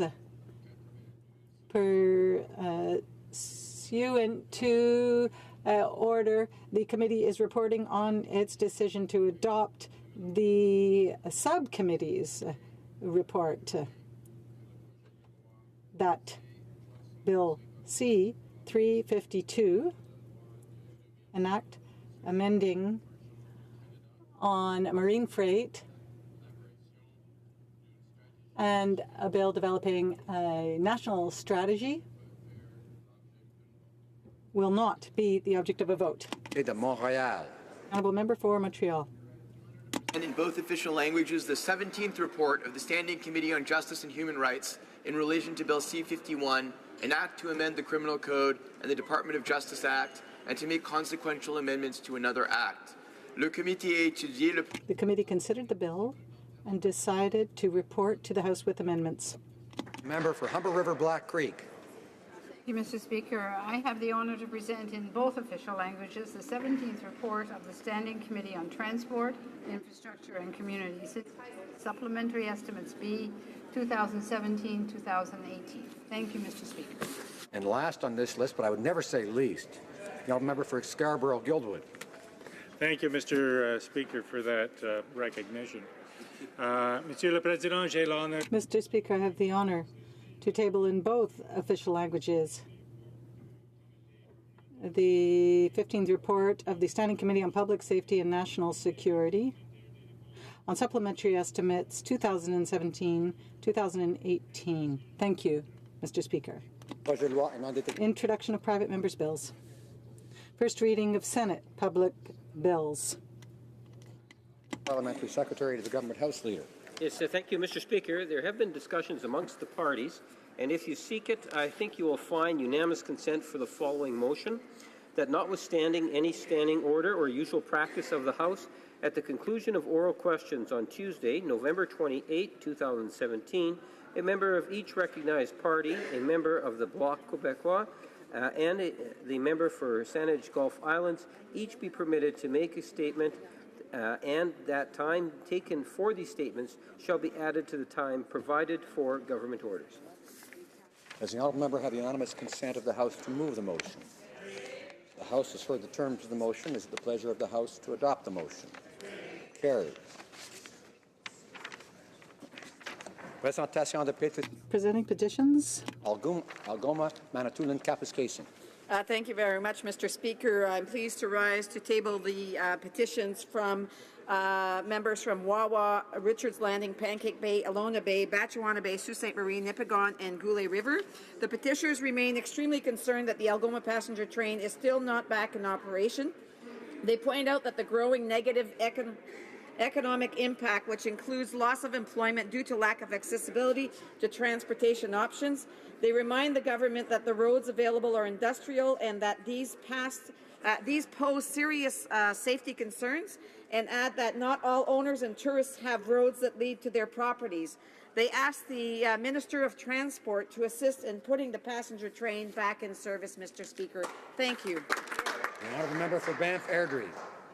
Well, thank you, Mr. Speaker. I rise to table petition today. In 2016, I had Airdrie resident Sarah and Lee Cormier, who told me the story of how they endured the heartbreaking tragedy of losing their 4-month-old daughter, Quinn, to SIDS. And the Cormier's parental benefits were immediately cut, and they were told that they had to pay back some of the benefits, only adding to the grief and stress. And on behalf of the Cormiers and other families in my constituency, such as Greg and Jamie Sawchuk, who lost their son Vaughn, and thousands of other Canadian families who have lost an infant child, I table this petition calling upon Parliament to look for ways to better support parents dealing with pregnancy and infant loss. Member for Nanaimo Ladysmith. Thank you, Mr. Speaker. I stand in this House once again to present petitions from voters in Nanaimo and on Gabriola Island calling on this government to accede to their recommendations bundled into my Bill C-352 to finally bring solutions to abandoned vessels. They call on this Parliament to get taxpayers off the hook for cleanup of oil spills of abandoned vessels by fixing vessel registration, by creating good green jobs, by investing in recycling and turn-in boat programs, and making first and foremost, Coast Guard the lead agency to be the receiver of wrecks so that communities no longer get the runaround when they call for help. How sad that the Liberal majority on Proc has called for this bill to be deemed non-votable and not debated in this House. We will appeal. Hear, hear. Member for Port Moody, Coquitlam. Thank you, Mr. Speaker. I'm pleased to rise today to table E-Petition 706, initiated by Brad Hazeldine from Feldon, Ontario. The petitioners ask the government to adopt my private member's bill, C-251, as a government bill so we can finally ban the importation of shark fin to Canada. Sharks are a vital part of healthy ocean ecosystems around the world. Unfortunately, 70 to 100 million sharks are being killed each year for their fins, and 1/3 of all shark species are now at risk of extinction as a result. This call for action comes on the heels of the tragic death of Rob Stewart. Rob was an award-winning Canadian filmmaker, ultimately tragically ended up giving his life for this cause. Canada can honour his work and provide lasting legacy for his efforts by adopting Bill C-251. Thank you, Mr. Speaker. Honourable Member for Saanich Gulf Islands. Thank you, Mr. Speaker. I rise to present petitions from constituents in Saanich Gulf Islands. The first relates to the ongoing issue which the petitioners want the House to recognize, and I think most members of this House do, that we've not solved the problem of violence against women in this country, particularly disproportionately impacts Indigenous women, and is reflected in the ongoing and unsolved issue of murdered and missing Indigenous women across this country. The second petition, Mr. Speaker, is from residents, particularly of the area of body of water known as Saanich Inlet, but petitioners throughout Saanich Gulf Islands and Victoria call for action by Transport Canada to designate Saanich Inlet as a zero discharge zone. This primarily relates to recreational vessels and live-ons on board vessels. There be zero sewage discharge in Saanich Inlet. Thank you, Mr. Speaker. Deputy de Jonquière. Honourable Member for Jonquière. Mr. Speaker, I have the honour of tabling in this House a petition to end the theft of workers' pensions by corporations, namely Sears Canada. Workers in Chikunaby depend on these pension plans to retire with dignity. They ask the government to amend legislation regarding bankruptcy in order to allow businesses to take pension money from their employees' benefits. Thank you very much, Mr. Speaker. I present a petition on behalf of my constituents who collected over 5,000 signatures asking the Canadian government to use its diplomatic clout with the government of Ghana to promote the respect for human rights of all LGBTQ sexual minorities in Ghana.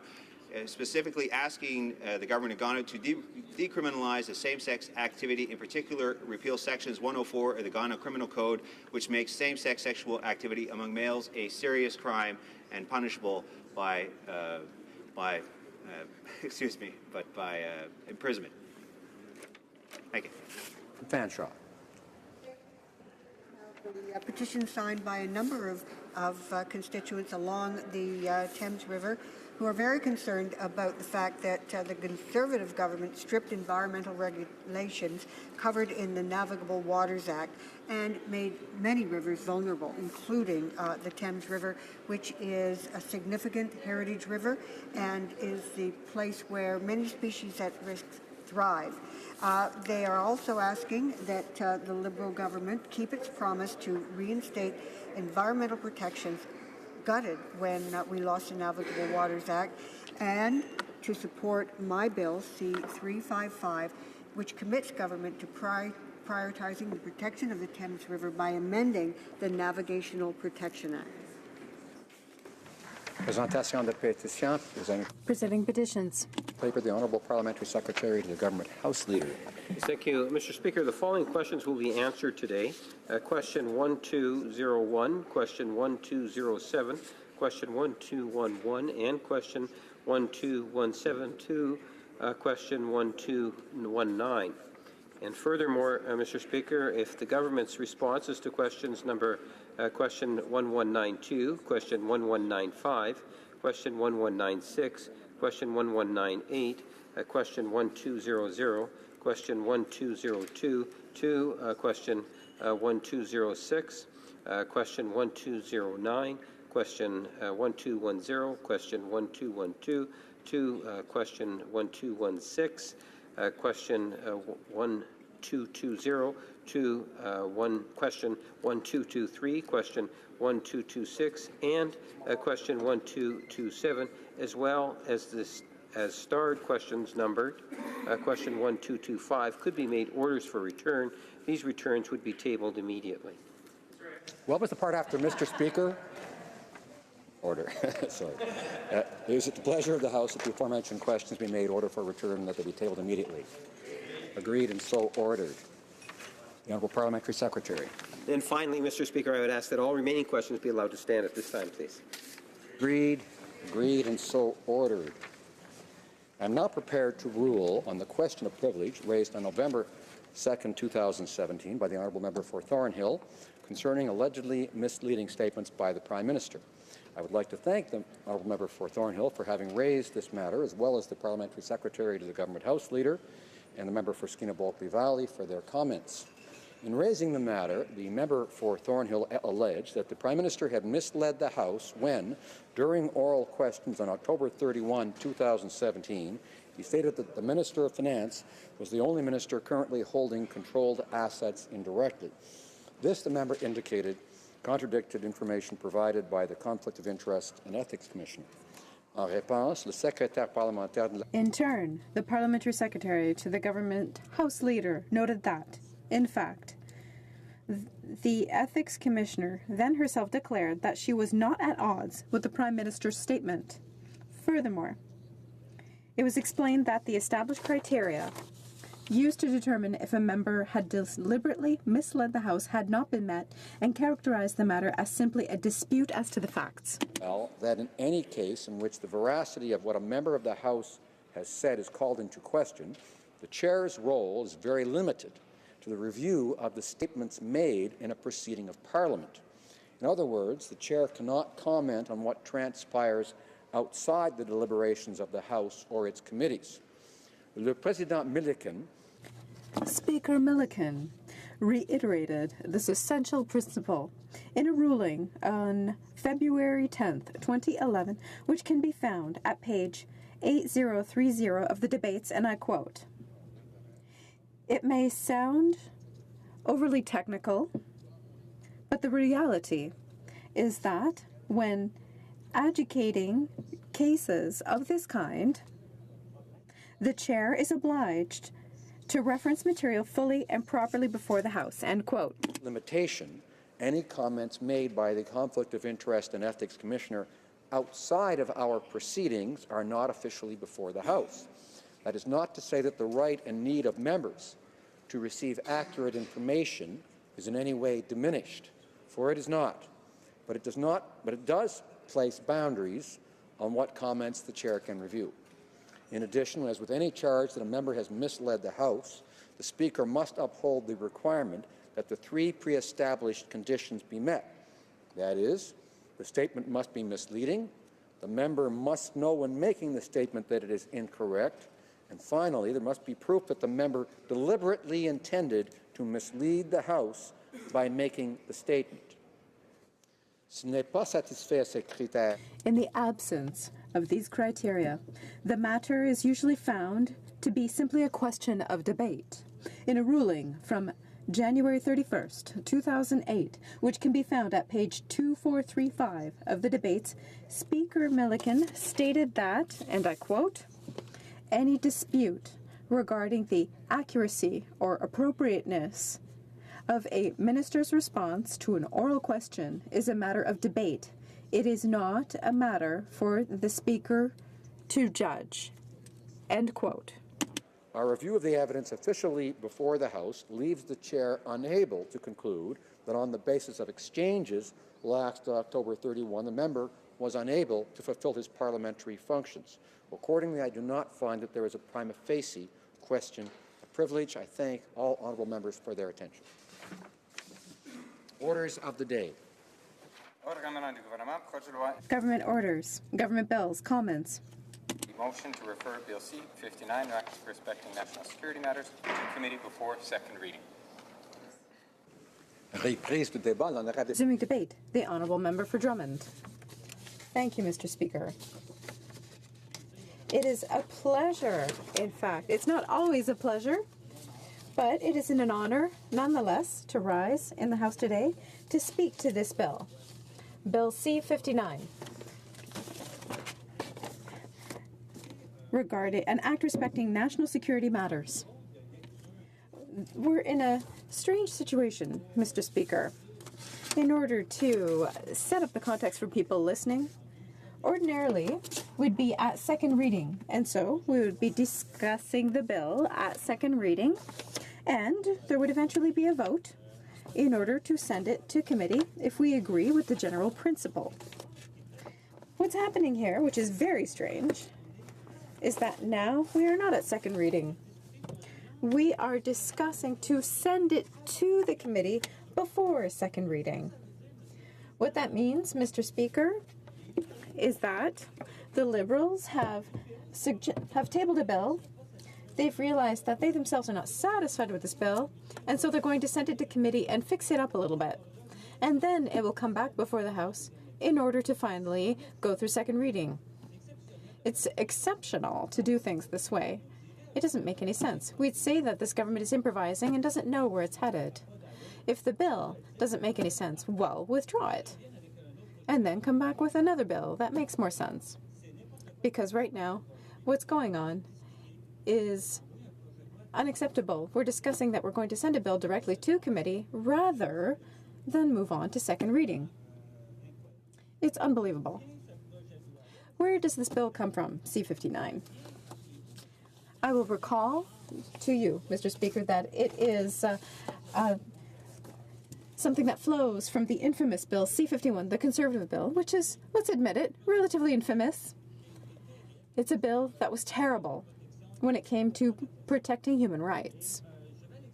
And I will explain this in more depth in the minutes that follow. First of all, the Liberals said that during the election campaign that they were going to repeal provisions of Bill C-51, as I mentioned, Mr. Harper's bill, which was a bad security bill, and made us wait 2 years before coming up with something. And after 2 years, we have the current proposal. And it's far from solving the problem, Mr. Speaker. In fact, unfortunately, it's going to continue to violate Canadians' privacy. It's also going to criminalize dissidents. And I will further explore this issue, which is an important one. The bill has significant problems when it comes to protecting privacy, as I already mentioned, particularly when it comes to communicating information that is not regulated, and it amends the Communications Act. And protections are mostly superficial. It does not at all fulfill what we were expecting. And it's an omnibus bill, which tries to give a legal framework to CSIS and allow this organization, the Canadian Security Intelligence Service, to save metadata. This is a practice that the federal court deemed illegal. And so, Mr. Speaker, we're really not fixing the problem. We're creating new ones, in fact. And currently there's a crisis when it comes to the trust that we grant to national security agencies. because CSIS, because of existing legislation, not because of the agency itself, which goes right up to the limits of the law and without any transparency. When it comes to the security of information, Canadians need to be persuaded that all of the Government of Canada's agencies and organizations are working effectively to ensure Canadian security, but also that they preserve our rights and freedoms. And that is the problem with C-51. The intent was to make Canadians safer, but C-51 really tried to promise more safety and security, but there were a lot of aspects of it that removed citizens' rights. And it was a danger for Canadians' privacy. It could potentially criminalize vulnerable groups, such as, for example, environmentalists, or those who defend other causes. And I'll explain it a bit later why I raised this issue, Mr. Speaker. First of all, Bill C-51, which was the Anti-Terrorist Act of 2015, was passed without a great deal of debate. It wasn't necessary, and that's why we mentioned in many cases how this law weakened our rights to privacy and freedom of expression, as well as freedom of association. All of that demonstrates that Bill C-51 did not go in the right direction. That's why we think we need to completely repeal C-51, completely, and start from scratch, because C-51 was Stephen Harper's legislation. It didn't work, and we need to get rid of it as quickly as possible. Also, Mr. Speaker, in 2016, imagine that, the federal court made a decision regarding the massive collection of data by CSIS. The federal court determined that CSIS had illegally saved personal electronic data that was potentially a problem and had kept it for 10 years. This was a serious decision. The Judge Noel, indicated that CSIS had failed in its duty to inform the court of its data collection program. Imagine the effect of this decision. This decision declared this to be illegal. And what was the Liberal government's response? It's illegal? Well, we'll make a law to make it legal. Well, come on. The federal court mentions that it makes no sense. It's illegal. It contravenes the right to privacy. And now the Liberal government decided if it's illegal, we'll change it and we'll make it legal. Well, come on, that doesn't make any sense. I understand that you want to send that to a committee to make amendments, but let's get rid of this bill. It's a shame. The other problem that's not mentioned in this bill, but that must be raised, and it's very serious, is all of the ministerial directives regarding torture. And this is a point that is really important to me, and I'm convinced that every citizen from Drummond sent me here to raise this before you. It is very important.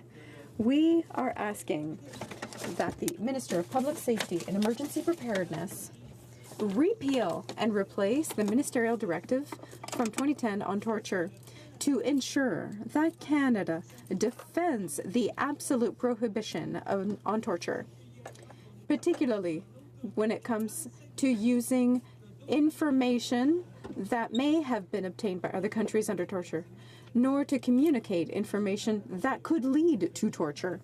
Imagine, Mr. Speaker, we say here in Canada, yes, we're not going to torture. But in other countries where they torture, who do it for us, well, we'll take that information and we'll use it to impose sanctions. It doesn't make any sense, Mr. Speaker. Torture has to be denounced everywhere, and we can never use intelligence obtained under torture. We know very well that when one is tortured, one will say anything. That doesn't work, and it's immoral. And I hope that this government will wake up, because this has been long-standing. They've been in power for 2 years, and they have still done nothing to improve the situation. They need to be strong. They need to have integrity and say no to torture throughout the entire world, and not to use intelligence gathered through the use of torture.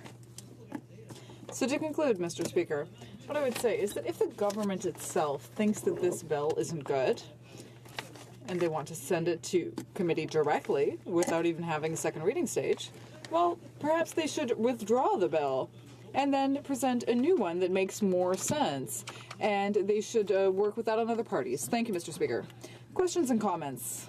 The Honourable Member for West Vancouver, Sunshine Coast, Sea to Sky Country. Thank you very much, Mr. Speaker. I'm concerned that the member opposite has misconstrued recent federal court decisions, and I would like to say that the recent decision indicates that the existing provisions of CSIS Act do not provide CSIS with the authority to collect and retain data that has no direct connection with a security threat. However, the court indicated that the Act is showing its age and suggested renewed consideration of the proper tools CSIS needs for its operations. I would like to ask my honourable colleague what, in his mind, those tools would be. Honourable Député de... The Honourable Member for Drummond. Thank you, Mr. Speaker. And thank my honourable colleague for her question. Now, indeed, that is a very relevant question. And that's certainly not what we've seen in Bill C-59 that is the answer. Because my colleague who asked the question, she herself says that this bill isn't working. She said herself, this needs to be sent directly to committee for amendment because it has too many problems in it. So if my colleague can't even defend this bill, then she should withdraw it, work with the opposition, and find solutions that will actually be in respect of civil rights and that won't allow people to use information obtained from torture. It's unacceptable, Mr. Speaker. Questions and comments? The Honourable Member for Rosemont-la-Petite-Patrie. Thank you, Mr. Speaker. I want to thank my colleague for Drummond for his speech. The questions that he's raised are obviously questions that we care about as well. C-59 is supposed to be there to correct C-51, which was very widely criticized in civilian society at the time, but it doesn't actually change everything. It sort of misses the mark and it's incomplete. For example, in the definition of national security, one of the elements that's still there, which was left over from the conservative heritage, is the mention of the fact that national security can consider attacks on crucial infrastructure. Does that mean that the Secret Service could use their resources to fight against peaceful protesters or environmentalists or Aboriginal people who might be fighting a new pipeline? The Honourable Member for Drummond. Mr. Speaker, that's exactly what we had called out in Bill C-51. I remember well there were examples of people who had been spied on, who had been checked up on. For example, bird watchers. People who go out and watch birds in nature, they were constantly being harassed. But that is a direct demonstration of the way in which this type of bill can lead to a slippery slope. Now, in my riding of Drummond, people are very concerned by shale gas and fracking. They're very concerned. Even though there is a moratorium at the moment, there are people who are still concerned. And if a government, this government or another one, were to say, we want to exploit shale gas in Quebec, well then the citizens of my riding would be the first to oppose such an action because there's a lot of opposition to fracking in Quebec. So this bill, it contains a lot of flaws that could lead to a slippery slope and could lead to abuses where many citizens in my riding might be listed and spied on. So this bill hasn't really been proper from the very beginning, and it's time that they start over. We have time for a very brief question. A short question or comment? L'honorable député. The Honourable Member for Rosemont-la-Petite-Patrie. Yes, Mr. Speaker, I'd like to hear my colleague talk about the fact that in C-59 there is no measure and no resources allocated to correct the problem of the no-fly list, where there are people whose names are similar to the names of presumed terrorists who are banned from flying. So they can't fly. For example, there are young boys and girls who are 6, 7, 8 years old. Why is it that people can't distinguish between an elementary school student and a presumed terrorist? The Honourable Member for Drummond. 30 seconds or less, please. Well, 30 seconds. This doesn't make any sense, Mr. Speaker. This is just another demonstration that this bill isn't focusing on the right things. I was talking about information obtained through torture earlier. You know, this government is allowing itself to continue using that information. That doesn't make any sense. And the same goes for these so-called no-fly lists, where there are certain children banned from flying. There are several of them who can't take the plane with their parents. And in 2 years, the government hasn't been able to solve this, honestly. Reprise du débat. Resuming debate. The Honourable Member for Montarville. Thank you, Mr. Speaker. After a year as Parliamentary Secretary to the Minister of Public Safety, after a year of sitting on the committee, you can understand that I'm very eager to talk about this very important bill, C-59. This is a bill that is very important to me because Patrice Vincent, a Canadian police officer, was one of the unfortunate victims of a terrorist attack in Saint-Jean-sur-Richelieu, where he had been living. In my opinion, C-59 is the greatest reform of this framework since the creation of CSIS. So it's very appropriate to send this to committee before second reading stage. The main advantage of doing that is that it would allow us to work on the bill before the adoption in principle, so that would give more latitude to us in our work as legislators. It would also allow opposition parties to table amendments that reflect their values and their view of national security in Canada. Mr. Speaker, I have a lot of respect for my colleagues on the Public Safety Committee. And talking about this bill in committee before the passing in principle will allow for a serious debate. And I'm sure that we will have such a discussion in committee. That's if they want to participate in the discussion, of course. I think that everyone will win from such a process. Last year, the Standing Committee on Public Safety started a study on Canada's national security framework. It started in September 2016, and committee members concluded the study in April of this year.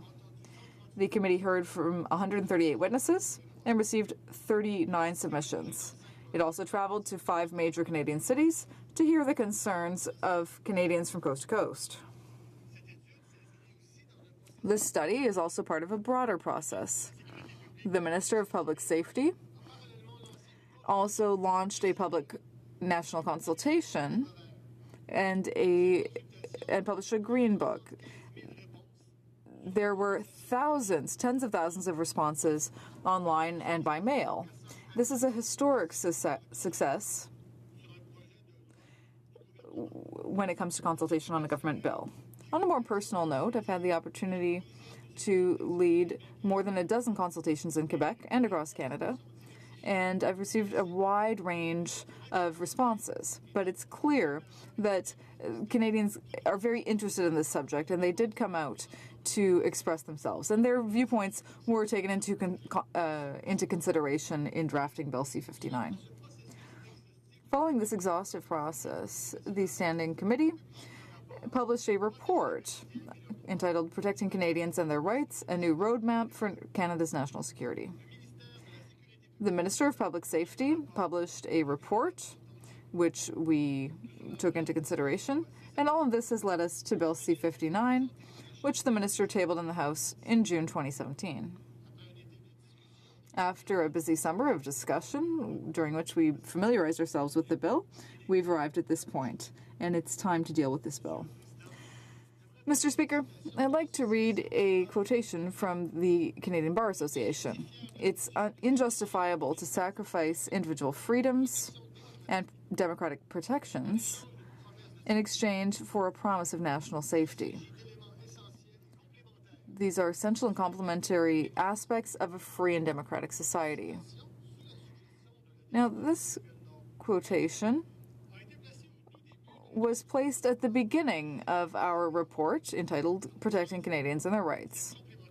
In my opinion, this complementary nature really demonstrates the balance that the committee members wanted to strike in this report. Now, this balance between safety and rights and freedoms is essential if we want to set up a new national security framework. Through the committee's work, which will be undertaken soon, Canada will no longer be the only Five Eyes country not to have parliamentary surveillance, or monitoring rather, of these actions. With Bill C-59, we will be able to fill other shortcomings. For example, we'll be able to create an office for monitoring of CSIS, and this will allow us to monitor the 17 federal agencies that deal with national security. This allows us to resolve an important shortcoming. Canada will create an information commissioner to survey the legality of the information provided to CSIS and other organizations like the CSE. And C-59 will amend the Telecommunications Act so that the CSE will have its own legislative framework, and thus we will modernize our approach to cybercrime. In addition to this progress, the bill will also deal with CSIS's abilities to intercept, and the Transportation Act will be amended as well. The Information Communication Act, the Security Information Communication Act, will be amended to improve the exchange of information between government agencies. Finally, the government will respond to requests to change the criminal code in order to deal with terrorist-related offenses and recognizance with conditions. Now, allow me to share with you the fact that I was a former member of the information community. And I can tell you that information sharing is really essential. Today, in 2017, security is increasingly precarious, and that's why information is so important. We very much care about the defense of rights and freedoms in Canada, and we can't sacrifice one of those at the expense of the other. So redefining the role of CSIS, as my colleague across the way was discussing, the law was very clear. The court's decision was very clear. And he even said it's really not the members of CSIS, but rather the law that was hindering them when they received an unfavorable ruling from the court. It's very clear that the exchange of information and the amount of information that has to be managed in a modern society requires such amendments as are contained in C-59. It is essential that we act consciously, and we need better information to do that. We need better information sharing. This would ensure that there would be coordination between these 17 different agencies, and the organization that would monitor those 17 agencies would reassure Canadians that privacy is maintained, and it would also keep us at the cutting edge of technology, just like our other partners, so that we can ensure that our security requirements are being met in 2017. Now, let's talk about passenger checks and the no-fly list. There is no child currently on the no-fly list. Is that clear? There are no people under the age of 18 on the no-fly list. People need to stop trying to fearmonger by saying this. Now, of course, there can be more than one person with the same name, but we need to properly identify individuals to ensure that the right people are being banned. The problems of the past have been addressed, and they have been shared with the department. Measures have been taken, and as the Minister of Public Safety announced this morning, operational measures and technological measures have been taken to solve the problem. I think that instead of starting over from square one, it's time that we modernize this, and C-59 is the answer to that. Thank you. Questions et commentaires. Questions and comments? L'honorable.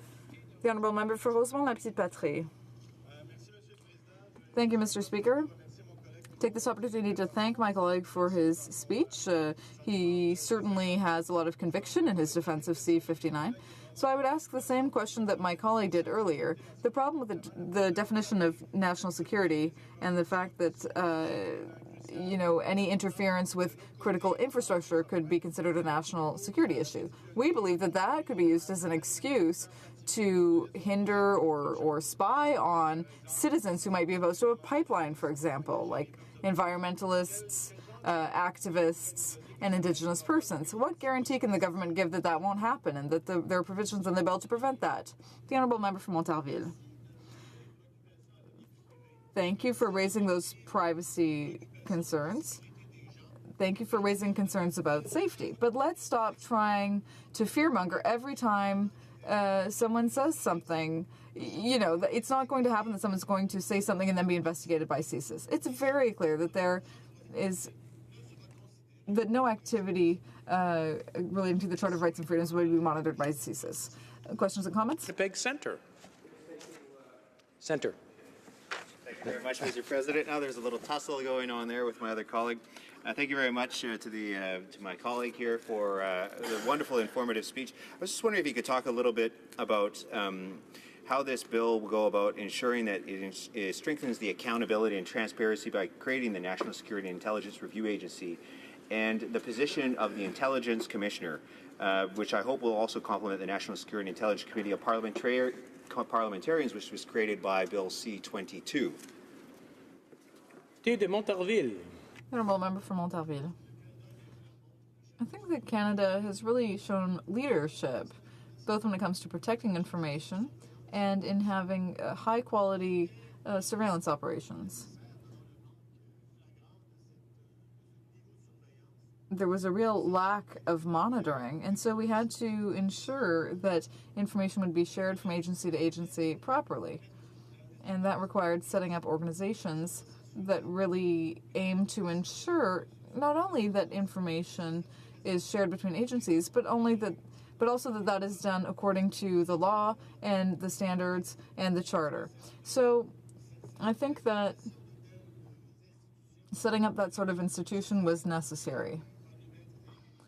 And I think that that will really show that we are a leadership when compared to our partners. Questions et commentaires, questions and comments. The Honourable Member for Winnipeg North. There you go, Mr. Speaker. Winnipeg North, Winnipeg Centre, we get along quite well, I say, Powerful force at times. Mr. Speaker, I'm wondering if my colleague can maybe give his thoughts in regards to the importance of having the right balance. We often talk about the issue of safety. This is on the uppermost minds of all Canadians. We hear a lot about the individual rights. I've always said that we are a party of the Charter of Rights. We understand the importance of rights and freedoms. And if my colleague could just provide his thoughts in terms of how this bill encapsulates both the importance of rights and freedoms and still provides that sense of security and safety that Canadians want. L'honorable député de Montarville. The Honourable Member for Montarville. Well, I think rather than share my own thoughts, I'll share the thoughts of the Canadians we consulted with. And what they had to say was very clear. They were concerned about their safety because everyone is aware of what has happened over the past several years. So those same Canadians who were clear in acknowledging in wanting to be safe also acknowledged the importance of the Charter. And we have to be able to strike that balance. We have to get the best safety possible while safeguarding those freedoms. And that is what Canadians said, whom we consulted. And that was reported. And that is what we have done with C-59. I just want to remind the honourable members, if you've got a phone or an iPad that is set on an alarm or has a phone ringer on it, if you could just check it and turn it off, we'd certainly appreciate it. It's not a big distraction, but it's rather impolite while someone's speaking to have a phone go off. I was talking to a colleague in the Ontario legislature, and what they do is if someone by chance has a phone that goes off, or they're using it, the Sergeant at Arms comes over and grabs it, and they lose it for 24 hours. So I'm sure we don't want to go there, and I trust everyone will show some respect for the others who are talking. So I just wanted to remind you of that. Check out your phone, see how it's working, make sure that the ringer is off. Resuming debate, the honourable member for Medicine Hat, Carson Warner. Thank you, Mr. Speaker.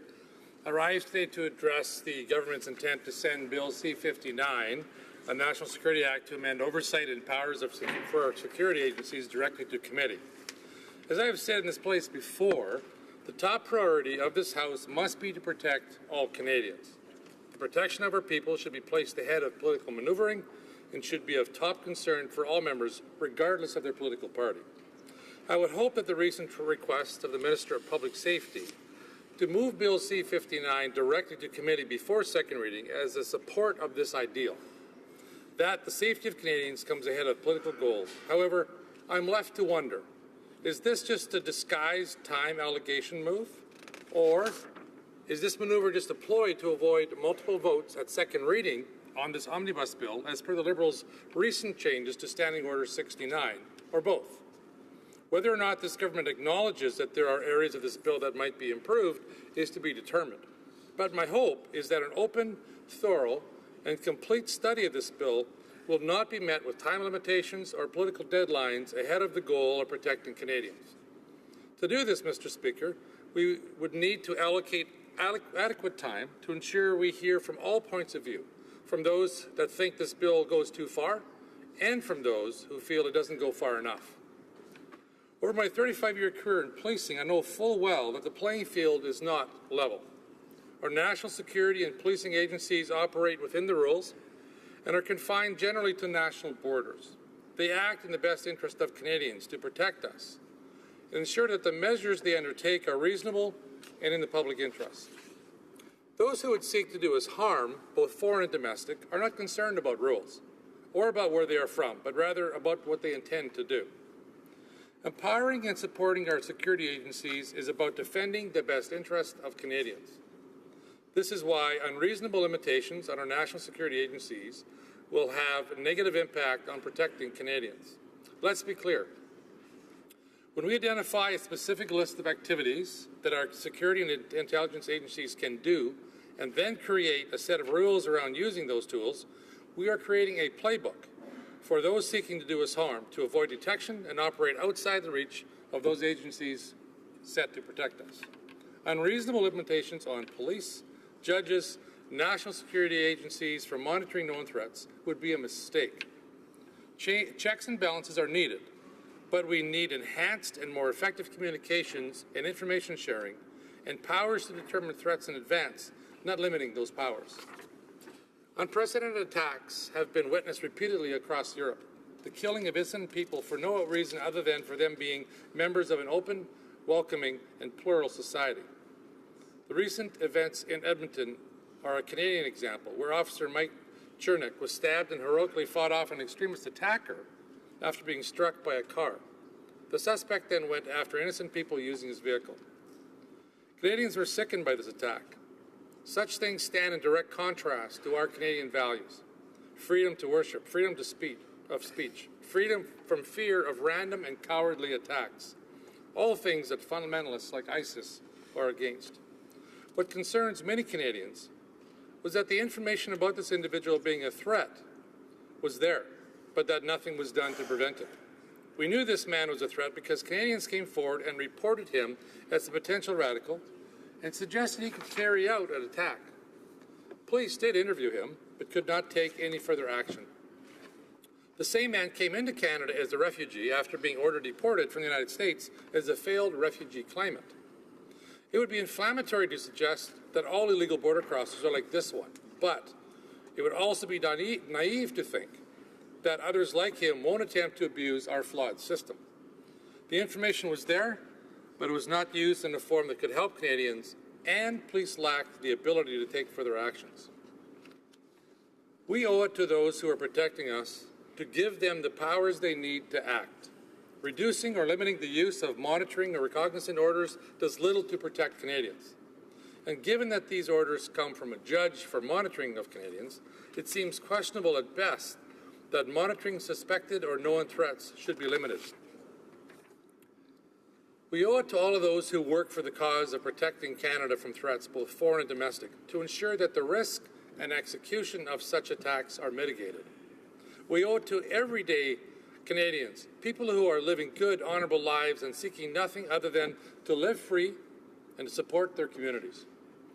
It would be difficult to look into the eyes of Canadians to explain to Edmonton officer Mike Chernick, to victims of abuse and violence at the hands of extremists, that we don't want to empower our security agencies to defend us, that we don't respect their integrity enough to give them the tools to do their jobs, and that we can't trust them to act honestly and respectfully. I'm reminded of what our former Prime Minister said in his speech in the wake of the attack on Parliament Hill and the death of Nathan Cirillo. And I quote, "We are also reminded that attacks on our security personnel and on our institutions of governance are by their very nature attacks on our country, on our values, on our society, on us Canadians as a free and democratic people who embrace human dignity for all. But let there be no misunderstanding. We will not be intimidated. Canada will never be intimidated. In fact, this will lead us to strengthen our resolve and redouble our efforts, and those of our national security agencies to take all necessary steps to identify and counter threats and keep Canada safe here at home. Just as it would lead us to strengthen our resolve and redouble our efforts to work with our allies around the world and fight against the terrorist organizations who brutalize those in other countries with the hope of bringing the savagery to our country, to our shores. They will have no safe haven. I have every confidence that Canadians will pull together with the kind of firm solidarity that has seen our country through many challenges. Together, we will remain vigilant against those at home or abroad who wish to harm us." End quote. There must be an appropriate balance, and I would like to believe that all members of this House share that sentiment between empowering our frontline security and police agencies to do their jobs while respecting the rights of Canadians. Like with our tax system, we compel everyone to provide an honest and accurate accounting of their finances and file it with CRA. We then entrust a select group of people to review those filings to identify any potential issues. Those thought to be in violation of CRA rules are audited and, if guilty, are sanctioned. Throughout that process, there are checks and balances, with the responsibility far more critical than tax collection, that being the protection of Canadian values, the protection of Canadian lives, the integrity of our economy, and in fact, our very own way of life. Why would we expect a less vigorous national security program than that for our tax system? Why would we say that we are subject to greater scrutiny for potentially leaving something out of our taxes, but not if you're planning to attack our national security and public safety? Mr. Speaker, I welcome the opportunity that a thorough and complete review of this legislation represents, a chance to ensure that our police and national security agencies have the appropriate powers to do their jobs to protect us. As a Christian, I am taught and believe in forgiveness, but nowhere does my faith say that we allow others to be vulnerable or allow ourselves to be vulnerable and become victims to those who would do us harm. Let us all work towards the balance in this legislation that provides tools for our security agencies, respects our rule of law, provides oversight and direction to our intelligence and security agencies, but most of all, Mr. Speaker, let us put the protection of Canadians first and foremost. Thank you very much. Questions and comments? The Honourable Member for Winnipeg Centre. Thank you very much, Mr. Speaker. The former Stephen Harper government was largely repudiated for its work on Bill C-51, their national security bill. Our government's bill really tries to fix the issues of C-51 by striking a balance. Our bill has seen the tightening of the definition of terrorist propaganda and protects the rights to advocate and protest. It also upgrades the no-fly list and ensures the paramountcy of the Charter of Rights and Freedom. I was wondering if the member from Medicine Hat could explain in some ways that he sees that this bill is actually an improvement over Bill C-51. The honourable member for Medicine Hat, Carson Warner. Well, thank you, Mr. Speaker, and I'd like to thank the honourable member for his question.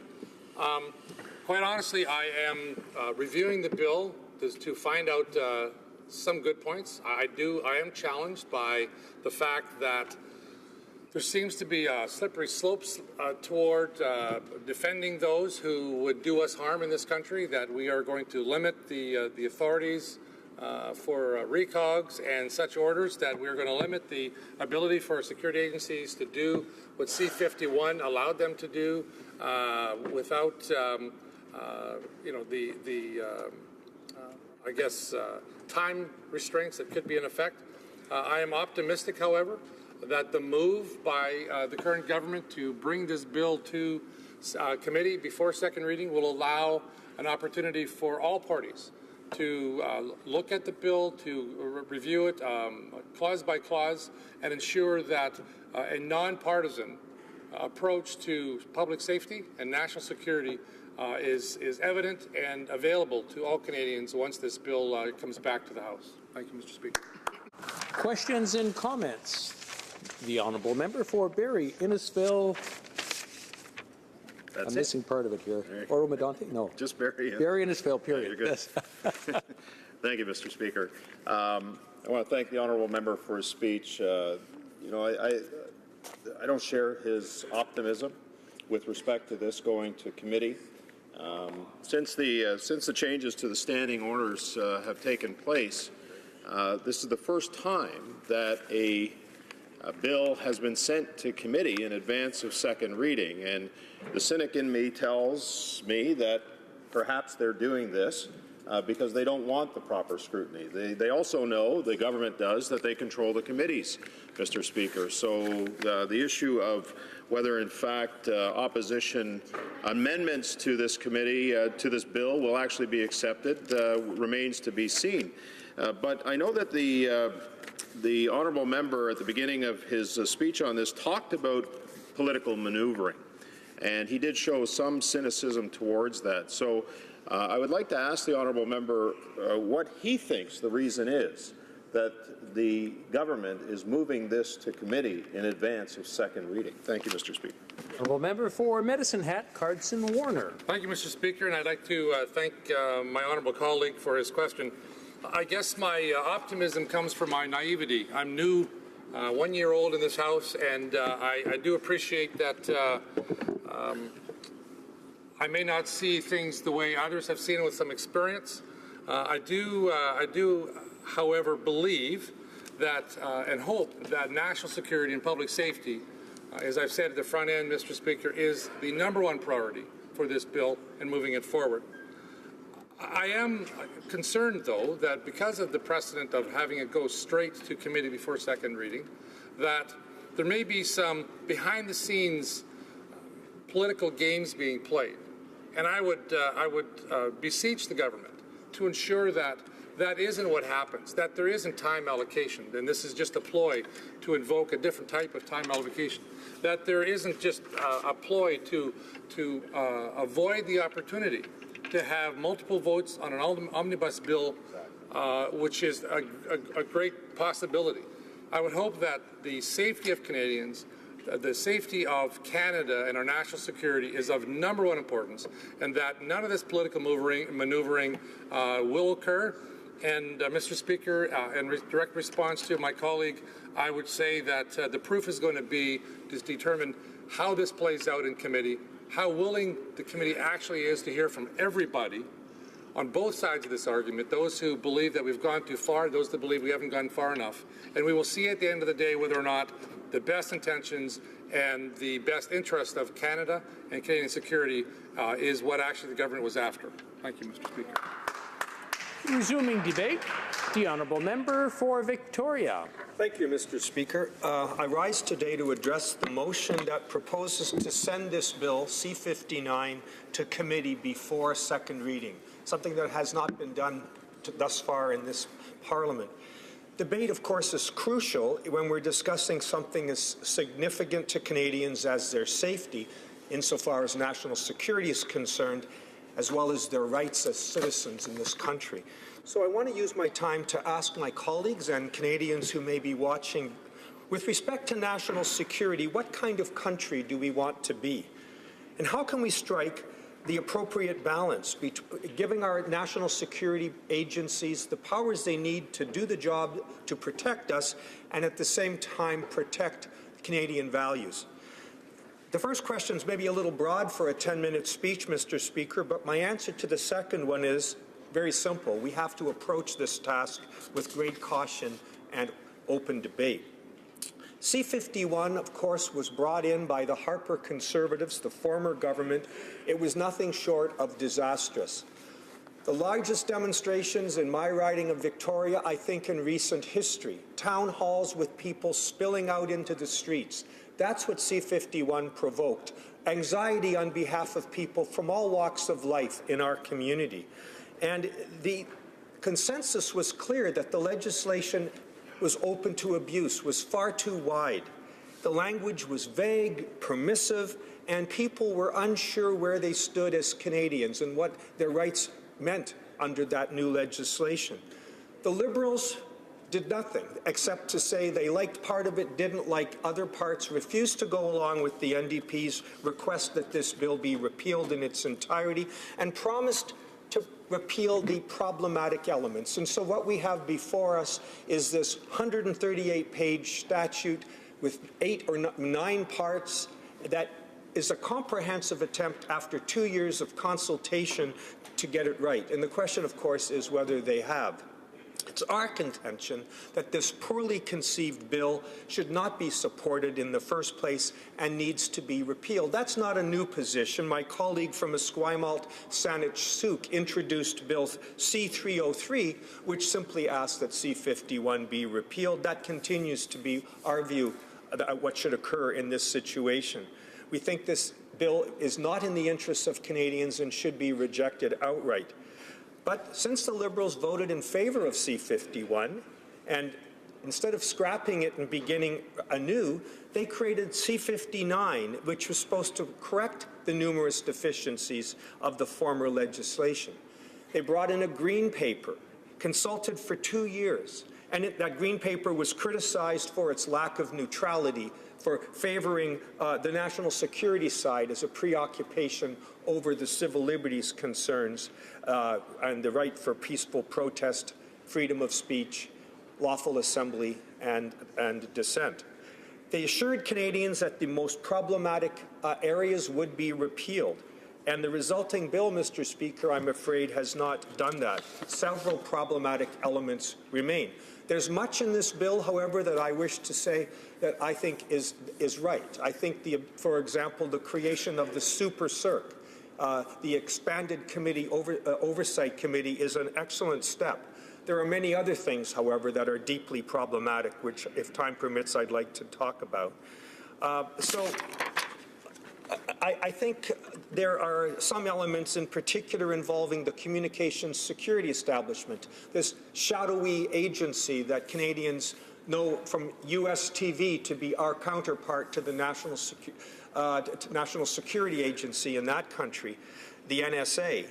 There are problems, for example, with its new cyber ability to, quote, modify, disrupt, and delete anything on or through the global structure, which sounds a little Orwellian. It would seem that their mandate blurs the line between intelligence gathering and active cyber activities, as has been pointed out by Professors Forsyth and Kent Roach as well. And it's under the National Defense Department, as it's been for many, many years. And this bill, of course, would deal with national defense matters such as CSE and other areas as well. This bill does nothing to address the ministerial directive on torture Now, the directive, of course, needs to be acknowledged, is not part of the bill. It's merely a directive, but a new directive was introduced only last year, and it failed to forbid the RCMP or CBSA or CSIS from using information that was largely extracted through overseas torture. The new instruction amounts to only semantic changes. And of course, this doesn't do anything to ensure our public safety because it's notorious that information obtained through torture is unreliable. They did nothing to address that in a meaningful way in this legislation, but they could have and chose not to. So this bill does not go far enough to address the glaring omissions and problems of C-51. Michael Vaughan, who is with the BC Civil Liberties Association, has also spoken about the misguided process of amending this flawed legislation. And she says this, quote, "This bill does several things to try to rein in the unprecedented surveillance powers created under the Security of Canada Information Sharing Act." That's one of the parts of this new bill. But she says there's no credible justification for that act that was ever made. And so it would have been much better to repeal it and introduce any clarifying amendments required in the Federal Privacy Act. Again, another opportunity lost. Her comments highlight that measures and policies were brought into effect without any demonstrated justification that they were needed to keep Canadians safe. So we're in this strange position, Mr. Speaker, of rushing through the appropriate steps of amending practices that may not be necessary in the first place. So after Canadians have waited 2 years for badly needed action on national security, why hasn't the government used their time appropriately to ensure that we had legislation that, in the words of the Canadian Civil Liberties Association, gets it right? Now, I implore my colleagues in the government to think differently than the former government before them. If there is truly a commitment for openness, transparency, and accountability, let's debate the bill at second reading and work together to fix the measures, the half measures that are in this bill. Now, Mr. Speaker, there's a procedural issue that is before us by this unusual move by the government to move this to the committee before we've had second reading. As I understand it, the motion before us would send this bill to the committee before the usual debate at second reading. And therefore, the standing orders won't necessarily apply to enable the Speaker to break out the 9 parts of this lengthy bill so we could vote in favour of some and oppose others. Surely the Liberals are better than this. Rather than resorting to the Stephen Harper trick to say we voted against this omnibus bill to keep Canadians safe, and, you know, generally that's what they've done in all the other Conservative omnibus bills, why wouldn't they allow this to be broken out the way the Speaker has the authority to do? Because there's some parts of this bill that are worthy of support. But the Liberals' trick, following in the footsteps of Mr. Harper, would require us who are opposed to some of the very contentious issues to vote against it all. I think that's a trick that's unworthy of the minister and his government. Measures that compromise our charter rights and our privacy rights do our country harm. And I think those are the reasons why we've called for the repeal of this bill, of Bill C-51, more than 2 years ago. Talking about privacy, a couple of years ago, we had a federal court ruling, that was in the fall of 2016 actually, that gave CSIS that took CSIS to task for storing sensitive metadata on Canadians who weren't suspected of anything. The court found that for 10 years, CSIS had been illegally storing information derived from some of its wiretaps. The data involved metadata such as source information, emails, phone numbers, and the like. This bill would not change that. It would simply allow it to continue. So we have to ask ourselves, by way of conclusion, Mr. Speaker, whether we want a country where our security services has a lot of information about many citizens with a view to detecting national security threats, but for which there is no demonstrable harm caused by any of those citizens. The powers with respect to the Charter are extremely complicated. I'd invite people to look at Section 98 and figure out whether the courts are able to limit our Charter rights in a warrant or not. It's very problematic. We must do it better, Mr. Speaker. We need the opportunity to have that opportunity as quickly as possible. Thank you. Questions and comments? The honourable member for Saanich Gulf Islands. Thank you, Mr. Speaker, and I thank the honourable member from Victoria for his presentation on this. It is clear to me that Bill C-59 is spotty in addressing some issues that were found in C-51 extremely well. And I'd say, for instance, the section Part 3, as I recall, C-51, which I referred to at the time as the thought chill provisions, with the bizarre notion of terrorism in general on the Internet being an offense that could land someone in jail when you can't understand what it is. But this bill fails quite seriously, and I think Professor Craig Forsyth has made this point. On the information section, we need to know that any legislation in Canada will not allow information about Canadian citizens to be shared with foreign governments in a way that imperils their safety. A lot of this bill appears to come from the decisions on the Maher-Arar inquiry and on the Air India inquiry. So I asked my own colleague, though, in his reference to torture, my disappointment was that no one seems to have focused on Part 5 of C-51, which amended the Immigration Act, and which a colleague that certainly the member knows well, Professor Donald Galloway at University of Victoria, was the only one to fully understand that section, try to figure out what was Bill C-51 Part 5 trying to do in amending the Immigration Act. And the conclusion was give information to judges for security certificates without having to inform them the information was obtained by torture. And I wonder if the member for Victoria has any insights as to where that section has gone, because no one is fixing it in C-59. The honourable member for Victoria. Well, I thank my colleague from Saanich Gulf Islands for her question and for her thoughtful perspective on Part 5. There's 9 parts to this omnibus bill, and Part 5, as she pointed out, is the amendments to the Security of Canada Information Sharing Act. And it's funny, this morning, Mr. Speaker, the minister was proud to speak about Craig Forsyth and Kent Roach as validators for this great initiative, but when they did their report card, it was indeed, as the member suggests, this part which caused them the most concern. While they liked parts of the bill, they would grade this part, Part 5, with a bare pass, as they put it, because they just simply didn't address the concerns that people like Professor Galloway have addressed from the start. This is one of the areas that needs a considerable amount of work. The other one, of course, is the need for judicial warrants. And it's so unclear just what the court's powers are in light of the Charter. We certainly need to get that right as well, because to suggest that our courts can somehow be in favor of or be the promoters of Charter violations is hugely problematic in a system that's governed by the rule of law. Questions and comments? The honourable member for Winnipeg North. Thank you, Mr. Speaker. The member himself makes reference to that there are a number of parts within the legislation and areas in which he seems to have more concern with than others, and that's quite understandably. We've now had both this member and the former Conservative Speaker actually talk about why it is that we're going through this process, being outside the norm.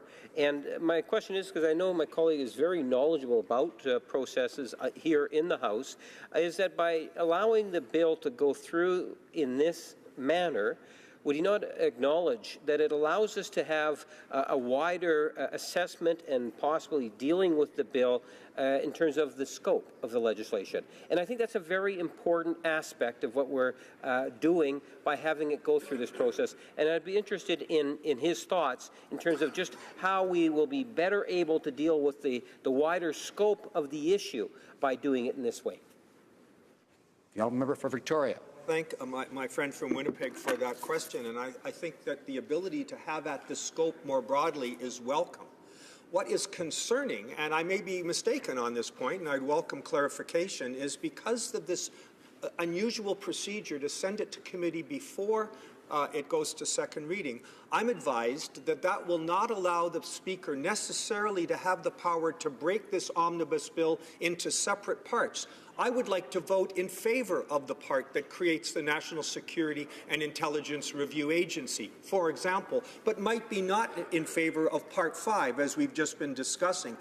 I understand that's not going to be possible, and I find that regretful. And I find it politically just allows the government to characterize us on this side of the aisle as simply being opposed to national security or whatever else they want to characterize as doing. I find that very regrettable. I hope I'm mistaken in that interpretation.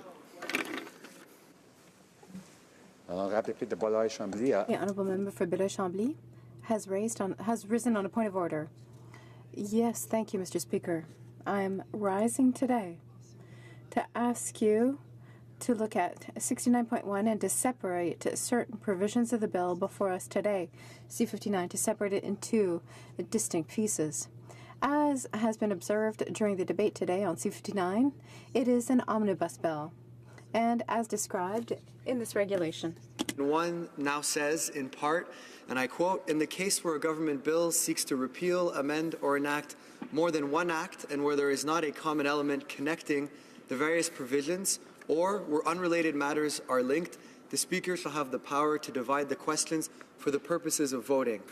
And Mr. Speaker, I submit that C-59 falls under this aspect of this analysis at this time because in your ruling on November 7th on Standing Order 69-1, you said, quote, "Where members believe that the standing order should apply, I would encourage them to raise their arguments as early as possible in the process, especially given that the length of debate at a particular stage can be unpredictable." It's what we believe we are doing today. Here are how I see the various parts of the bill, Mr. Speaker, and I want to submit to you why we believe that they should be divided into different parts to be voted on separately. Donc, Monsieur le Président, on regarde la... And so, Mr. Speaker, we're looking at sections 1 and 2. Part 1 is essentially a new piece of legislation that creates a Security Intelligence Review Office, and the second section regarding the Intelligence Commissioner. And so essentially we have two new bills, and the bill amends up to 12 existing pieces of legislation. These are parts that have to do with watchdogs that are there to monitor security agencies, but there's also an expansion going up to 14 federal departments and agencies that will be affected by those agencies. The creation of new agencies, as well as two completely new laws with very precise mandate, requires separate votes. Part 3, in our opinion, needs to be separated because it is a significant change. Once again, it is a new law. We're talking about the Telecommunications Security Act, and it is going to amend other legislation.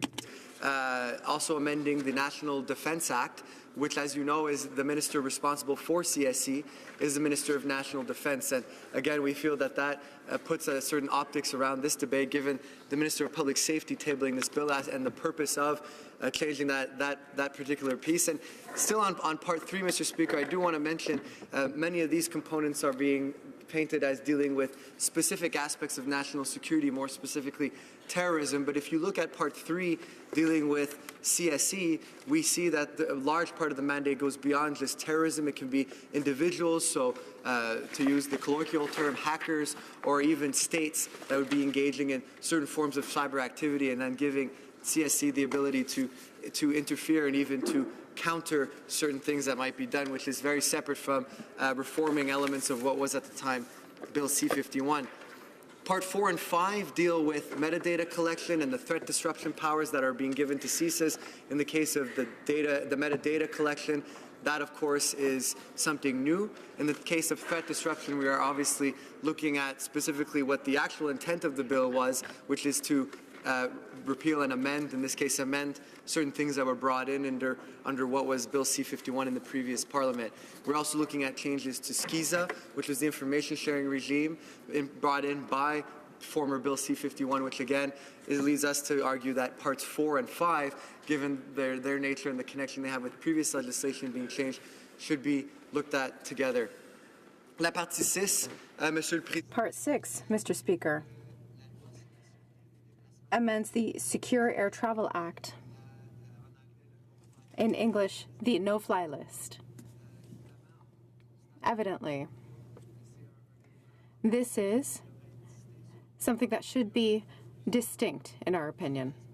There are many important aspects to consider, without forgetting the matter of funding, of efforts made by the Public Safety Minister in collaboration with airlines.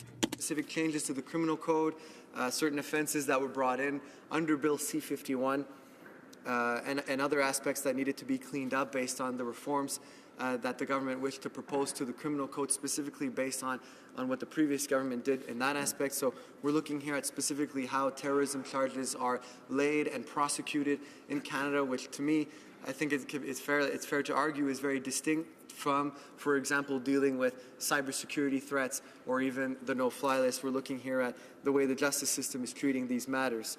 Part 8 is in the same vein, Mr. Speaker, because it changes the Youth Criminal Justice Act, so looking at those offenses, but from the perspective of young offenders, more specifically, and how to deal with those particular cases. Parts 9 and 10 are the more procedural elements, statutory review, and also the coming into force. So we believe we can group together Parts 7, 8, 9, and 10. Mr. Speaker, as you also obviously know, the standing order now gives the power to you to divide, but is limited to, quote, the motion for second reading and reference to a committee, and the motion for third reading and passage of the bill, unquote. I'm sure that could be read to mean that you do not have the power to divide the bill for a vote on a motion like the motion before us to immediately refer to the committee, to refer to a committee forthwith. Mr. Speaker, I submit to you that by presenting this motion in an attempt to, on the surface, of course, be well-intentioned and wish to significantly amend the bill and hear experts at committee, that the government is actually attempting to circumvent, knowing full well that this is omnibus legislation, circumvent Standing Order 69-1 by sending this bill to committee before second reading and therefore preventing us from going forward with the current the way the standing order is now drafted, which would mean second reading and then referral to committee, which, as you know, Mr. Speaker, is not how the process would take place given the motion that is before the House today. This bill, Mr. Speaker, just has so many components, and actually, as the government has said, is perhaps one of the most significant changes to various components, whether it's oversight, whether it's CSE, whether it's CSIS, and some of the most significant changes being brought forward to various elements with how we deal with not only national security, but also how those cases are charged and prosecuted in the judicial system. It's only telling, Mr. Speaker, that given the government's acknowledgement of that, given the debate that has happened here today, that they seem to recognize the omnibus nature of the bill, and it seems that the only way to hide that omnibus nature behind both seemingly good intentions and also procedurally would be to present the motion that is here today, this legislative pathway that allows them to circumvent their own new rules of omnibus provisions in the standing orders. Mr. Speaker, we are concerned that they're hiding the omnibus nature from the public. We know from a communications point of view, it sounds nice to talk about only the oversight elements when experts have agreed that there are very significant concerns over how what are even being called cyber weapons in Part 3 of the bill would operate. Even we've heard experts say that studying these different elements and even their own expertise does not allow them to fully analyze the entire scope of the bill, which to me, Mr. Speaker, is very telling as to the omnibus nature of it and the difficulties of undertaking legislative process in that way. And Mr. Speaker, I would argue that by going forward with this motion while wanting to give the benefit of the doubt to the government and its good intentions to have robust study, the feeling we're getting from our reading of the standing order seems to be attempting to do through the back door what would be forbidden through the front door and preventing you and using the powers that have been conferred to you in this place to separate the different aspects of the bill. I assert that under 69.1, the role of the Speaker is to apply the rules of the House with different concepts and themes in a bill with a different vote, which is obviously what I am raising today, so MPs can represent their constituents' views differently on each part if they believe they should. And also, Mr. Speaker, I believe be able to vote appropriately based on the different complexities and nature of different points. As my colleague from Victoria just pointed out in his speech, given the fact that we might agree with the government on going forward with certain elements of oversight, and that distinct element might be very different from a debate on cybersecurity or even then a debate on the no-fly list. These are very different matters, Mr. Speaker. If you'll pardon my choice of words, I believe that comparing oversight to cybersecurity to then the criminal code to then the no-fly list seems a little ludicrous and very challenging to actually be able to properly vote and express ourselves as members of Parliament. But by having the bill go through before second reading, as I said, Mr. Speaker, the government is arguing that it should be treated as one whole question. It's all about security, but as you know, Mr. Speaker, anything can essentially be qualified as national security. That's obviously not enough of a common element when we look substantially at what these different parts do, the new acts that are created and the acts that are amended, and forcing MPs to vote on the creation of 2 new acts and the amendments of dozens of other acts, such significant acts as the National Defence Act and others, and the CSIS Act.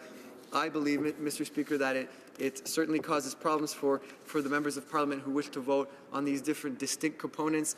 And I also submit, Mr. Speaker, that it is circumventing these very same omnibus rules that have been brought into place by a government that said that this would no longer be the type of practice as we saw under the previous government.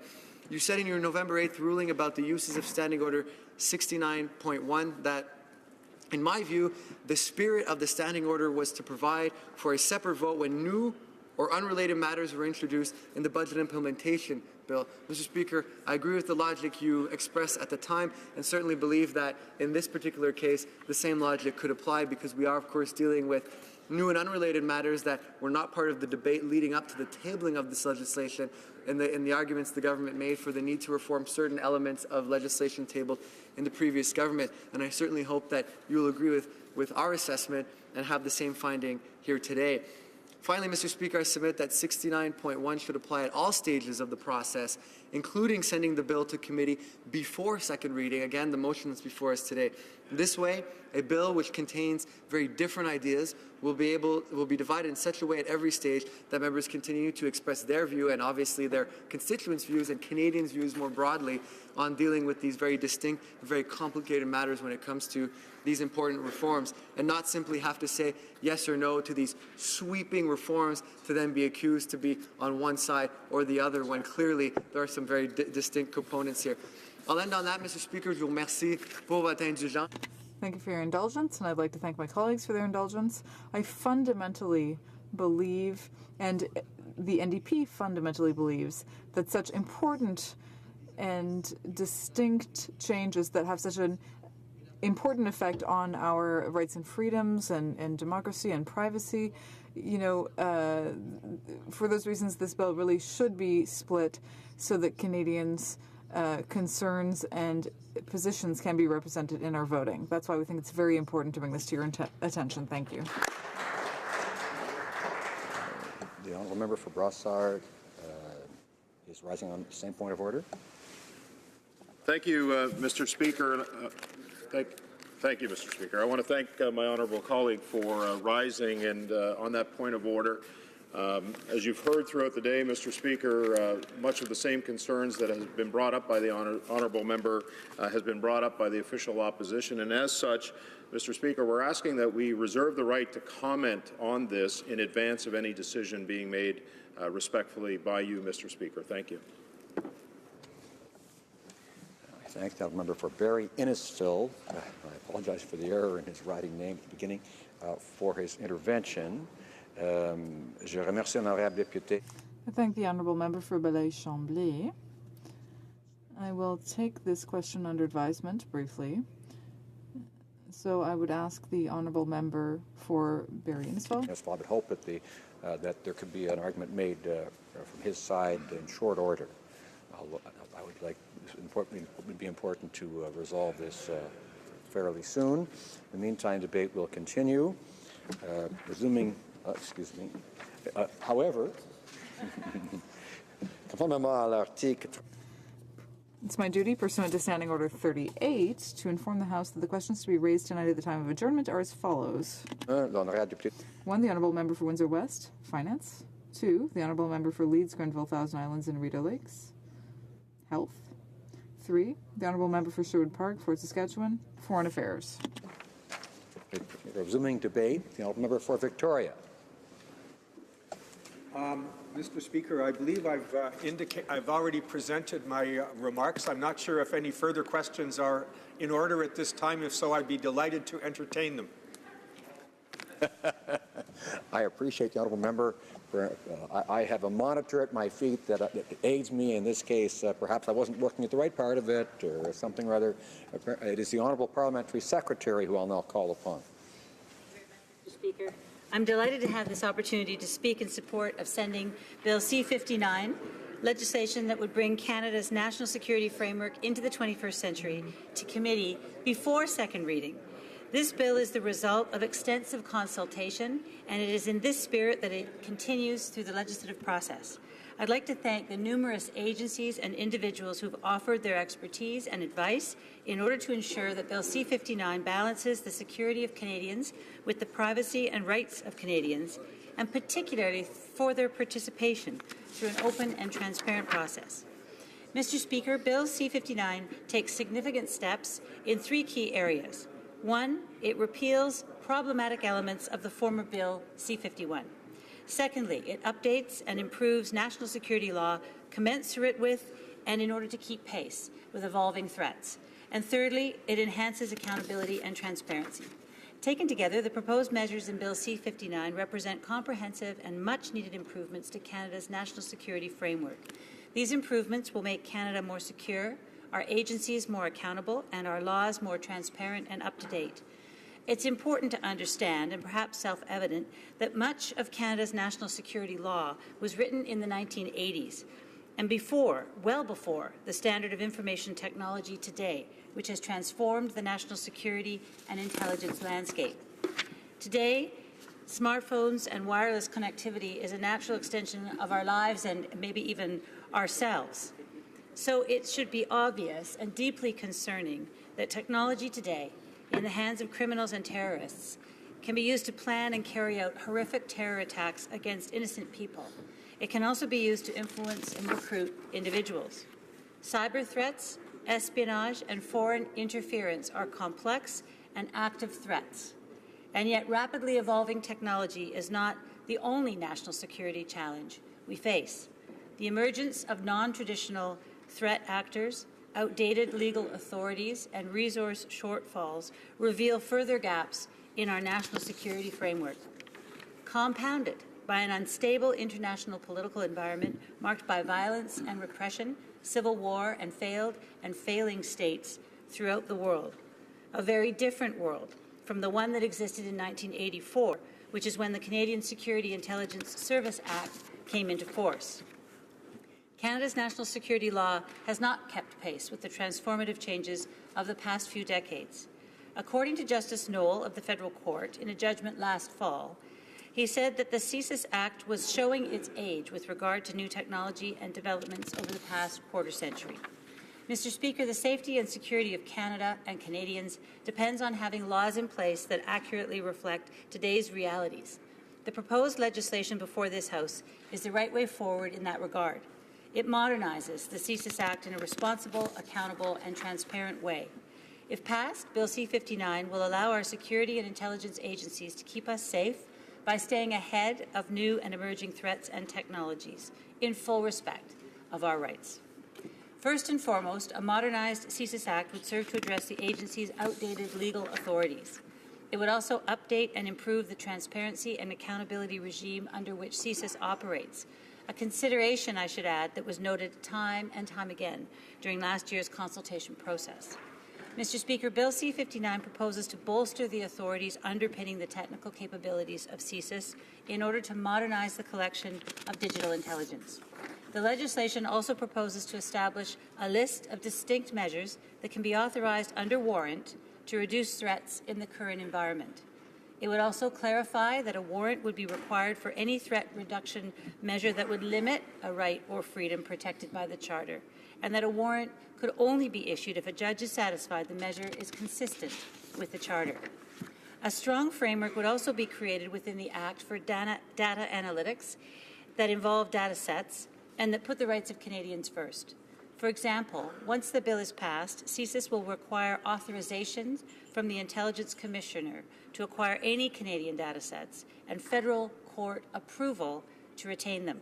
This will ensure that the personal information of Canadians is subject to strict safeguards. Under Bill C-59, foreign data sets containing information on non-Canadians would also require authorization from the Commissioner. These are only a few of the important new measures being proposed under Bill C-59 and which were shaped by the tens of thousands of views the government heard in its extensive public consultations on national security. I'm very proud to stand with the government in supporting Bill C-59, and I look forward to its consideration by the Standing Committee on Public Safety and National Security before second reading, so that the committee will have greater latitude in how it conducts its study. Thank you, Mr. Speaker. Questions and comments? Questions et commentaires. The honourable member for Whitby. Oh, thank you, Mr. Speaker, and I'd like to thank my honourable colleague for her speech. Mr. Speaker, I'm wondering if I could ask my honourable colleague. This particular piece of legislation seeks to address some of the errors that were put forward in the previous legislation around the no-fly list, especially when it comes to children in our communities. I'm wondering if she could speak to some of the changes that we're making and how it will help families right across Canada to ensure that they're able to travel with their children and know that they will not have delays. Member for West Vancouver, Sunshine Coast, Sea to Sky Country. Thank you very much, Mr. Speaker. And of course, that's an issue that every member of this House is seized with today, and we're very grateful for Canadians for drawing this to our attention. Of course, there's nothing more important than our children and their safety and security. And I think what I would like to address as a result is a couple of aspects of this legislation. One, we know Canadians were very concerned about their rights. Freedom of expression, the right to life, liberty, and security of the person, and the right to be secure against unreasonable search or seizure are at the forefront of this piece of legislation, and this is one aspect of that. Thank you very much, Mr. Speaker. Questions and comments? The honourable member for Barrie Innisfil. Thank you, Mr. Speaker. It's kind of an unusual situation we find ourselves in with respect to this piece of legislation actually going to committee in advance of second reading. And we've not seen this in this House before, and we've just heard an NDP asking for the Speaker to rule on certain aspects of this legislation with respect to it being an omnibus bill.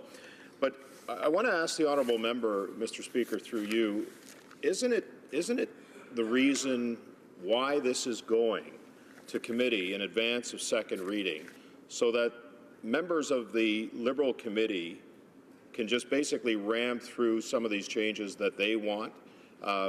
We don't have much faith on this side, Mr. Speaker, that in fact some of the suggestions, and the very valid suggestions, to change and to amend this piece of legislation is actually going to be heard by those members of that committee. And so isn't it a ploy on the part of the government to deal with this, not in a manner in which is usual, but in a manner in which is unusual, Mr. Speaker? I'm interested to hear the members' comments on that. Thank you. Country Secretary. Thank you very much, Mr. Speaker. What Canadians don't have confidence in is Bill C-51. This has been an exhaustive consultative process, and we're very grateful for those who have spoken up for how Canadian legislation can balance safety, security, and obviously rights and privacy. The fact that this is being considered in an unusual way is a reflection of our deep commitment to open, accountable, transparent, and above all, consultative government. This will go to second reading, I certainly hope, and then, of course, it will return to the House for debate. Thank you, Mr. Speaker. And comments, questions et commentaires. L'honorable député de... The honourable member for Rosemont-la-Petite-Patrie. Perhaps just a question of 30 seconds with a 30-second answer. Thank you, Mr. Speaker. My Liberal colleague is saying that people didn't trust C-51, so I'd like to know why the Liberal Party voted for it at the time. But as far as torture is concerned, if they're against torture, why didn't they change the directives so that information obtained through torture could no longer be used?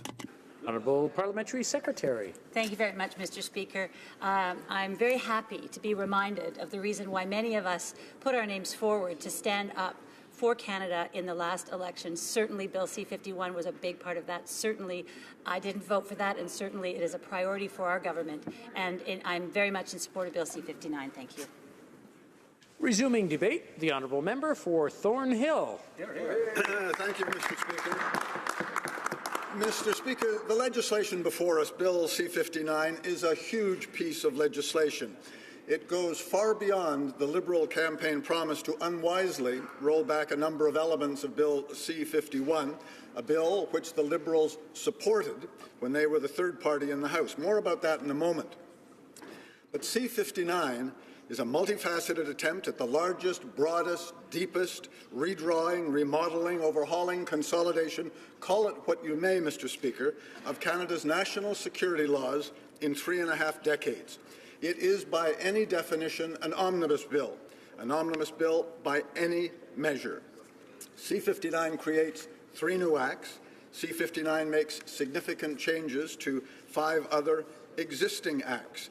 And as my colleague from Barrie Innisfil noted, the official opposition reserves the right to comment after the Speaker's decision on the NDP motion to separate.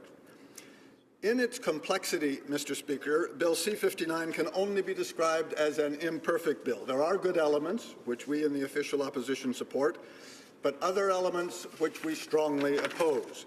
Similarly, C-59 has been characterized by experts, at least by lawyers and academics and others who've long studied and opined on national security issues in a variety of ways, that it does resolve some problems, it ignores others, and it creates some entirely new ones.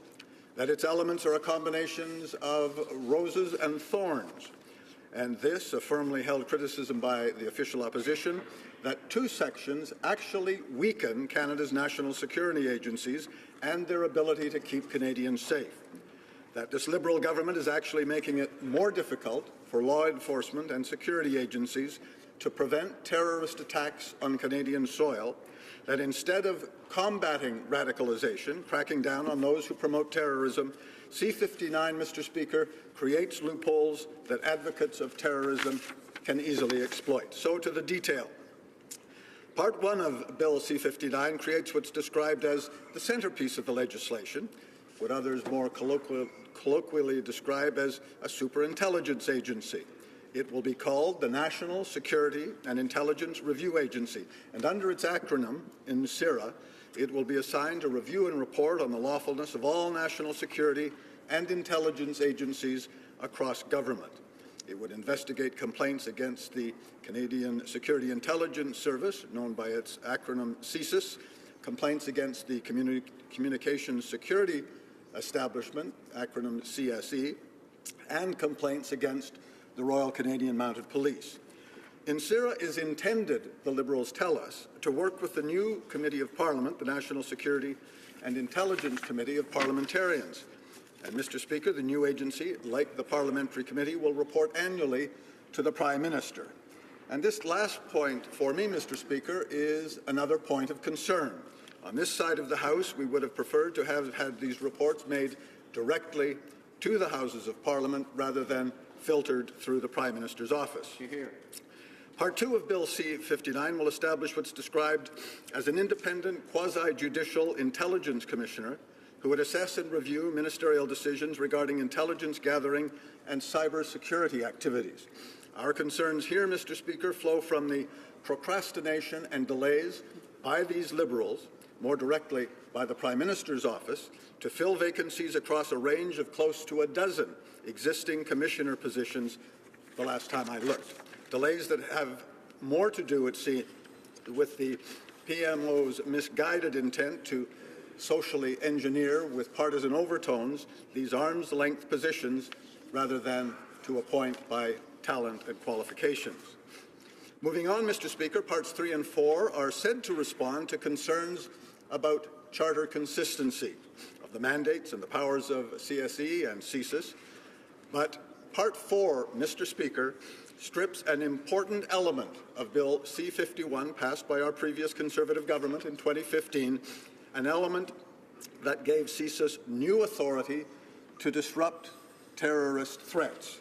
The Liberals supported Bill C-51 in 2015, though they vaguely committed to roll back what they called problematic parts. Well, they certainly have, Mr. Speaker, caving in to now, in Bill C-59, seriously restrict the ability of CSIS to conduct disruption actions to certain specific actions, and only unless and until officers and operatives follow a burdensome process to obtain a judicial warrant ahead of time.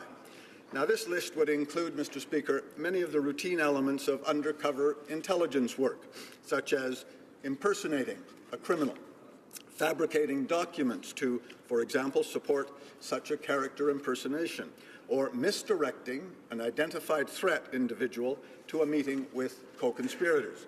Forcing judicial warrant conditions, Mr. Speaker, into suspect terror or intelligence investigations imposes serious new burdens on law enforcement and could very well compromise time-critical efforts to thwart terrorist attacks.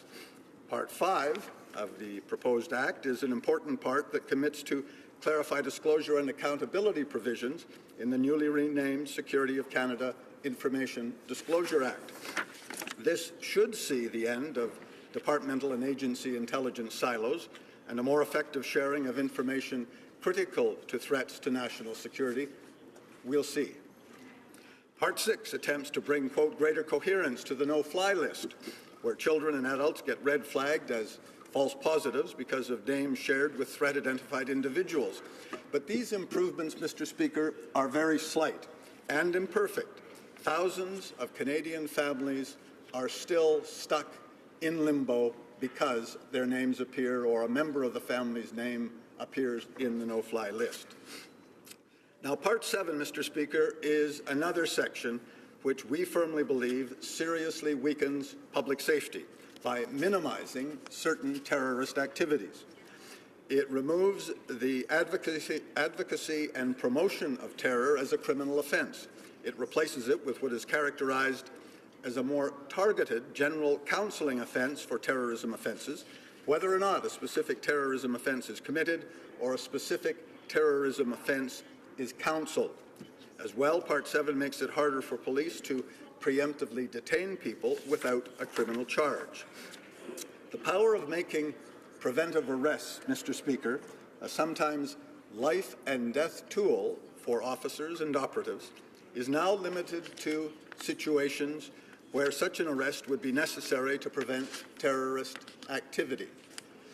Under our previous Bill C-51, the threshold was that such an arrest would be likely to prevent terrorist activity. Mr. Speaker, the Conservative Party has always taken very seriously the safety of Canadians as threats to this country's security have evolved and deepened in this age of international terror. We recognize the importance of updating our national security infrastructure and practices, and we support the preamble of Bill C-59 as a worthy rationale to reduce the ability of courts to strike down convictions on properly applied charter grounds. But we also strongly oppose, and I can't say this too often, Mr. Speaker, Parts 4 and Part 7, as I've enumerated, as an unacceptable weakening of public safety and a watering down of provisions in Bill C-51 that help keep law enforcement officers and agencies and keep Canadians safe.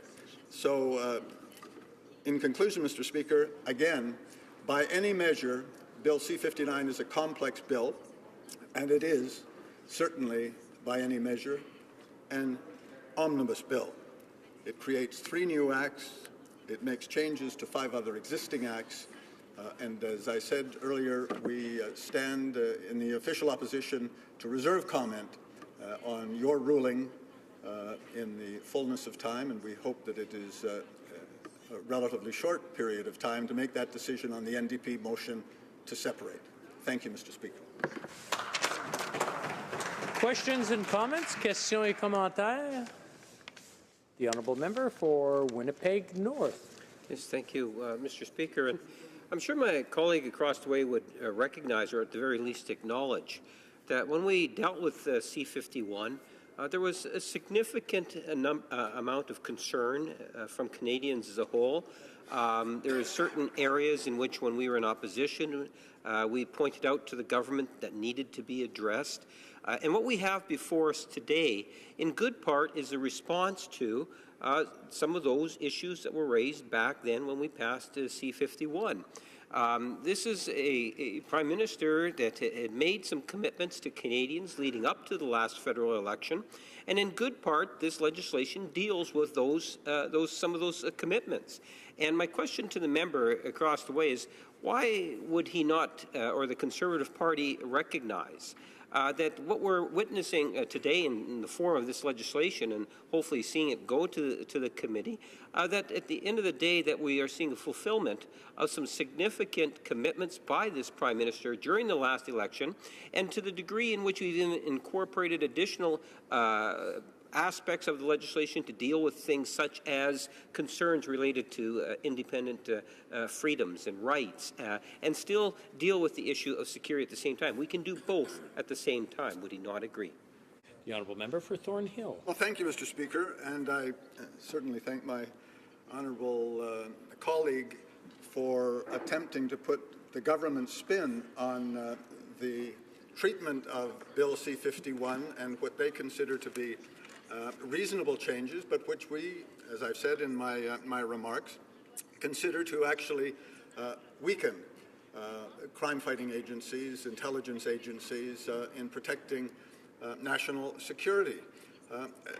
But at the same time, we would have preferred to have seen the changes to Bill C-51 in standalone legislation, not folded in, not buried in this omnibus bill, which, as I said, creates 3 new agencies, changes a number of other acts, and across the board has some serious issues which we in the official opposition simply cannot support.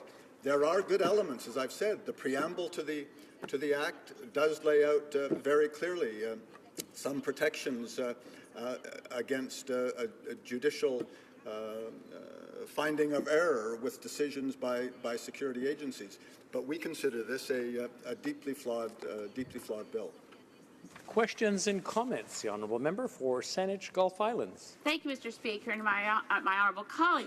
I certainly appreciate concerns about omnibus bills, but I recall very clearly in the 41st Parliament when we received Bill C-51, I remember getting it on a Friday, taking it home to my riding, reading it with increasing levels of panic and concern through the weekend, and being the first member of Parliament to oppose it in this place. So put it aside for the moment that we know we disagree on C-51. But was it not also an omnibus bill? I asked my honourable colleague. It was 5 parts. Each part of Bill C-51 dealt with a different aspect of security. Part 1, called information sharing, was unfortunately not about information sharing where we need it, which is between and among security agencies, but sharing with others about Canadians. Part 2 dealt with aspects of the no-fly list. Part 3 was about this bizarre, undefined notion that you could ban promotion of quote-unquote terrorism in general. And Part 4 was the massively expanded powers for CSIS. Part 5 amended the Immigration and Refugee Act, and within each of those 5 parts, numerous acts were amended and changed. I would have preferred to see Bill C-51 split up in the 5 parts that were presented to us as one bill, but I don't recall my honourable colleague agreeing that Bill C-51 should have been split up. Where does he see the difference between this omnibus bill in C-51 and that omnibus bill in the 41st Parliament?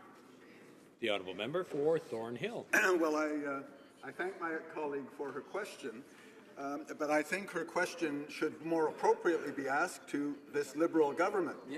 This Parliament is not debating, not considering Bill C-51, which was passed with the enthusiastic support of the Liberal Party when it was the third party. You voted for it. The Liberal Party, Mr. Speaker. Actually, Mr. Speaker, you didn't vote for it, but Mr. Speaker, the Liberals en masse, as the third party, stood in support of Bill C-51, and I would just suggest to my honourable colleague that she should more appropriately question the shortcomings of this act, not look back to past parliaments.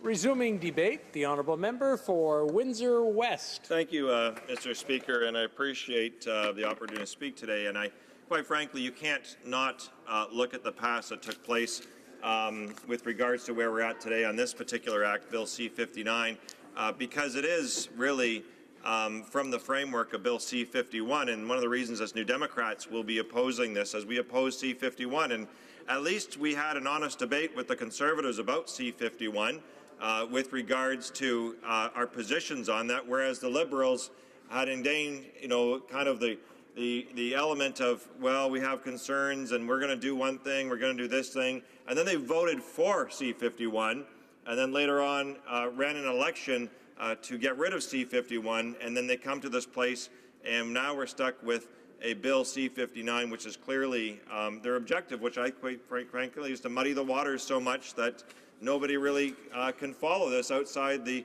House of Commons, as opposed to experts in security intelligence and having to follow House of Commons debates on a regular basis, which is very difficult to do when you have so many things happening. But there still is that interest out there, and at the bottom line of all of this, Mr. Speaker, is the question of whether or not the privacy of Canadians will become unhinged, and the aspect of national security elements, or at least attempts to deal with those issues that really undermine our civil liberties. And when I look at some of the Conservative members and some of the perspectives they have about civil liberties, I'm quite frankly surprised that in this case with C-59 there isn't more of a backbone to raise those issues and that balance, especially given the fact that one of their own nearly became a leader of the party who has very much a strong civil libertarian background. And Mr. Speaker, I can say this much in terms of Bill C-51, the civil liberties of privacy are essential for our modern and also a functioning democracy to not be undermined. And that's one of the concerns continuation in Bill C-59 is the personal data assembly and distribution that takes place. And Mr. Speaker, it is real. We have cases such as Mahar Arar and others who have had their lives turned literally upside down and inside out because their personal information was used not only in a way that exposed them and their families and the people around them in their lives, their business contacts and their personal contacts, but also, too, it was an organized decision by our government agencies, being the RCMP and CSIS, that decided to actually engage, including the exchange of information with other foreign powers related to that intelligence and that personal private information. And I can tell you, as we go towards this committee level on Bill C-59, I still have, and I know the Privacy Commissioner has expressed those concerns. And Mr. Speaker, I mean, there's several cases in Canadian democracy and history where this has been a germane aspect to even the intimidation or the expressed concern people feel about their privacy that limits their expression in a democracy and their involvement. And it not only just takes place from the personal aspect of being out there in the public, but I would argue, Mr. Speaker, that it has become even more so difficult for individuals because of the use of electronic information for everything from your taxes to your banking to your social exchanges and then to your employment. So it's not as if this information is no longer captured and stored in a vault down somewhere where it has very little exposure to third parties. The reality is that we actually have breaches. We have other governments that are actively soliciting attempts to break through Canadian databases on a regular basis, even countries where we have supposed decent relationships with in terms of functioning elements of trade and commerce and discourse. There's active abuse of, or attempts of abuse on Canadian privacy. And then we have pure mistakes that have been made numerous times over decades of releasing Canadians' personal private information by mere accident. And that has taken place as well, Mr. Speaker. And so the culmination of that data and that information is very, very critical. And I would point, Mr. Speaker, to one of the more interesting cases that we've been successful at defending, but it shows, I think, the malaise that is in government is when the then Paul Martin administration of the Liberals wanted to outsource data collection for our census to Lockheed Martin. In fact, they did so. They outsourced a public-private partnership, basically the Canadian Census data collection component, to an arms manufacturer that then was compiling our data and our information from the public at the public expense because we were paying for that. And then when we found and did the investigation, Mr. Speaker, that information was going to be compiled and put together in the United States. Now, what did that do, Mr. Speaker? That made that information susceptible to the U.S. Patriot Act back in 2004, 2006. And so that actually exposed all of our Canadian data if it was going to be leaving the country. Now, thankfully, Mr. Speaker, a lot of Canadians spoke out against this. First of all, they felt personal and conflicting issues related to an arms manufacturing company that was collecting their personal information, especially when, that company was producing, the Hellfire missile and other landmine munitions that even Canada had signed international agreements with regards to restriction of distribution of those things. And then they felt as well, too, the privacy component of it was very much a personal thing that became a practical element with the private proponent then moving it out of the country. Now, thankfully, that stopped, and we actually amended at that time. The Government of Canada had to pay more money to actually assemble that data and information in Canada. So it cost us more to do what the Liberals basically were trying to do, is export the jobs, ironically, outside of the country. The vulnerability of the Canadian data that you were paying for was out of the country, and then we had to pay a premium to bring it back and keep in the country. And that practice has ceased and desisted. We've recently had an Industry or Innovation Committee confirmation of that when we actually had Census Committee come before us. So with this bill with C-59, I still have a grave concern about the Security of Canada Information Sharing Act, and that it appears on the surface right now that most of the changes are going to be cosmetic, and the Privacy Commissioner has kind of alluded to that as well too. And I think that when you have CSIS and other government agencies that then have that information, and it becomes similar to many things, is when is that information, even when it's provided or given, when is it scrubbed? When is it no longer being used? When is it no longer being stored? And when actually can it come back to basically be potentially exposed by accident or by reason? So with this bill right now, it is several laws that have been put in place, and I do want to note that there was extensive public consultation on it, because I think the reality is when we had C-59 out there, Our Security, Our Rights, National Security Green Paper, it was criticized by civil liberties advocates. And so the public feedback that we had from that review was very much concerning, related again to people's personal privacy and how it would be used. And so I want to make sure, Mr. Speaker, that we're well and clear that this is not an issue that is not, I guess, mythological or as a concept that it is. It has actually been noted. I would note myself on November 26th, the federal court issued a ruling on CSIS bulk data collection, and the electronic data of people over a 10-year period was clearly something that gave concerns to Canadians and happened. And as this bill goes forward, unfortunately, we haven't come to the realization that C-51 from the very get-go was flawed information, was a flawed bill, and was not a bill that we could support as New Democrats, and C-59 is just putting a mask over that bill. Questions et commentaires, questions and comments.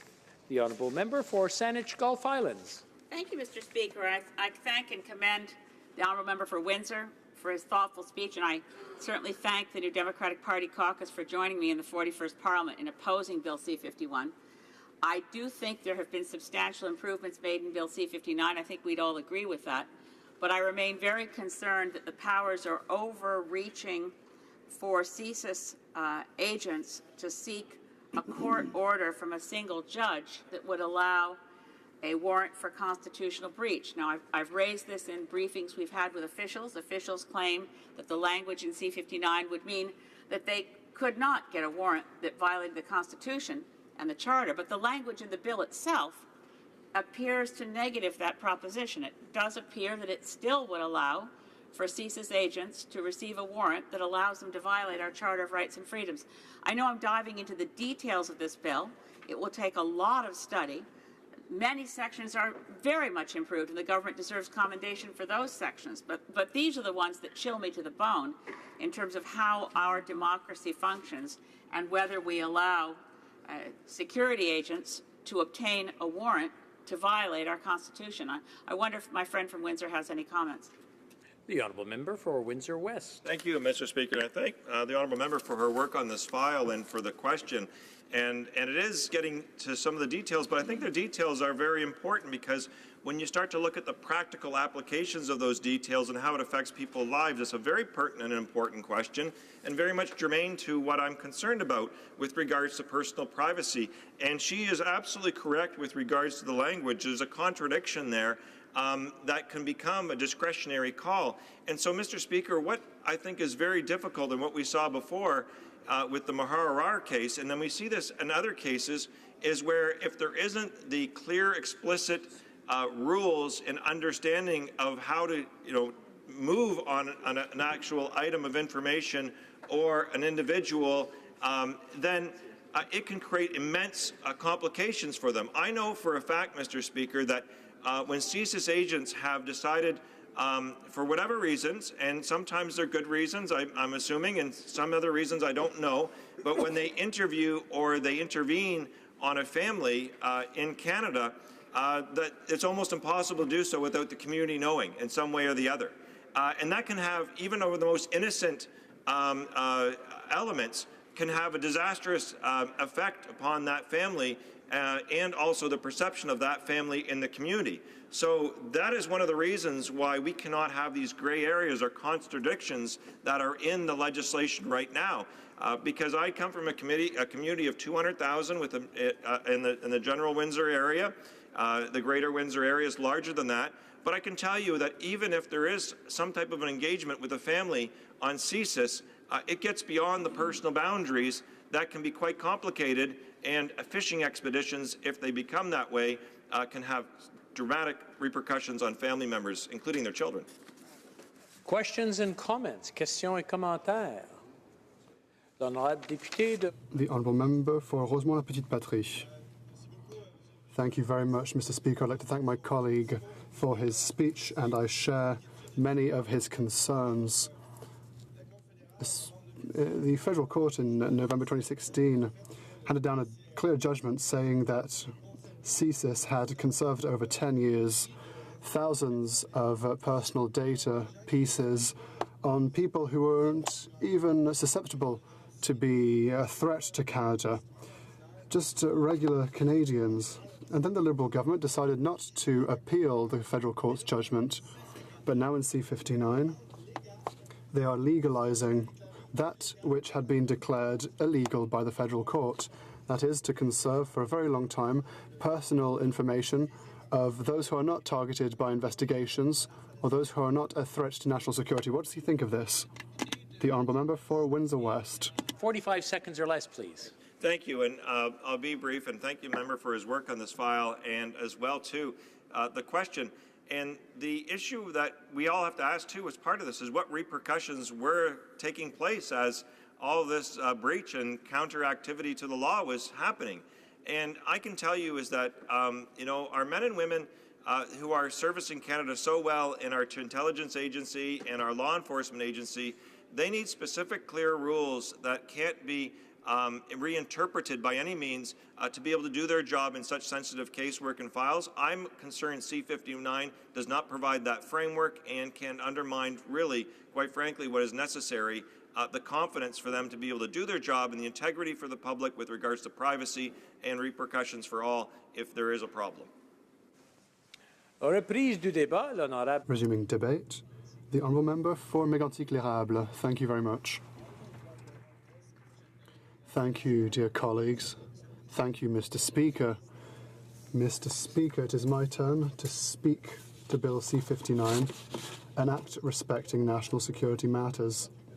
As we have heard, since the beginning of speeches about this bill, Mr. Speaker, this is one that is rather daunting, that has 140 pages, 9 sections inside. This is a bill that was tabled last June, and we learnt very recently that the Minister for National Safety and Emergency Preparedness was going to do something rare. He was going to send the bill to a committee before second reading in the House. A number of reasons were postulated saying why such actions were necessary. Some said this was to give a bit more wiggle room for amendments. But, Mr. Speaker, before I speak about the bill itself, I would like to talk about the Liberal government's methodology. I know that this will be of very much interest to my colleagues across the way. How one should act when one wishes to change a bill that has an effect on people's daily lives. And when we're talking about national security, of course, everyone here will agree that this is a bill that has significant impacts on all Canadians. Now, let me be very clear, Mr. Speaker. Never will I assume that someone or anyone in this House doesn't want the best for all Canadians and their security. We're here to represent people. We are all here to represent our country. And, of course, we all want the best for our country. However, it would seem that the government finds the process difficult. The government finds it difficult to govern, and that has been the case in a number of occasions, especially with regards to the electoral reform portfolio, Mr. Speaker. In that regard, the government conducted consultations coast to coast to coast. And we could have even added an extra coast. There are coasts throughout the country. They consulted, they reconsulted, they created a website in which there was a kind of definition of yourself based on what elector you were and what kind of Canadian you were. A website that was derided from coast to coast to coast, and so it shows the government's level of improvisation. With regards to electoral reform, they consulted, and then one day the Prime Minister woke up and said, well, we heard everyone, it's not to our advantage, and so let us forget all of this. And that was it, simple as. Mr. Speaker, with regards to electoral reform, that was it. And now we have tax reforms before us. And midsummer, the government announces significant changes in a notice sent to all Canadian taxpayers saying that the changes were upcoming and that if all goes well, it'll be adopted in the fall and no one will hear about it. However, Canadians saw through this.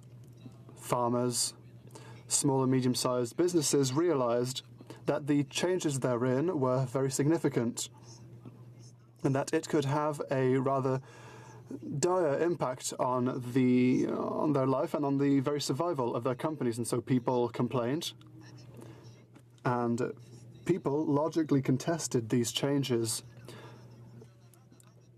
And so, faced with this tidal wave of confrontation, the government decided to go back a bit. Small changes. They said, we'll remove some of the more damaging provisions, but then we'll still move forward. Had Canadians not risen up, if small companies hadn't risen up, if farmers hadn't risen up, the bill simply would not have changed.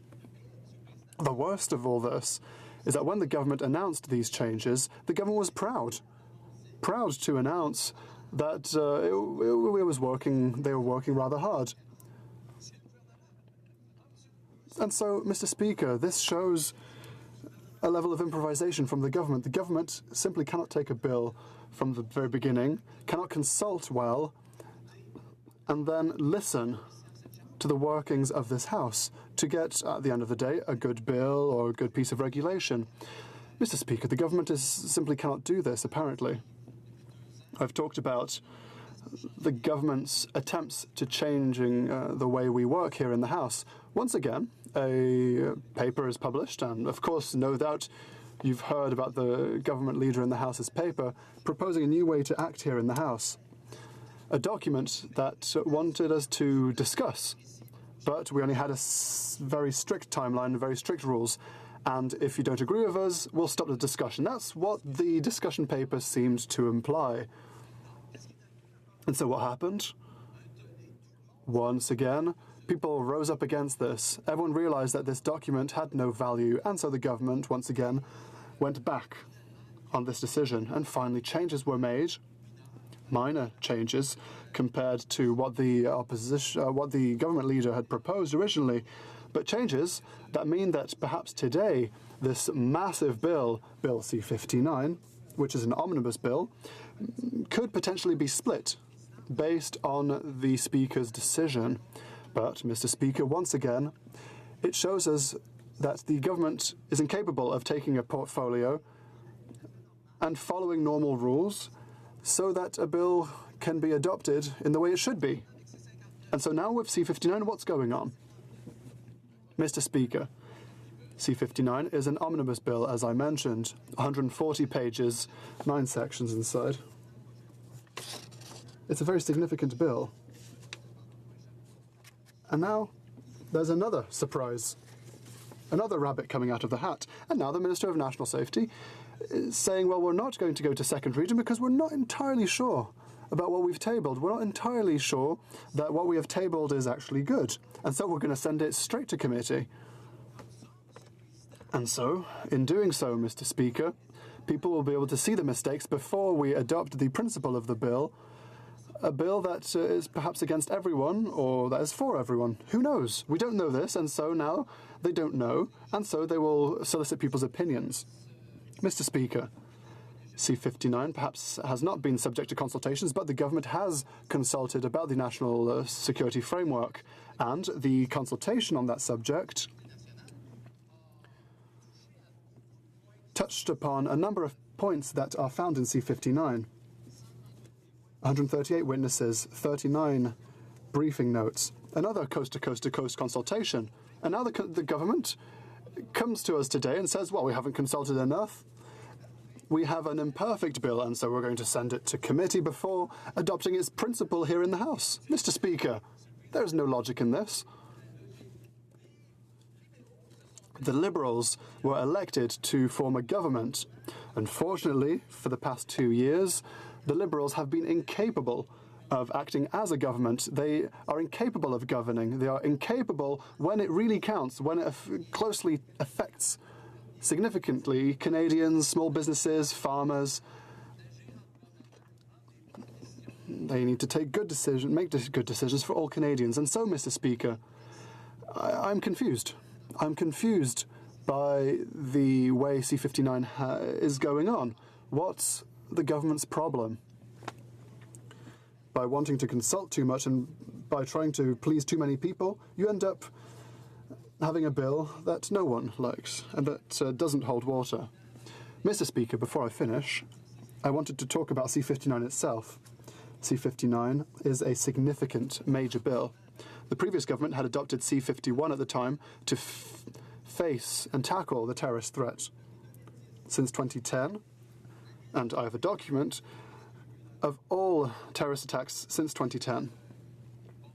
All terrorist attacks that happened in the world. Sometimes sources are trusted or not trusted. Well, it's from Wikipedia, but I have a list of terrorist attacks. In 2017 alone, there have been 105 terrorist attacks in the world. 105.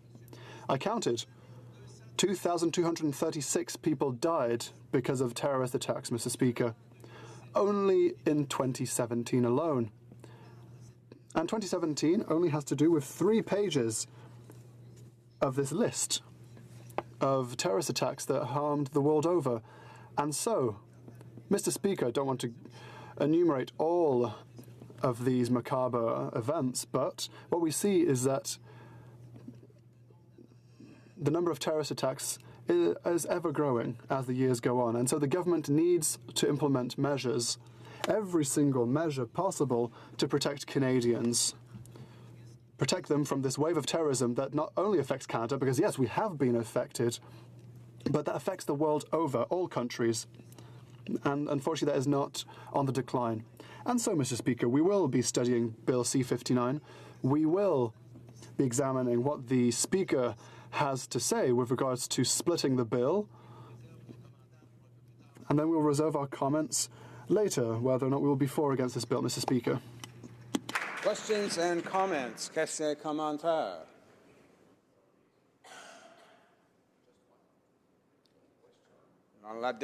The Honourable Member for Drummond. I would like to thank my colleague for his speech and for his point of view on the question. Mr. Speaker, I would like to note, like my colleague said very well, it's incredible that the Liberal government is improvising in such a way, despite the fact that for 2 years now they have had a need to act to negate the infamous C-51. My colleague will agree with me, however, that this seems to be a lot of improvisation from the current government because they table a bill.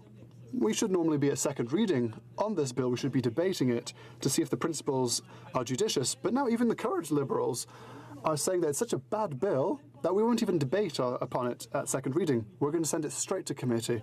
We will amend it at committee because we did our work badly. They did their work badly. And then it will be sent back to the House of Commons. I wonder if my colleague agrees with me, Mr. Speaker, if this bill C-59 is such a bad one. Why doesn't the government simply remove it? Eliminate it completely? Why don't they work with their colleagues from the opposition to table something that is more good sense? The Honourable Member for Mégantic-L'Érable. Mr. Speaker, I am partially in agreement with the question from my colleague, especially when it comes to Bill C-51. The Liberals at the time were the second opposition. The Liberals at the time supported Bill C-51, Mr. Speaker. And now, today, the Liberals are trying to table a C-51 plus because they made promises to try and garner more votes, but they realise that C-51 wasn't that bad. And that's what's going on at the moment. And now that's why C-59 is being sent to committee, and they're trying to act in a very circuitous way to perhaps turn C-59 back into C-51, which was a good bill and which ensured one thing, Mr. Speaker. One thing upon which we all agree. We need to guarantee the safety of all Canadians against this wave of terrorism. On C-51, the Liberals did agree. And now today they're realising that they can't do any better, and so they're trying to work circuitously to bring us back to C-51 without anyone noticing. Commentaire. La Députée, the Honourable Member for Yellowhead. Thank you, Mr. Speaker. My honourable friend. When the Conservative government brought in Bill C-51, it was designed to assist law enforcement and security agencies to prevent attacks on Canada's soil. I wonder if the member could tell me what he feels Bill C-59 will distract from this. The Honourable Member for Mégantic-L'Érable. Thank you, Mr. Speaker. I would like to thank my colleague for his question. There are two parts of C-59 that are rather problematic. Part 4 and Part 7 of Bill C-59 that can lead to severe problems. It seems that the Liberal government is making it more difficult for law and order to prevent terrorist attacks on Canadian soil. When we are aware of a potential impact, terrorist organizations don't want to get caught, and so they will do everything they can to be under the radar, to be difficult to catch, difficult to detect. And based on the first readings that we have done of C-59, it would seem that, unfortunately, C-59 in its current iteration will make the work of terrorists easier, making it much more difficult for law enforcement agencies to do their work and stop this. Debate. The honourable member for Kootenay, Columbia. Thank you, Mr. Speaker. Thinking back to the 2015 general federal election, there were certainly few issues as contentious as Bill C-51 in my riding of Kootenay, Columbia, the so-called Anti-Terrorism Act. In my riding, citizens came out en masse to protest in many communities, including Invermere, Revelstoke, Nelson, and in my hometown of Cranbrook. I attended some of those rallies, and I found that the opposition cut across partisan and generational lines. As I said at the time, the more people knew about Bill C-51, the more they disliked it. Letting Canadians know the details of the bill was not part of the former government's playbook. I remember my predecessor inviting the Attorney General to the riding. He was one of the co-authors of the bill, but rather than invite members of the public to ask questions or provide input, they held some private meetings and then they left. Not even the local media were allowed to speak to the Attorney General at the time. This is the kind of anti-democratic behavior that helped Canadians decide to retire the Conservative government and elect a new one. Why did Canadians and the people in my riding of Kootenay, Columbia hate and fear the Anti-Terrorism Act so much? Because it potentially criminalized activities like peaceful protests and picket lines. Because it gave police broad powers to breach Canadians' privacy, and because many of my constituents believed it was clearly aimed not at terrorists, but at stopping democratic resistance to the Conservatives' priority projects such as pipelines. It helped to end 21 years of having Conservative MPs in my riding in the corner of British Columbia.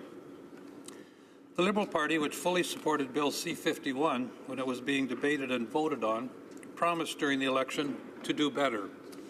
They said they'd repeal the worst parts of the bill. And here we are, 2 years after the election, and the government is just now getting around to addressing that terrible piece of legislation. And the response is insufficient. The new legislation, Bill C-59, still allows the widespread sharing of Canadians' personal information to a national security list. It maintains a very broad definition of activities that it claims will undermine the security of Canada, an issue that the Privacy Commissioner has flagged. And it doesn't ensure real-time oversight of the bulk collection of Canadians' private data. What's worse is that the government is dealing with this legislation in an entirely undemocratic fashion, forcing the bill to committee without second reading debate. Despite their support for Bill C-51, the Liberals were elected on a promise to fix this terrible legislation, and so far they have fallen far short of doing so. This goes on the lengthening list of broken promises, Mr. Speaker. Let's look at the bill in a little detail. In November 2016, the federal court issued a ruling on CSIS bulk data collection. CSIS illegally kept potentially revealing electronic data about people over a 10-year period. In a hard-hitting ruler, Justice Simon Noel said the Canadian Security Intelligence Service breached its duty to inform the court of its data collection program, since the information was gathered using judicial warrants. CSIS should not have retained the information since it was not directly related to threats to the security of Canada. Bill C-59 responds to the federal court ruling in the most concerning way for our privacy, enshrining bulk collection by CSIS of metadata containing private information of Canadians not relevant to investigations. That's right, rather than ordering CSIS to obey the law and stop storing Canadians' data illegally, this bill makes it legal for them to do so. The new bill does relatively little to roll back the extensive information sharing powers C-51 gave security agencies. The fact remains there is still too broad a definition as to what constitutes national security. The newly renamed Security of Canada Information Disclosure Act still permits departments to disclose far too much information in their pursuit of questionable security objectives. C-51 gave CSIS broad powers to reduce threats through conduct that threatens freedom of expression, public safety, and freedom of association, and it was ripe for abuse. The new legislation still provides CSIS with those powers, but limits them from including torture, detention, and serious destruction of property that would endanger a life. It's good that the government will no longer have the right to torture its citizens, but the power CSIS maintains would be more appropriate to a totalitarian police state than to Canada. C-59, like C-51 before it, would make Canada a comfortable place for Big Brother. The government will tell us that none of this is likely. No powers will ever be abused. Yet we have examples already where overzealousness in the name of anti-terrorism has harmed Canadians. We've seen just this month taxpayers having to pay out settlements worth tens of millions of dollars to Canadians who were tortured overseas due to the complicit actions of Canadian security services. We see hundreds of young children whose names are on the no-fly list, unable to accompany their families from one city to another because they've been banned. And the government has been unable to find a mechanism to review and correct the list. Apparently, the government is considering a new computer system to manage the no-fly list. Let's hope it works better than the Phoenix payroll system has. Bill C-59 does not undo the damage that Bill C-51 created. It's a Band-Aid for a gaping wound. With my NDP colleagues, I'll be opposing the motion to ram C-59 through the democratic process, and I'll join the chorus of Canadians calling for C-51 to be repealed, not just tinkered with. Let me close with a quotation from Daniel Therian, Privacy Commissioner of Canada, when he spoke before the Information and Ethics Committee a year ago, November 22nd, 2016. He said, "Do we want a country where the security service has a lot of information about most citizens with a view to detecting national security threats? Is that the country we want to live in? We have seen real cases in which CSIS had in its banks of information the information about many people who did not represent a threat. Is that the country we want?" End of quote. The answer from Canadians clearly is no. That is most certainly not a country we want, and we cannot and will not support Bill C-59. Thank you, Mr. Speaker. Questions and comments? Questions et commentaires? The honourable member for Port Moody, Coquitlam. Thank you, Mr. Speaker. And Mr. Speaker, I want to commend my colleague from Kootenay, Columbia, for his excellent speech and put in some very specific points and referenced his riding. He spoke about the election, the last election in 2015, and the demonstrations that happened in his riding. Mr. Speaker, I remember those demonstrations that happened in my riding as well. In fact, there was one in particular that was right out front James Moore's riding in Port Moody, and it was a very concerning issue. That was many people spoke out, and now we're here at this point. We're talking about an amended bill.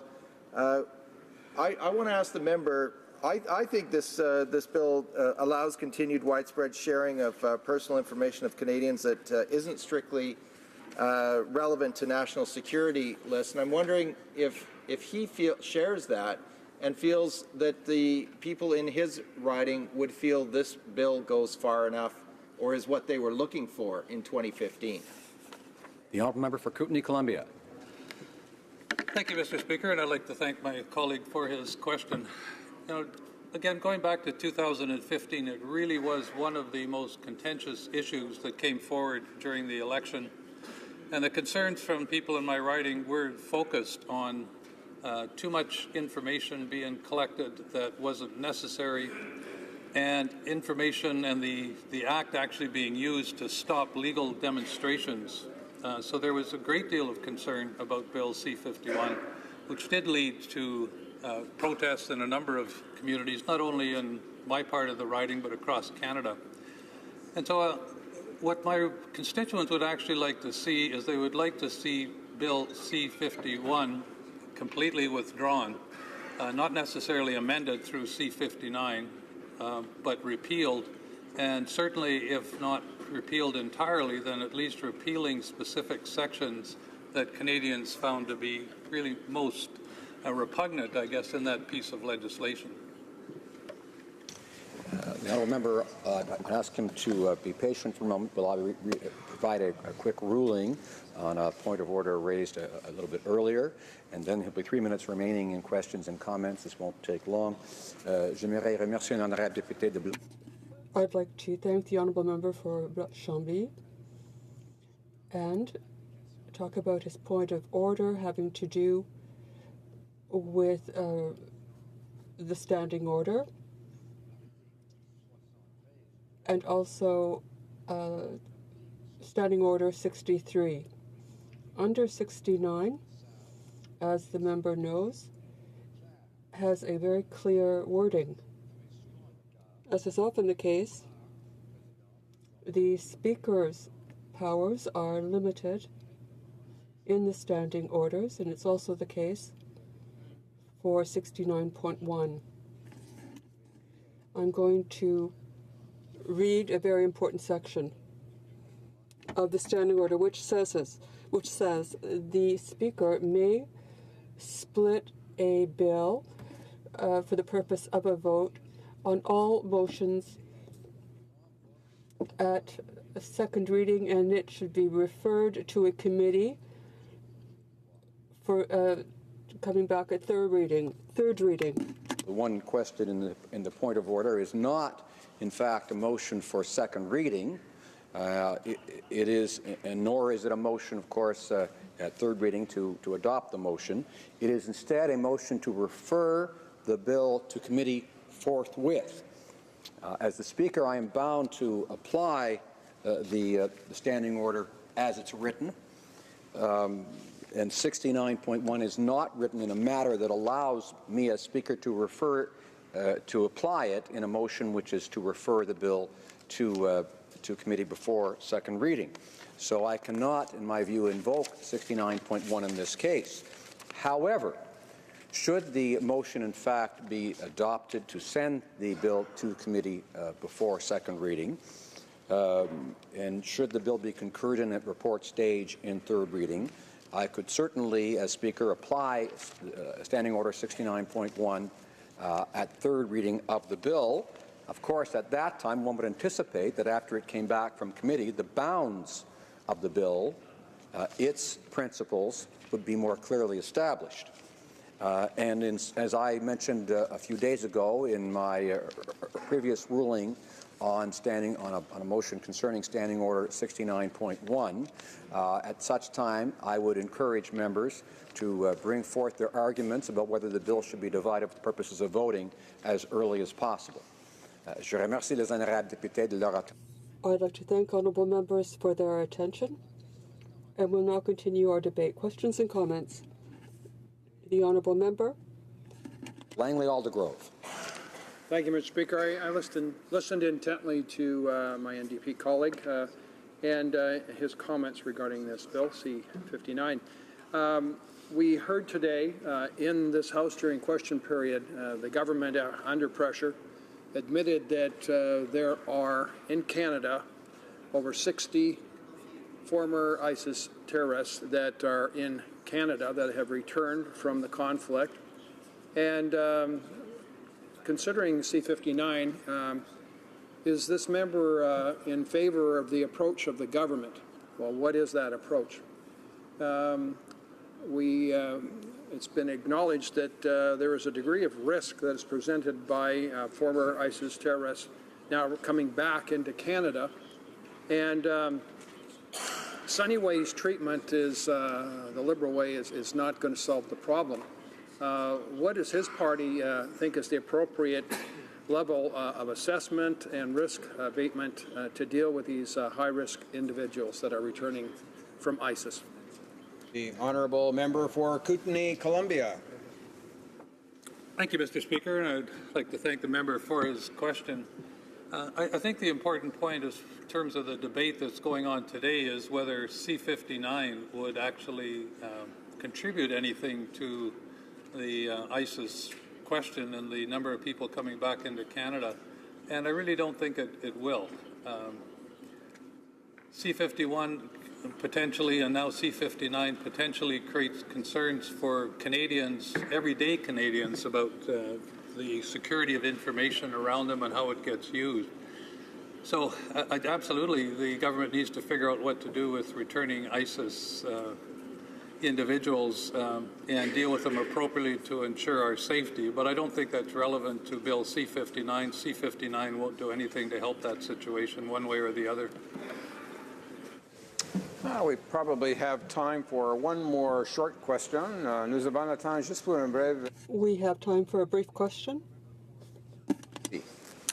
Thank you, Mr. Speaker. I want to thank my honourable colleague for sharing some very practical points about why we are opposing Bill C-59 as it is proposed today. And one of the things that I wanted to talk about was this issue that was also discussed by our colleague about civic engagement and people who are coming and being active in their communities, giving messages to government, to people like us who are in office. This overly broad definition of activity that undermines the security of Canada was actually flagged by the Privacy Commissioner. And it makes good sense to me that we repeal this entirely and start from scratch, taking the really important points that have merit and flesh out legislation on that. Can you talk a little bit more about our concerns with the Privacy Commissioner and in exercising civil liberties? Member for Kootenay, Columbia. Yes, thank you. As I said in my speech, it really was one of the very serious concerns from my constituents and I think from Canadians in general related to C-51, where they felt that the bill would be used to stop legal protests against government projects like pipelines. And so I think we need to make sure that any legislation moving forwards enshrines the rights of Canadians for public protest without fear of being considered a terrorist. Resuming debate, the honourable member for Yellowhead.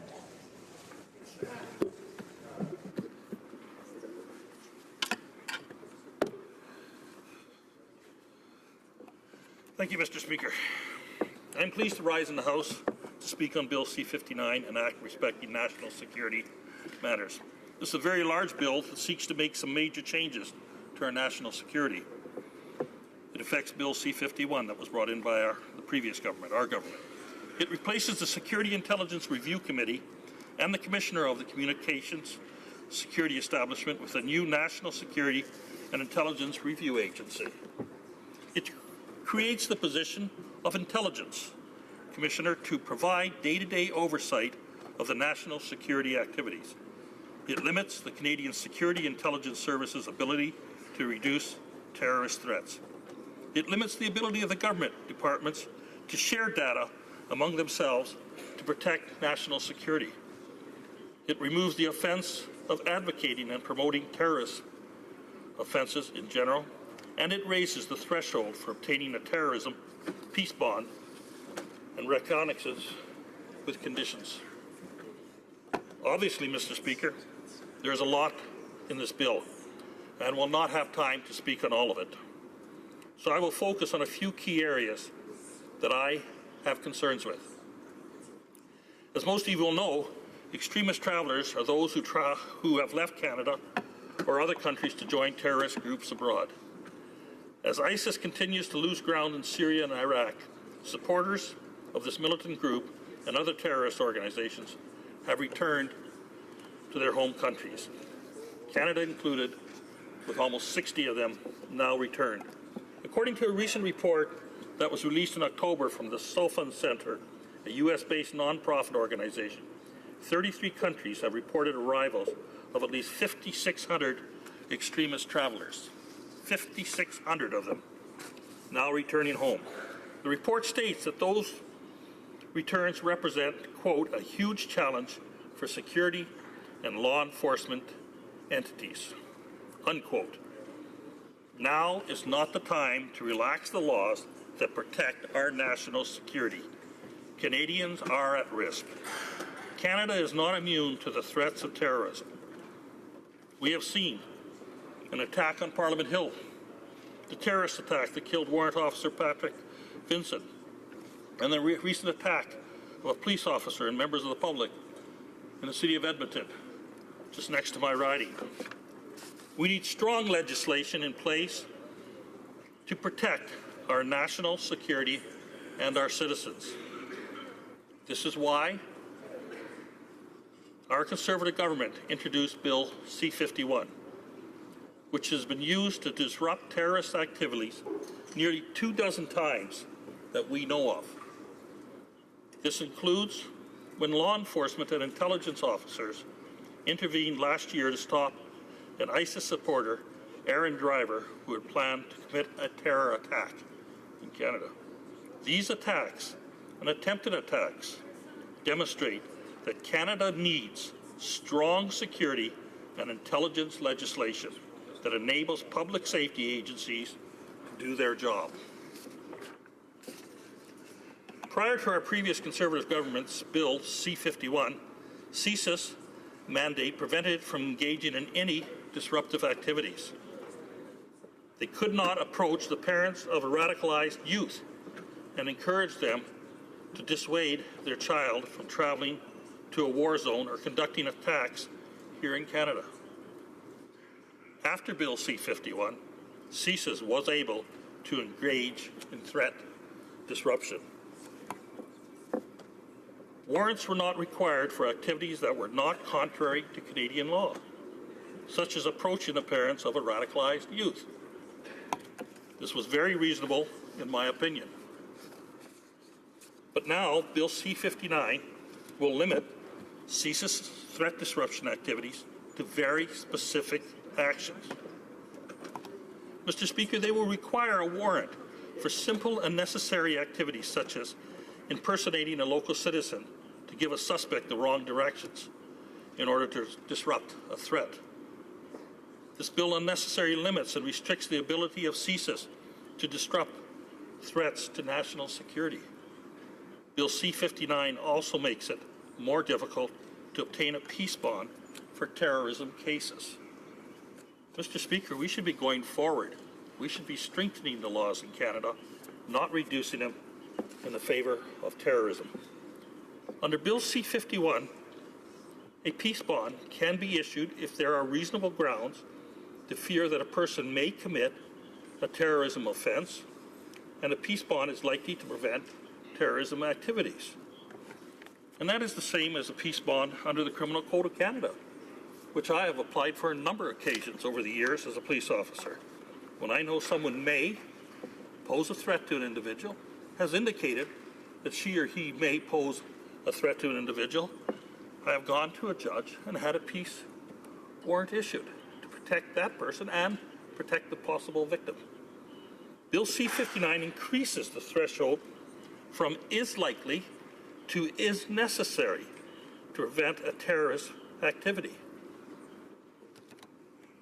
God, if we have evidence out there, Mr. Speaker, that someone is planning and we can't act on good, sound information, it's going to be a sad day for this country.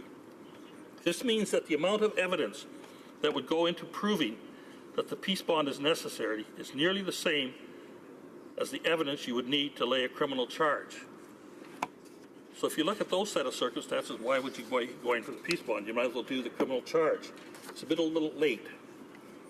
The point of peace bonds is that there is not enough evidence to arrest and charge that suspect, but there are reasonable grounds to believe they are involved in terrorist activities. That's reasonable, Mr. Speaker. It's reasonable under the Criminal Code to believe that if somebody threatened to kill a person numerous times, that maybe there should be a peace bond issued for that person to stay away from the possible victim. If the government raises the threshold to obtain a peace bond, people who are at risk to national security will slip through the cracks. And we now have 60 of them in this country. How are our police forces supposed to keep us safe, Mr. Speaker, if they cannot request special safety conditions be put on someone likely to engage in an attack? I also find this bill problematic in addressing the issue of advocating and recruiting for terrorist groups.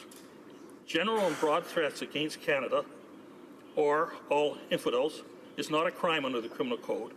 Hate speech and threats need to be directed at an identifiable group. Bill C-51's definition of advocating or promoting terrorism enables law officers to promote more effectively pursue those disrupting radicalized propaganda and advocating violence, and it should. However, the bill before us today deletes this offense. Without the ability to target the advocacy and or promotion of terrorism, law enforcement will be handicapped from effectively addressing the various ways that individuals are radicalized. This includes removing terrorist propaganda from the internet. Another concerning change is in Part 8 of the bill, which amends the Youth Criminal Justice Act. If we afford more protection to young offenders guilty of terrorism offenses, youth will become a target for radical recruiters. Instead of cracking down on radicalization, the Liberals are actually creating loopholes that those who seek to radicalize youth can exploit. One last problematic area I want to highlight is Part 5 of the bill. This section amends the Security of Canada Information Sharing Act that was established by Bill C-51. The changes made by today's bill make it more difficult for government departments to share information with each other. As a former police officer, I know how necessary it is able to share intelligence when conducting a very large-scope investigation. It can make or break a case. And I can tell you that we have problems when it is easier for our own agencies to share information internationally than with each other. While our Five Allies are all taking measures to strengthen national security, this legislation removes the ability of our intelligence services to reduce terrorist threats. In the last year, horrendous attacks in the United States, Europe, and our own country, Mr. Speaker, have shown that no country is immune from the risks associated with terrorism and radicalization. The Anti-Terrorism Act brought forward by our previous government struck a careful balance between protecting the civil liberties of Canadians while adequately providing law enforcement with the necessary tools to keep Canadians safe. It is the responsibility of the government to ensure all of Canada's security and intelligence services have the tools they need to do their job. My time? Thank you, Mr. Speaker. Questions and comments? The Honourable Member for Renfrew, Nipissing, Pembroke. Thank you, Mr. Speaker. Now, we have, on the one hand, a group of individuals in our special operations forces who are facing, if they've been injured by one of these terrorists, a significant drop in remuneration if they don't fully recuperate within 6 months. Now we have a number of individuals coming who are so now euphemistically called foreign terrorist travelers, which the government minimizes to about 60, when we know just last year there are at least 180. And then that's discounting the mass migration of people across our borders without the full vetting that needed to be done. So my honourable colleague was a former police officer, as he referred to. I'm wondering if he could quantify the costs of keeping surveillance on one individual and how having to do so on 180 minimum, maybe 1,800, would compare to the money that they're taking away from the soldiers whom the people they're mollycoddling into Canada were fighting against and bombing. The Honourable Member for Yellowhead. I'd like to thank the Honourable Member for that question. Wow, 180 people? The cost will be astronomical to this government to look after that many. The money that we're looking at to protect our soldiers that return from injuries and stuff would just be a small portion of what it would cost for this government to keep track of 60, 100, 180 people. We need to keep track of them. They are now mentally prepared as terrorists, and they're coming back into this country, and you think that they can switch that off like that? It's impossible. They are going to react, and they are going to follow through in what they have been trained at in the last 3 or 4 years, depending on how many years they've been over fighting ISIS. It's no different than taking a police officer who worked undercover with a motorcycle gang. He can't just switch back. It takes a deprogramming. It takes sometimes 2 to 3 years. This is exactly what we need to be concerned with, the safety of Canadians. Questions and comments? Questions et commentaires? Questions and comments? The Honourable Member, l'Honourable Député de... The Honourable Member for Drummond. Thank you, Mr. Speaker. I know that my colleague and I do not agree on Bill C-59, on the very essence of the bill, and on C-51 as well, or rather C-59 seeks to correct C-51. But that being said, doesn't my colleague agree with me that the Liberals seem to be improvising on this bill?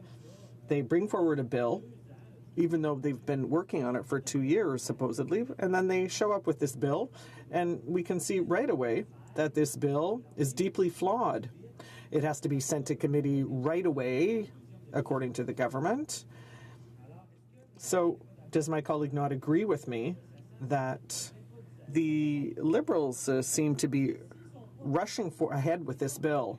So, if they're not ready to table it, why don't they just withdraw it and work with the opposition for once so that we can make this bill better and find a solution that will be acceptable to everyone? The Honourable Member for Yellowhead.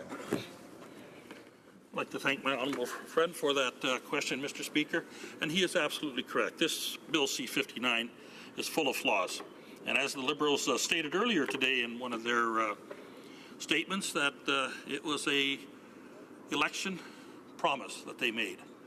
And I don't think there's any room or any place in Canada's security to be worrying about an election promise versus the security of Canadians. And I believe that this should have gone back for a lot more debate, and this bill should never have been presented in the format it is. It's wrong in many cases, and it is hurting a very good bill, Bill C-51, which may possibly have some flaws, but not very many, and things can be reviewed and corrected.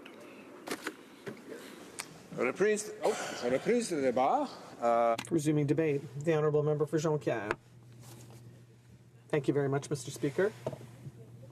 At the outset, I will say that the NDP is opposing this motion to move this bill to committee before second reading. Bill C-59 contains a number of amendments, but it doesn't lead Canada down a brave new path that puts civil liberties and human rights at the forefront of Canadian legislation. The Liberals waited close to 2 years to hold public consultations, and they promised to correct Bill C-51 as part of those consultations. They heard from countless witnesses and received expert briefs, and yet they still managed to miss the mark. Unfortunately, Bill C-59 does not seek to correct Bill C-51. Back in 2015, the NDP was opposed to Bill C-51, and now we're grappling with legislative provisions that undermine civil liberties and privacy, and Bill C-59 follows the dangerous trend that was put in place by the Harper government. The new limited review and surveillance mechanism provided for in this bill does not make up for the communication of information and the almost unlimited power held by our security organizations. The document supporting the consultation, entitled Our Security, Our Rights, a National Security Green Paper, was criticized by civil liberty advocates because of its lack of impartiality. It was unfairly weighted in favor of safety and security to the detriment of the protection of Canadians' constitutional values. The scenarios laid out in this document seem to support the implementation of the most controversial sections of Bill C-51. Even though this green paper did not allow for a balanced viewpoint, allowing for Canadians to evaluate any negative impacts that excessive power for the state could cause, then the results of the consultation showed that Canadians wanted to completely repeal Bill C-51, and would not be satisfied with half measures. The NDP has constantly been calling on the Minister of Public Safety and Emergency Preparedness to repeal and replace the Ministerial Directive of 2010 on torture to ensure that Canada defends the absolute ban on torture, and especially that Canada not use, in any case, information that other countries may have obtained thanks to torture. And this data should not be communicated if it could result in torture. Canada must not forget the shameful role that it played in the torture of Canadian citizens, for example, in Maharrar. Even though this directive was not part of Bill C-51, it is still an appalling aspect of our national security framework, and therefore it should have been part of this framework review that was carried out by the Liberals. Unfortunately, the new directive, introduced in October 2017, does not prohibit the RCMP, spies, or border agencies from using information that may have been obtained abroad through torture. These new instructions are simply semantics, because they still authorize the use of information obtained through torture in some cases with a very low threshold of responsibility. This does not contribute to enhancing public safety because any information obtained through torture is necessarily unreliable. The new directive, just like the old one, sullies Canada's reputation and flies in the face of our values. We must be aware that if this bill is adopted, Canada will remain a police state, and Bill C-59 will exacerbate the situation with regard to certain specific aspects.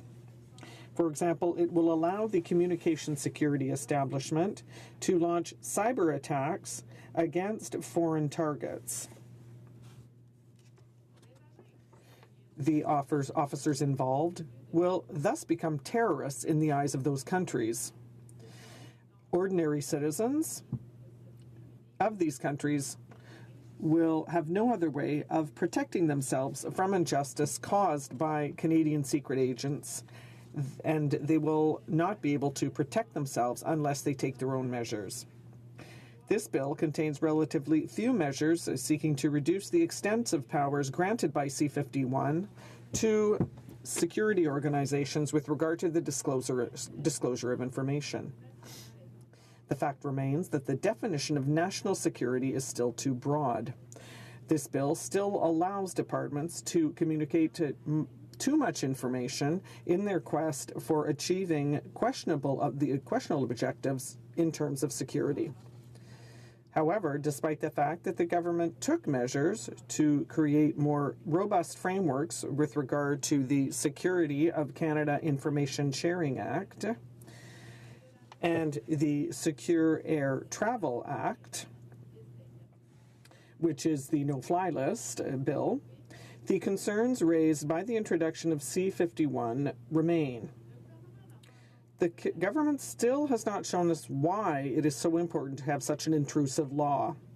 I am also concerned by the fact that C-59 seems to create a legal framework to ensure that CSIS can keep data on citizens that used to be out of bounds. Once again, without any reasonable justification for the expansion of its powers, and it also allows CSIS to maintain its controversial disruption powers. Mr. Speaker, I am now going to speak to you of other elements in this bill that cause me some concern. The reference to any activity that breaches Canada's security under C-59 has been amended to include in the definition threats to life and the safety of Canadians or people who have any links with Canada and who are abroad. This definition would include any activity that undermines considerably or on a large scale the functioning of essential infrastructure.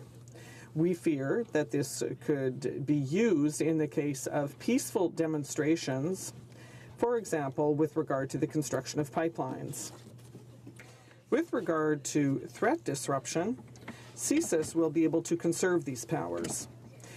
Bill C-59 simply adds torture, detention, and wide-scale destruction of goods that could endanger lives to the list of things that CSIS cannot do when it is trying to disrupt a terrorist plot.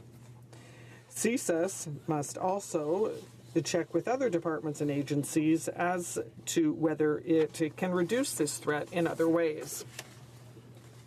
CSIS can hinder anyone's movements, but can detain no one.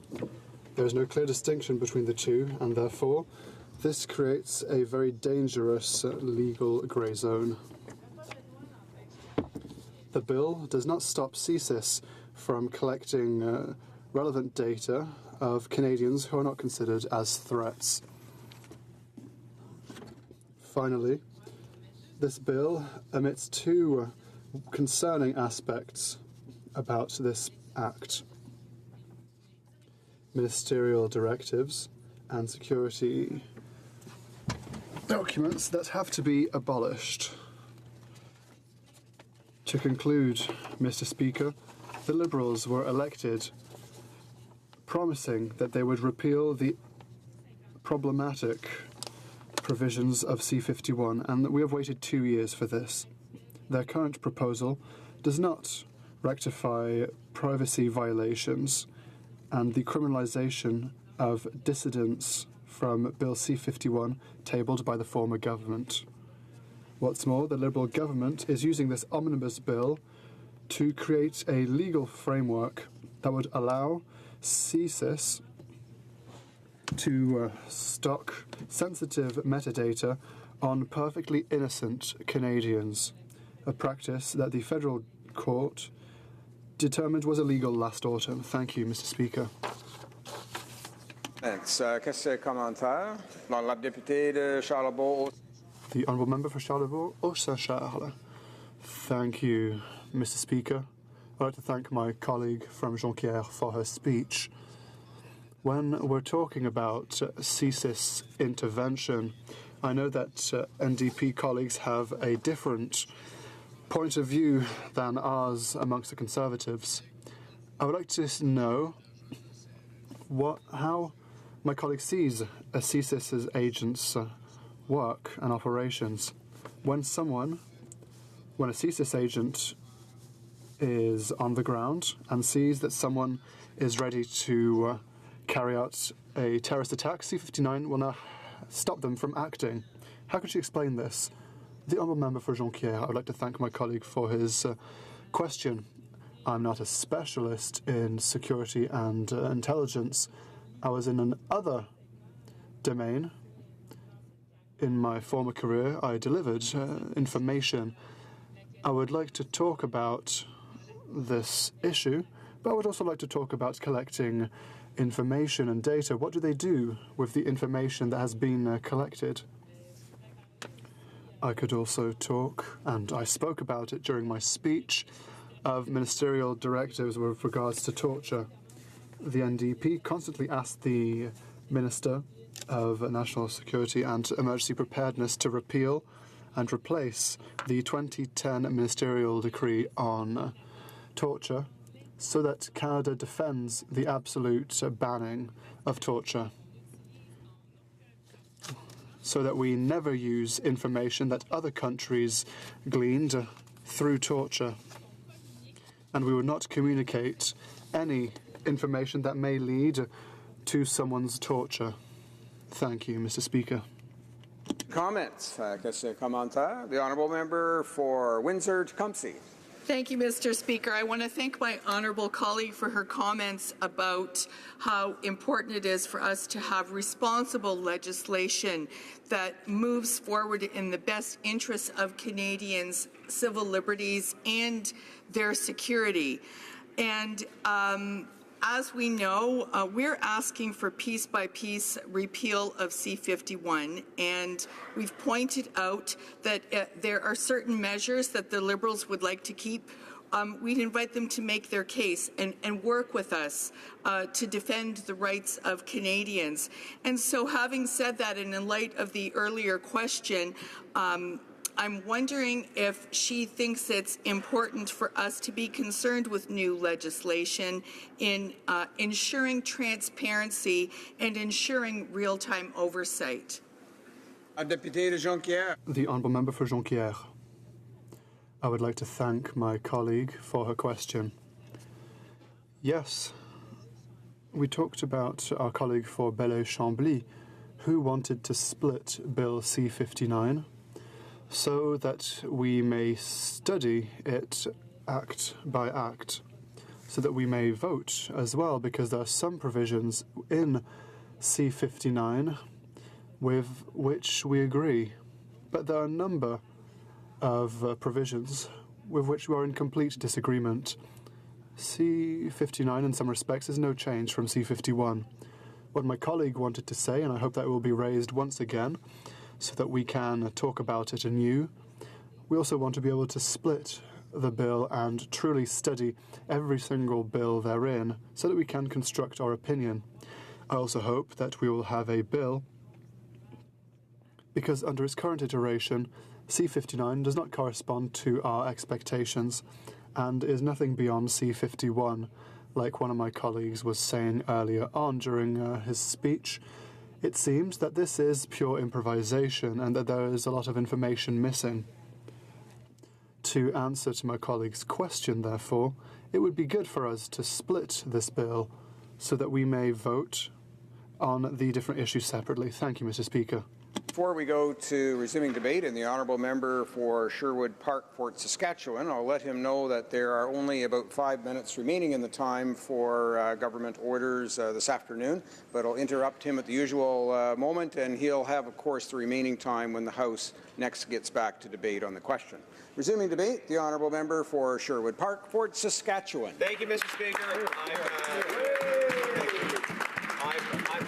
I'm sorry that I have a shortened time today. I know my friend from Winnipeg North in particular was looking forward to hearing the fullness of my remarks, but he will have to wait.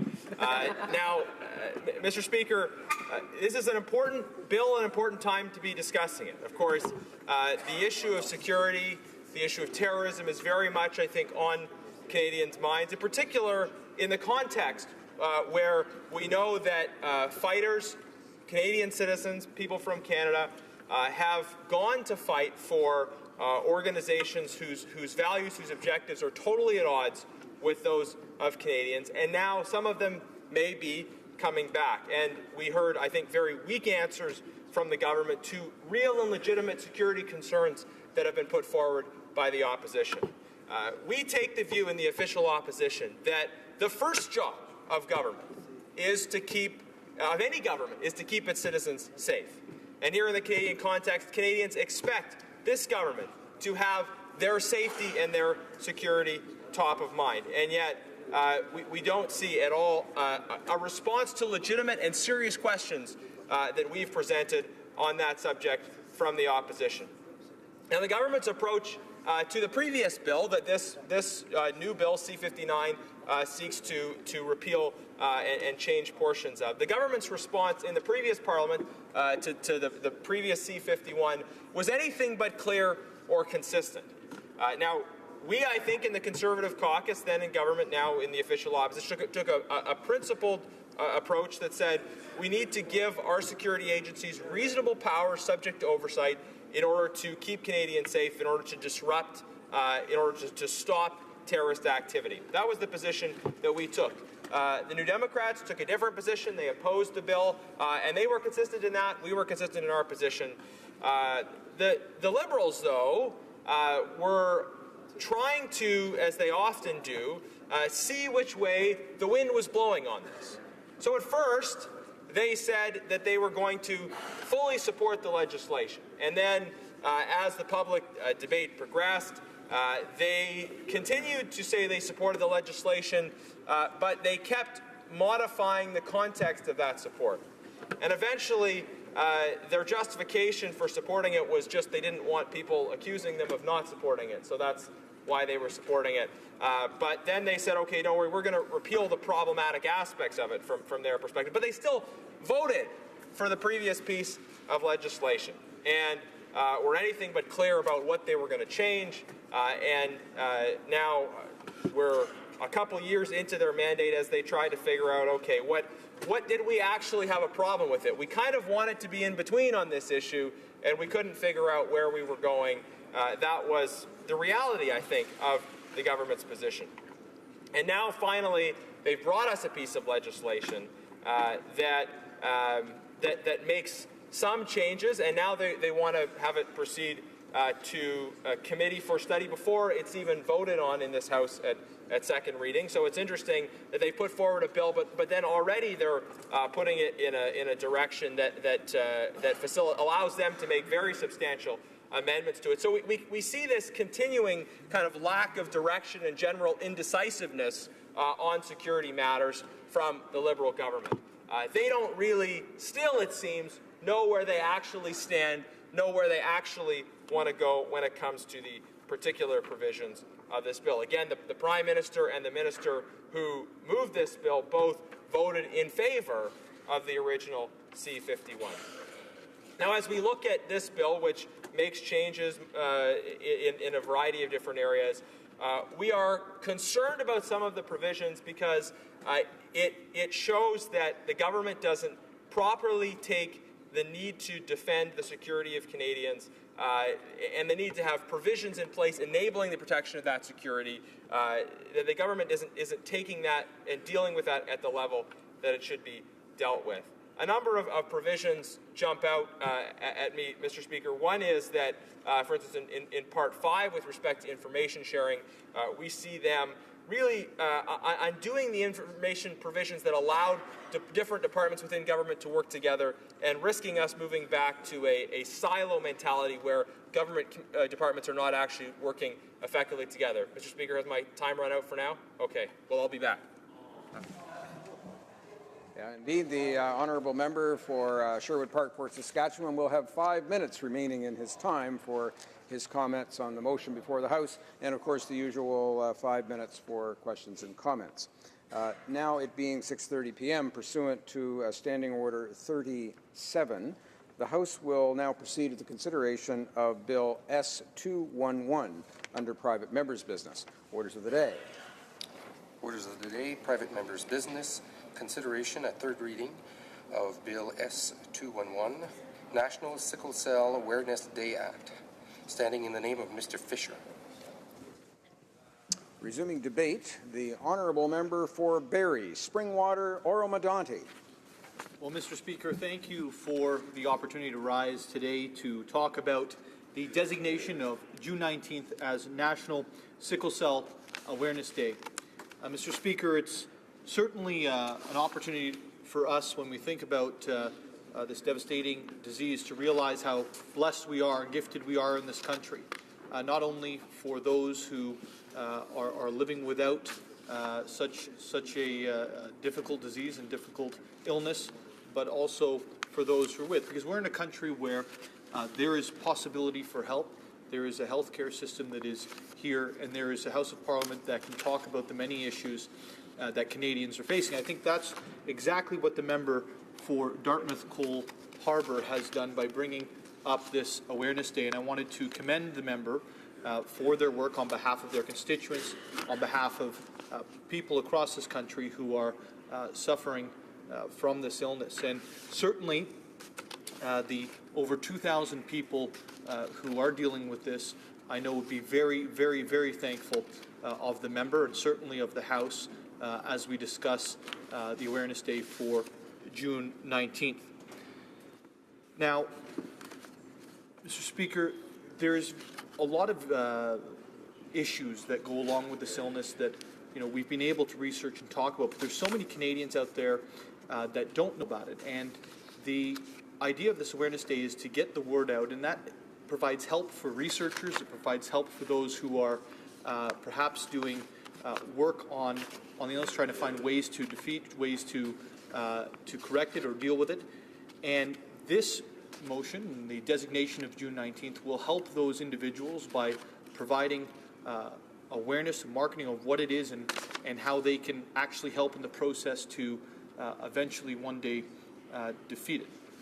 So, Mr. Speaker, I certainly know that oftentimes when we see these sorts of days come forward or motions come forward, that there are some out there who would suggest that these are empty gestures, and I can tell you that that is not the case, that this is a great opportunity to talk about something that is inflicting many people in this country and certainly around the world, and to do some very, very good work on behalf of those who are suffering, as well as those families who are supportive of those and caring for those who are suffering from this illness.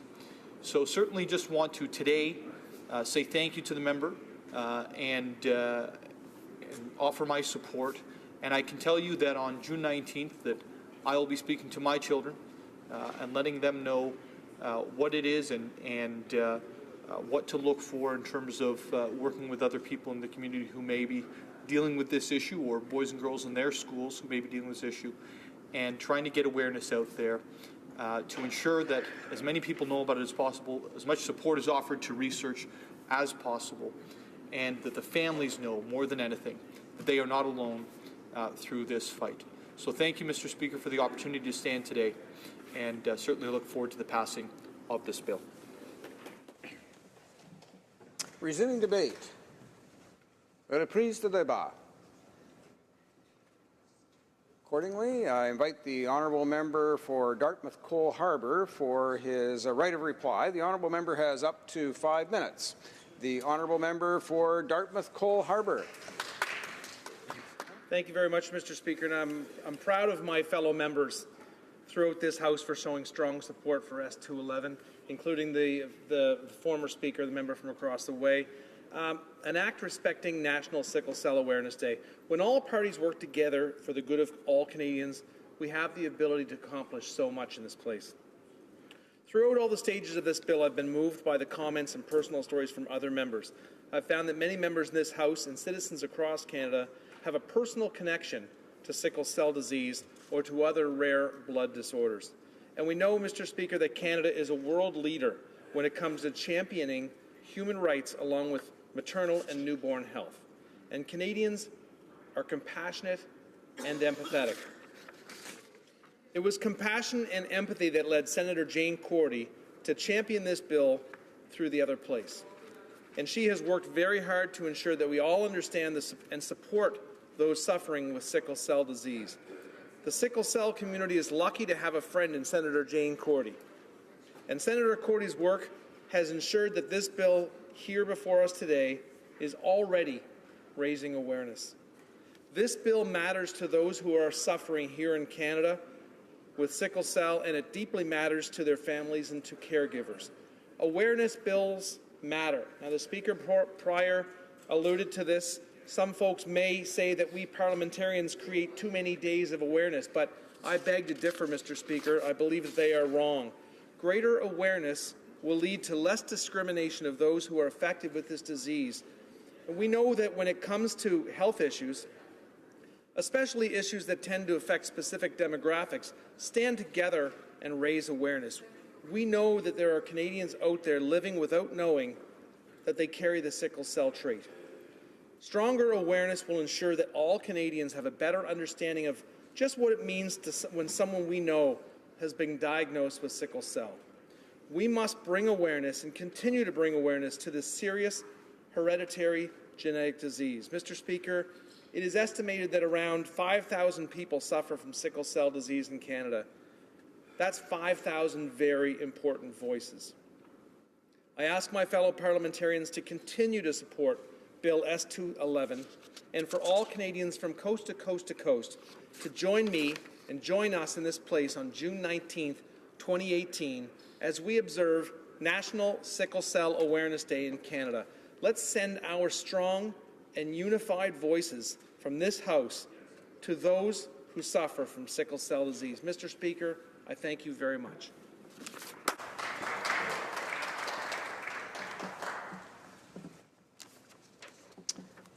The question is as follows. Mr. Fisher, seconded by Mrs. Cesar-Chavin, moved that Bill S211, an act respecting National Sickle Cell Awareness Day, be now read a third time and do pass.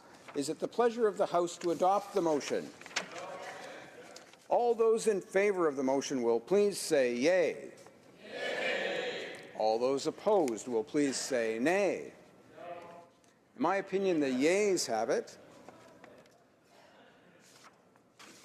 Pursuant to Standing Order 98, the Recorded Division stands deferred until Wednesday, November 22nd, 2017, immediately before the time provided for private members' business. À ce moment-ci, conformément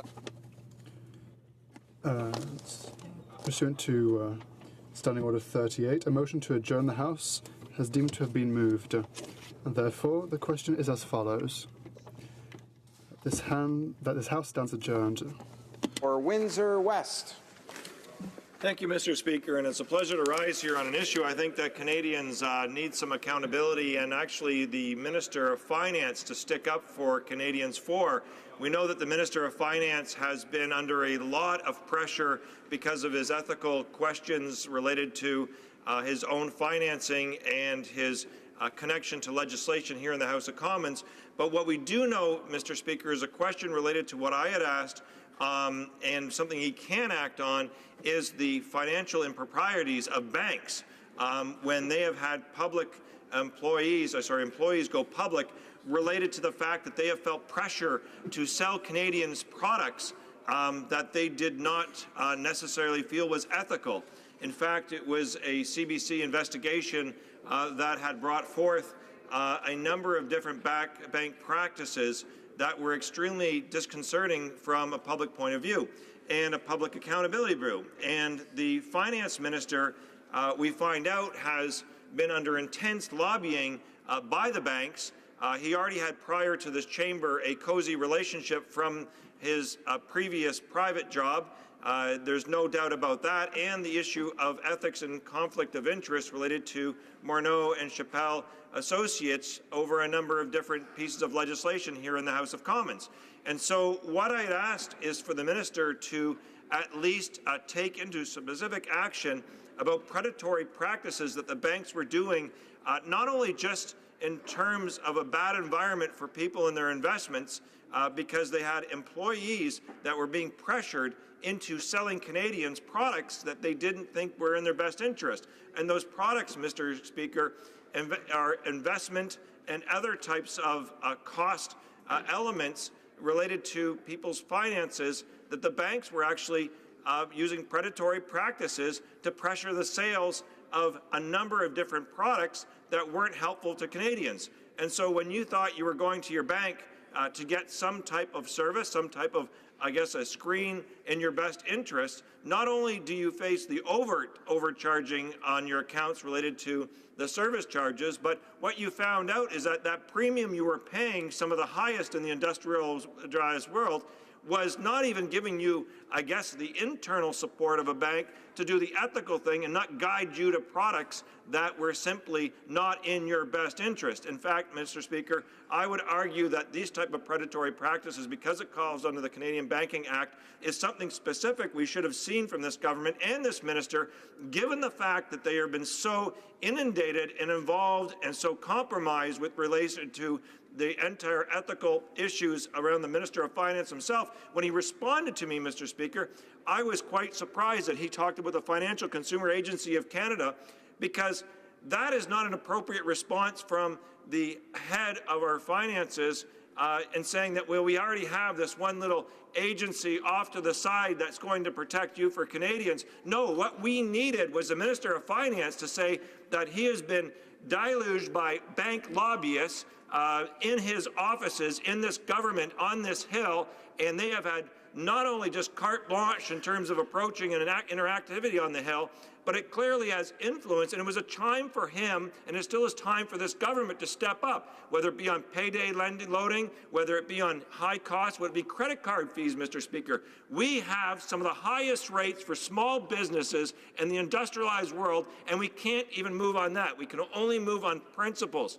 And so, Mr. Speaker, I'm hoping today we hear some type of a backbone, especially given the compromised position that the government is in on this issue. Will they stand up for ordinary Canadians where they can, especially since employees have whistleblown on the banks themselves?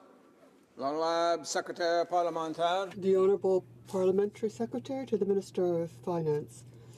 Thank you, Mr. Speaker. I'm happy to speak to the Honourable Member from Windsor West, and I'd like to reassure him that the government is committed to modernising and strengthening protections for financial consumers. We recognize the considerable role the financial sector plays in the everyday life of Canadians. Deposits supply access to payment services such as checks and points of sale debits.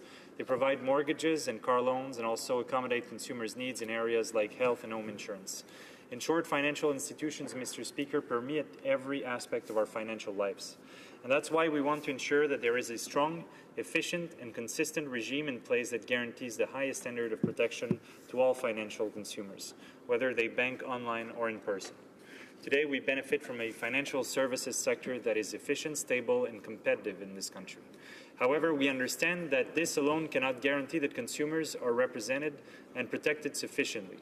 The changes brought by globalization and technological innovation have contributed to creating a more complex business environment. Même si consommateurs profitent d'un bien plus... Even if consumers have a far greater choice of services and products, things are far more complex today. It often happens that consumers don't have the knowledge they need or the skill they need to make the most judicious choices. And they are exposed to certain unfair practices. Consumers can better manage their money and their debt if they look at planning for the future. These are reasons which makes it that this area is one of the most important today in the financial area. We want to give consumers the knowledge they need and the competence they need to make enlightened financial choices. The government takes the protection of consumers very seriously, and this is why we've asked the Financial Products Agency to look at the support that the Bureau of the Superintendent of Financial Institutions is giving to this area. Mr. Speaker, we also intend to make sure that our objective, which is to have the highest level of protection for Canadians, is something we can achieve. Consolidating and strengthening existing protections, to easing access to basic banking services, and to improving rules around existing business practices that govern how banks treat their consumers. Thank you, Mr. Speaker. The Honourable Member for Windsor West. Thank you, Mr. Speaker. And I was hoping that we'd get a little bit more from the Parliamentary Secretary and a more serious response from the government on this, because here you have in it really the crux of everything in terms of when he mentioned about the enlightened financial choices. Well, here's the fact of the matter, Mr. Speaker.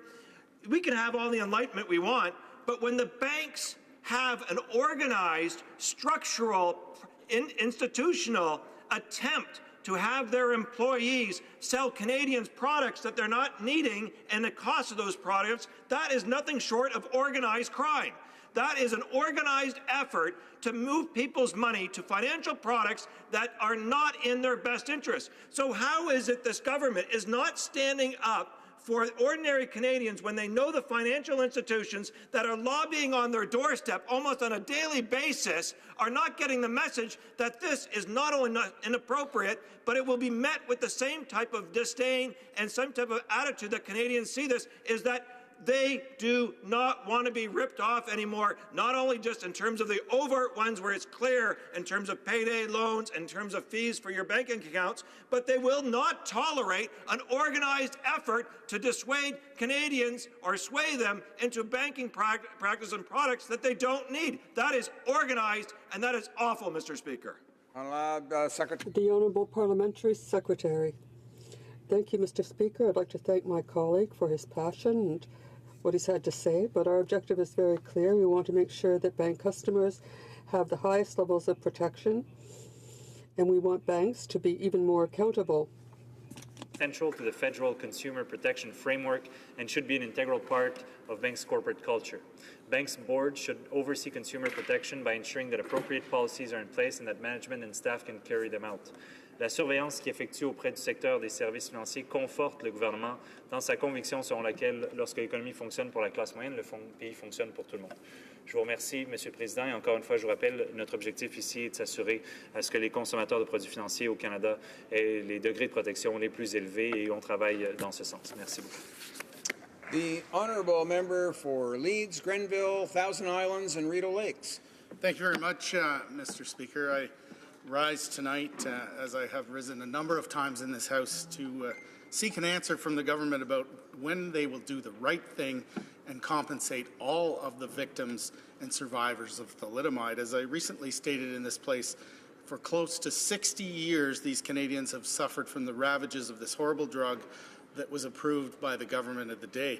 And as they grow older, their conditions are worsening and they require more assistance that they cannot afford. And this past spring, the Health Committee made a series of recommendations to the Minister after hearing from thalidomide compensation evaluation experts from around the world. And these were experts from different countries where compensation has been awarded to all the sufferers. And based upon witnesses' evidence, the committee recommended that the Canadian criteria for compensation be reevaluated, that survivors who have been rejected receive a physical exam, and that the compensation requirements err in favor of probabilities. And these folks have suffered all their lives because of their exposure to thalidomide, and now they are being denied even the decency of an in-person interview or the benefit of the doubt to see if they are truly suffering from the effects of thalidomide. The forgotten thalidomide survivors cannot produce paperwork or witnesses to prove that their mothers took thalidomide, as the current compensation package demands. These folks need to be given a personal interview by a qualified professional and then given whatever tests are required to prove that their physical disabilities are not caused by a genetic anomaly. And I'm aware that there is no test that can prove thalidomide use by their mothers, but the physical evidence that they all display and genetic testing to prove that it isn't something else can go a long way to drawing the conclusion that thalidomide is the cause of their disabilities. They have all had extreme health issues, medical issues that continue to this day. And these issues have required hospital stays, and many have had operations. Many have suffered from abuse and cruelty from other children. Many have taken as much training as possible but have been unable to work or even find employment. One woman that was featured on the W5 report about the forgotten survivors, who has suffered a lifetime of rejection, lives alone in the backwoods of British Columbia. And Mr. Speaker, their stories are heartbreaking. The thing that really bothers me about this is we're really only talking about 24 people. In the overall scheme of things, what financial impact will assisting them have on our country as a whole? Let's put this into perspective, the cost in order to make their lives a little bit easier for however long that they have remaining. And as I've said in the past in this House, it is disgusting to think that we, as members of Parliament in the greatest country in the world, can't collectively do something to assist a few of our fellow citizens who have suffered since birth as a result of the decision that was made by our country's health department at the time. Canada offered a compensation package in 1991, and it included an in-person examination. Many people were either not aware of the 91 package or their mothers never admitted to them that they had taken thalidomide. The second compensation package that has been now closed was too restrictive in its demand for paperwork. It's important to note that Canada is not alone in its compensation offerings. In Britain, there was one offering, and then there was a second, greater offering when the victims realized that the first package wasn't enough to compensate them. Victims in all these places received the courtesy of an in-person examination and the benefit of the doubt. Mr. Speaker, I'm calling on this government to show some compassion and some understanding and to move on the Health Committee's recommendation immediately. The Honourable Parliamentary Secretary to the Minister of Health. Thank you very much, Mr. Speaker. First of all, I'd like to acknowledge the remarks and also the unrelenting commitment that has been demonstrated by the member from Leeds, Grenville, Thousand Islands, Rideau Lake. And I want to assure him that we share in his concern and his compassion for the victims of thalidomide. Mr. Speaker, thalidomide was marketed and approved in Canada more than 50 years ago as a sedative to treat nausea in pregnancy. Samples were available from July of 1959 prior to approval in April of 61 and ultimately were withdrawn from the market in March of 1962. The drug had devastating consequences leading to miscarriages, birth defects such as missing or stunted limbs, missing organs, and even death. And while the tragic results from the 1960s cannot be undone, it serves as a constant reminder to us all how important drug safety is and how far it has advanced in Canada. Mr. Speaker, in 2014, the House of Commons unanimously adopted a motion offering support to survivors of thalidomide. Even in the absence of a legal obligation, there is agreement on the need to provide support to Canadian thalidomide survivors so that they may age with dignity. And since then, there has been significant progress. Health Canada has made individual ex gratia payments of $125,000 to thalidomide survivors and has established the Thalidomide Survivors Contribution Program. The first ongoing annual support payments were issued in March of 2016 to confirm survivors in keeping with government commitments. Further, Mr. Speaker, an annual $500,000 Extraordinary Medical Assistance Fund for survivors has been launched, and this fund will assist survivors with expenses related to such things as home and vehicle modifications. Mr. Speaker, I want to assure you and every member of this House that the government has not forgotten about those who believe they may have been victims of thalidomide.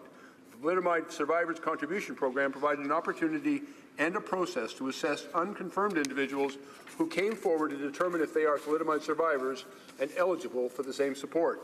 And as of November 20th, 2017, 25 new thalidomide survivors have been confirmed, which, in addition to the original 97 living survivors identified under the 1991 Extraordinary Assistance Plan, brings the total number of Canadian thalidomide survivors to 122. Sadly, each year, a certain number of children are born with spontaneous or otherwise unaccountable malformations similar to those caused by thalidomide, and as noted by witnesses appearing before the Standing Committee on Health, identification of thalidomide survivors is a complex issue. In the absence of a definitive medical test for thalidomide, the Thalidomide Survivors Contribution Program has used an objective process to assess unconfirmed individuals to determine if they are, in fact, thalidomide survivors. The three eligibility criteria, verifiable proof of settlement from a drug company, documentary proof of maternal use of thalidomide, and listing on an existing government registry were developed under the 1991 Extraordinary Assistance Plan through a rigorous process involving consultation with representatives of approximately 400 persons who identified themselves at that time as thalidomide victims. Survivors who were confirmed in 1991 have previously met one or more of these criteria. Mr. Speaker, our government appreciates that given the passage of time, it may have been difficult for some individuals to find proof of whether the mother took thalidomide. And as part of the eligibility assessment process, individuals who felt they were unable to meet the eligibility criteria were given the opportunity to explain their situation to the independent third-party administrator and to provide what information they did have available in case they met the criteria. And as each case is unique, the independent third-party administrator reviewed each claim individually, thoroughly, before reaching an evidence-based decision. Our government recognizes the importance of maintaining the relevance and the responsiveness of Health Canada's programs. We're carefully reviewing the House of Commons Standing Committee on Health recommendations, calling for a review and reconsideration of the criteria used to determine an individual's eligibility for support. The government has heard the committee and other individuals advocating for changes to the criteria. The committee's patience is appreciated while we continue to assess the recommendations. It is through this historic program and unanimous commitment across all parties that Canada's thalidomide survivors are receiving this support which will assist them in assessing the care they need for the remainder of their lives. Thank you, Mr. Speaker. The Honourable Member for Leeds Grenville, Thousand Island and Rideau Lakes. Well, thank you very much, Mr. Speaker, and I want to commend the Parliamentary Secretary for his interest in this issue. I think the evidence that we heard at the Health Committee meetings and the recommendations that were made by the committee, they really do speak for themselves. There's really only one thing left to do to wrap this up once and for all, and that is for the minister to accept the letter and the recommendations and provide compensation for the few remaining survivors who have not been able to access that compensation. It was the Government of Canada that approved thalidomide. Ironically, it was a Canadian expert working in the United States who refused to approve it in that country. Had she been working here, we wouldn't have had close to 60 years of this blight on our healthcare system. It's past time to do the right thing. It's time for the government to respond to the recommendations of the committee, which were, first of all, to ensure that an in-person interview was conducted, and secondly, that the government errs on the side of compassion. It's time to do the right thing. The people who have been the victims, they have endured a life of pain, a life of suffering, and a life of discrimination. It's time to do the right thing. I would appreciate a response to the committee. I know the government wants to do the right thing. Thank you very much, Mr. Speaker. The Honourable Parliamentary Secretary. Mr. Speaker, I wish to assure you and the member opposite that we are also committed to doing the right thing. And I may add, the Thalidomide Survivors Contribution Program is designed to support Canadian thalidomide survivors who have suffered a range of disabilities which significantly impact the quality of their lives. Mr. Speaker, in programs such as the Thalidomide Survivors Contribution Program, it's important that eligibility assessments be done properly in order to reduce the risk of wrongfully attributing a person's condition. Some conditions which resemble thalidomide but are not caused by thalidomide can be transmitted to future generations, and so it's important for those individuals to obtain the right medical care and treatment. Mr. Speaker, as I have earlier stated, 25 individuals have been recognized as additional individuals have been recognized as confirmed survivors, and it shows, I believe, that the criteria have produced some positive results. And furthermore, information gathered at the end of 2016-17 indicated that 80% of confirmed survivors said that the Thalidomide Survivor Contribution Program is helping them age with dignity, and this demonstrates that the program can achieve its intended impact.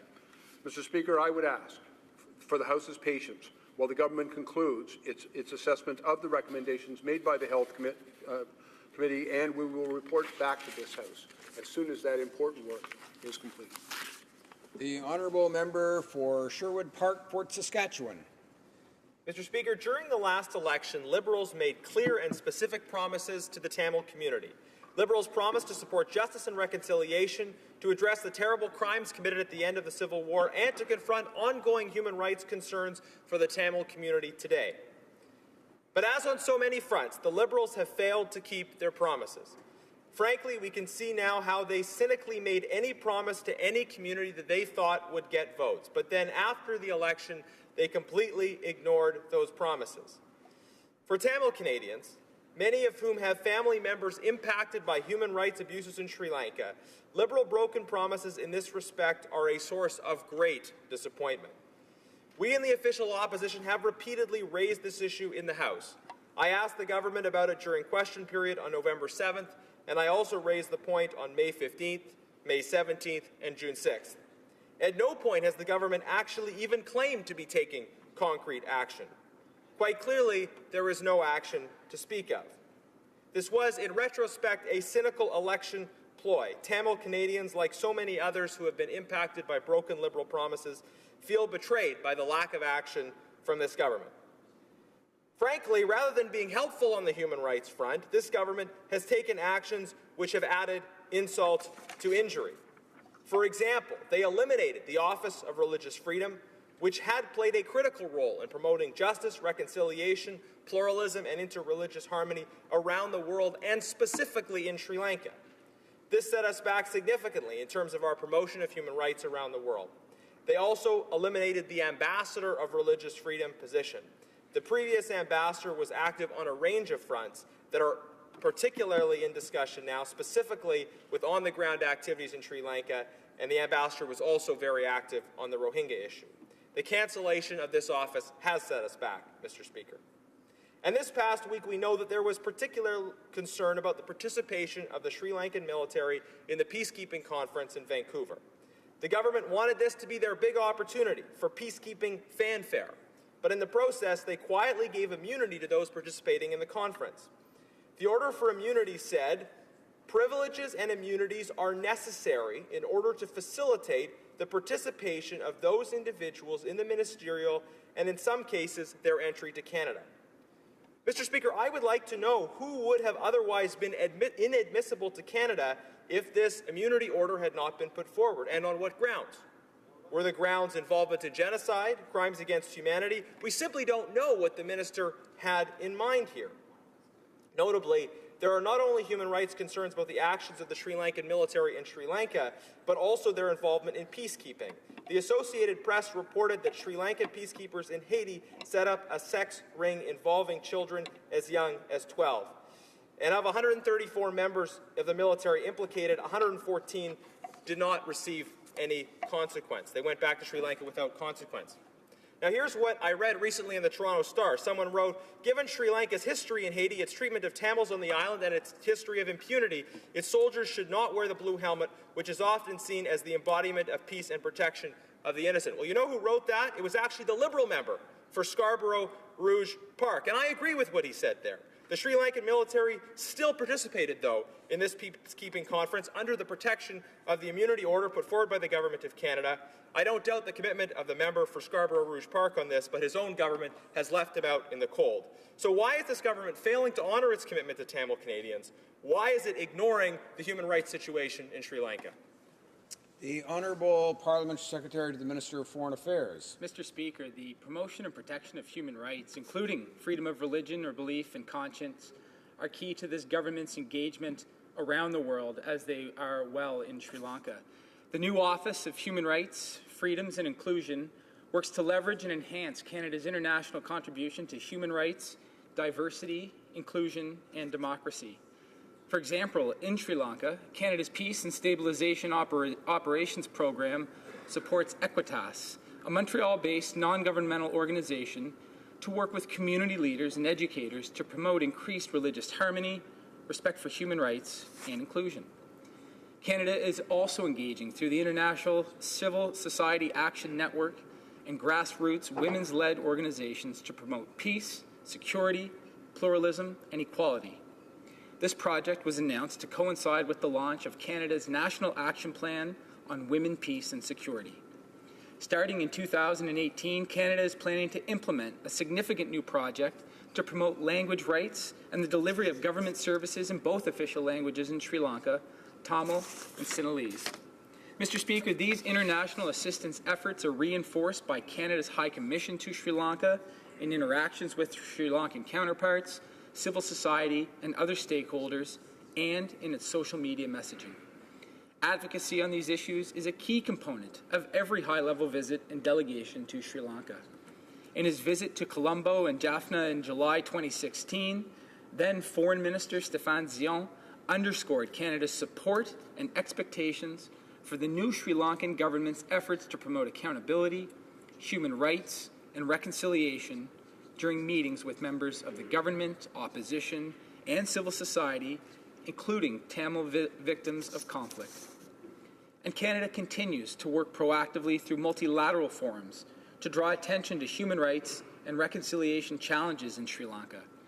At the Human Rights Council, Canada is a traditional co-sponsor of resolutions on Sri Lanka, including HRC Resolution 30-1. Canada has made constructive recommendations to the government of Sri Lanka during 3 cycles of the Universal Periodic Review on the situation of human rights in that country.